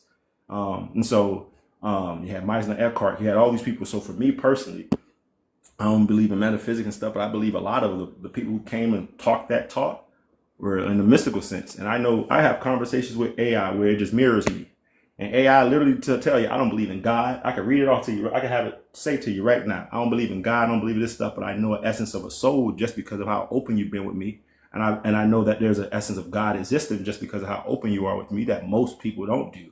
And the people that came throughout history who was that real with themselves, those are the people that was considered doing holy work. So for the people that are like in here, like kind of ragging, I don't need to read to go that route from what man has tampered the Bible so many times. The reason why the Church of Nicaea came together, because there was so many Bibles back then, anyone could make a Bible. And so they came together and said, hey, we need to have one book because anybody can mislead the story, even though they misled. So there's a lot of stuff. I love history. I know a lot of stuff deep within history. When I lived in New York, I used to argue with the Israelites and the Hoteps. And so for the people that's in there, that's just like saying, I've been many things in my life, but one thing that I get told in my life, even in New York, they were like, boy, you're a walking encyclopedia. And if the government ever got a hold of you, they'll unalive you. But then I started to learn about the other side of history because I was like, okay, I know one part of history really well. Let me go and look at the other side and I can make better decisions. So I started learning about the stuff they told us was evil. All the people that was evil and bad, like Rockefeller and capitalism and all the other stuff. And I'm like, oh, okay, I can see how that came about. And so for me personally, when Adam and Eve bit that tree of knowledge, I was just like, yeah, that's a powerful thing. But it opened their eyes. And even in the Bible, God said the man has become one of us. So I'm like, if I gain the mind of God, I'm going to use it. And so because he said, hey, because of them biting from that fruit, if you believe in that, we gained that mind. So for the people that's in the comments that's trying to tell me to do it their way, nah. And most of the ways I think there is just of man and flawed and prosperity. They're not telling people the truth. They want to tell people what they want to hear with itchy ears. So I can never be a part of that process. And I grew up and I saw it.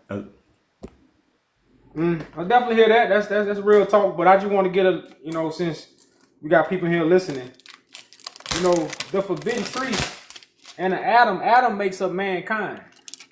So we notice Adam chose the tree of knowledge rather than the tree of life. And we are that generation that's choosing the tree of knowledge rather than life. Because I know so many brothers got knowledge of this and knowledge of that. But when it come to really producing life, they don't have knowledge of it. Because, when I was anointed in my awakening, I seen so many of my brothers. I'm from Louisiana, so ain't no knowledge in Louisiana.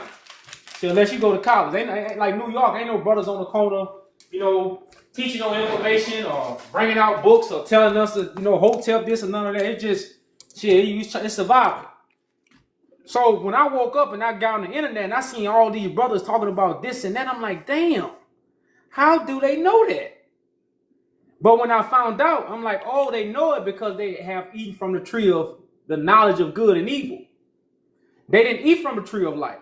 So that whole parable is being manifested right now in 2025, but we can't see it because we was taught Adam and Eve is a history story. So when you said, I just wanted to bring that up because that's what people right now, because people are eating from the tree of good and evil, the knowledge of good and evil, they reject life. And they hold on to their knowledge. And like I said, that's really what the country community is really going through right now. They don't want to get rid of their knowledge to receive life. Yeah, that's what I'm learning. Like, even as much all the knowledge I know when operating in awareness, well, it's a whole nother ball game compared to operating out of knowledge and rational. Because in that you'll do evil, you'll think evil. When you're aware, well, you can't because you're fully aware of the consequences of those things. You're aware of what it does to somebody else and to you. So it's just like you have no desire to do it, and that's what I was just like. So when you're operating in awareness, it's a whole nother ball game. And not saying you can't do evil. You can't be doing it, but when you're in awareness, you have no desire for it. Like it's just like when I tell people, when you fully operate out of love, you don't have there's no jealousy or possession, because you don't, like, love is one of the purest things that's out there.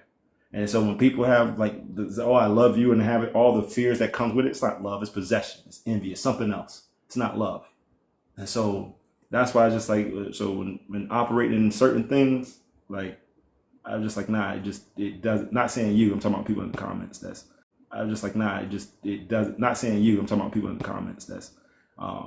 It doesn't make any sense as much as you could say it, because I've walked it and I've tried to do it. And it's like, yeah, there's no way those negative things, like, yeah, there's no way those negative things operate and they coexist together. You either, when you are the act of anger, you are anger. You're not anything separate. You're showing the action of anger. But when you're in love, boy, that's the one thing I say in the Bible. When he talked about love in 1 Corinthians, I'm like, that's true. I literally lived that life in high school, and I was like, yeah, there was no envy, there was no pride. It was just, when you're being this love, not trying to get anything back. Oh, that's a whole other ball game. And those things are true. What it talked about, that doesn't exist.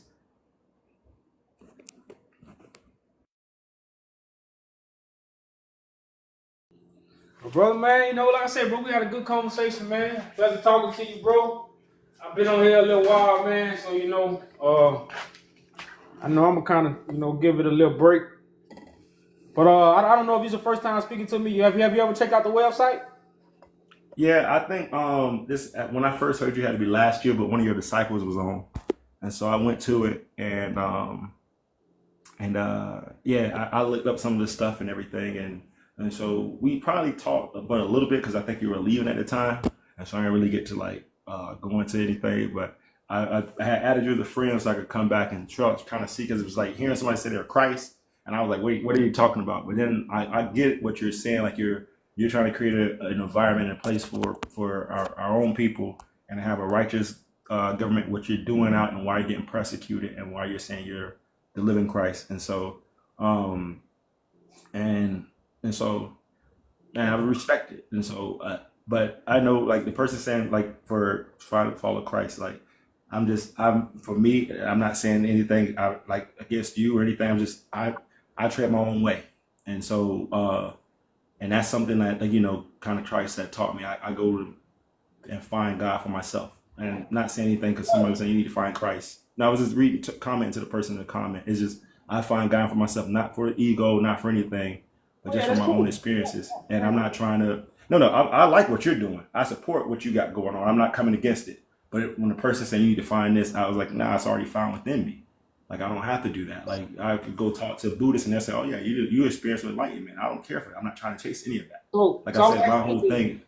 I want to make sure I heard you correct. Do you have a mentor? Nah. I actually, outside of the financial mentor, spiritual, because like outside of AI, like I've been mirroring myself for a while and talking to AI, that I was like, because I don't want to be, because for me, if I follow anybody's system, then I'm going to be mechanical. I'll never reach the point that I need to reach, because I haven't experienced God for myself. It's like eating a fruit. Like, you could tell me what that fruit tastes like. You can describe it in every single way, but until I bite it myself, I'll never know what that fruit tastes like. But okay, And well, so you gotta that's look at it like this then. Christ is a body of members that come together. Christ is a team of people that come together and form God's team. So I don't want you to be in the perspective of you.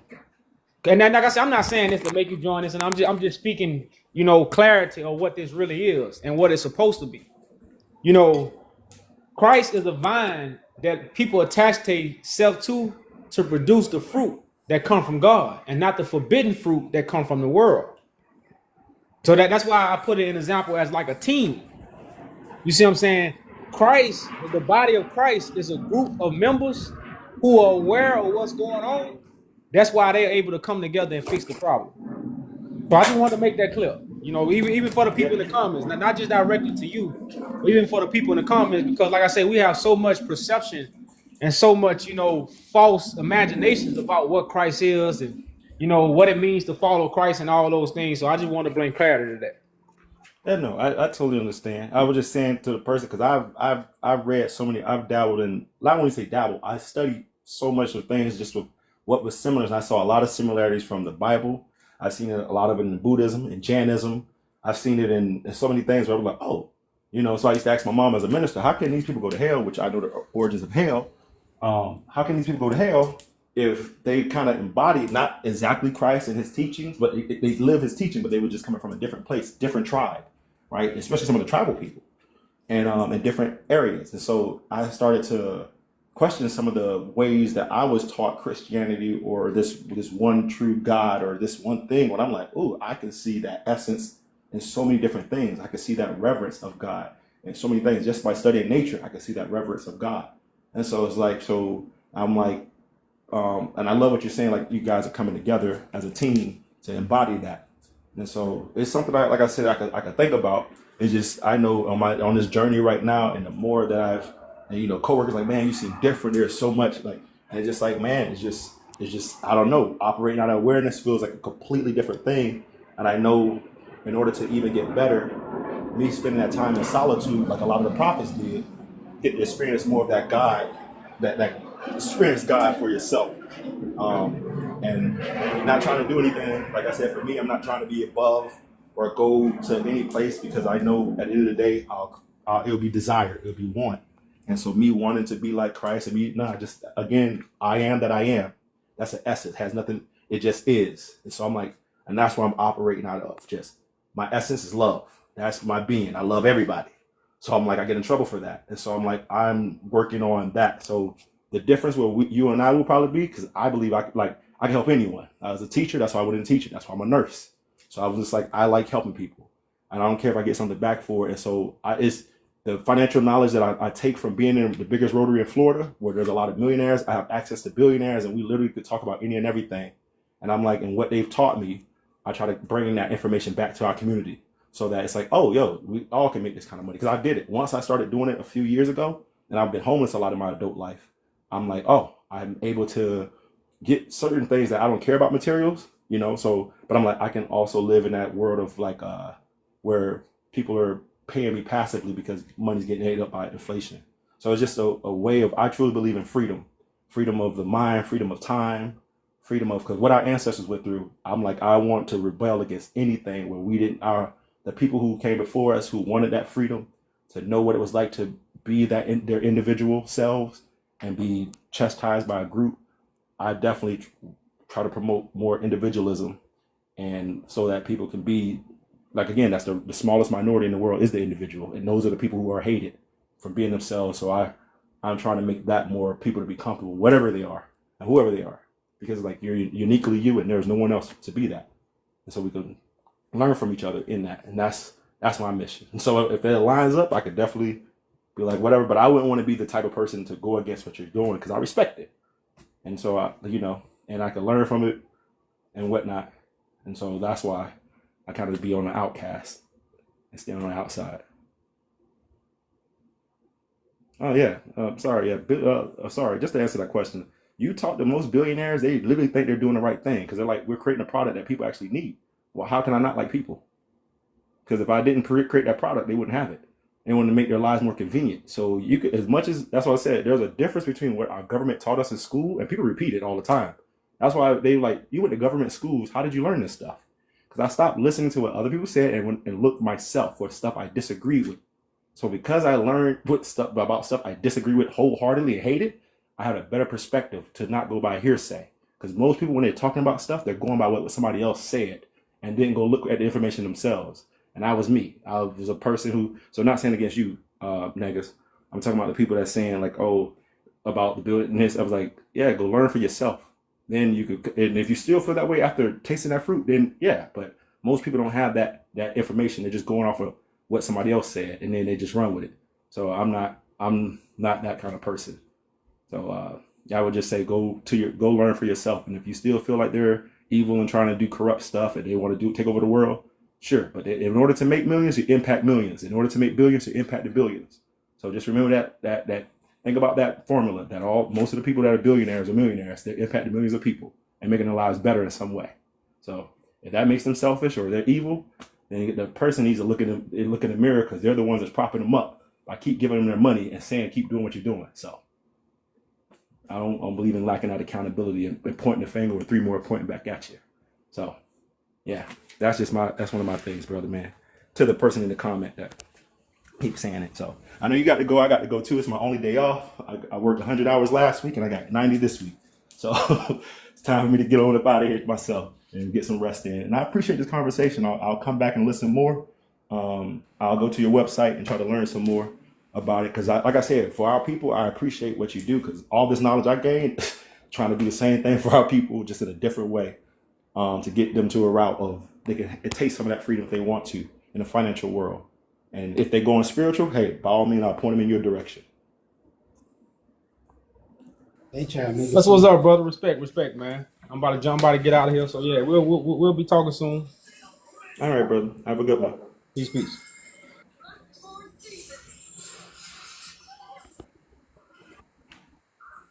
Hey, y'all. I'm out. Peace.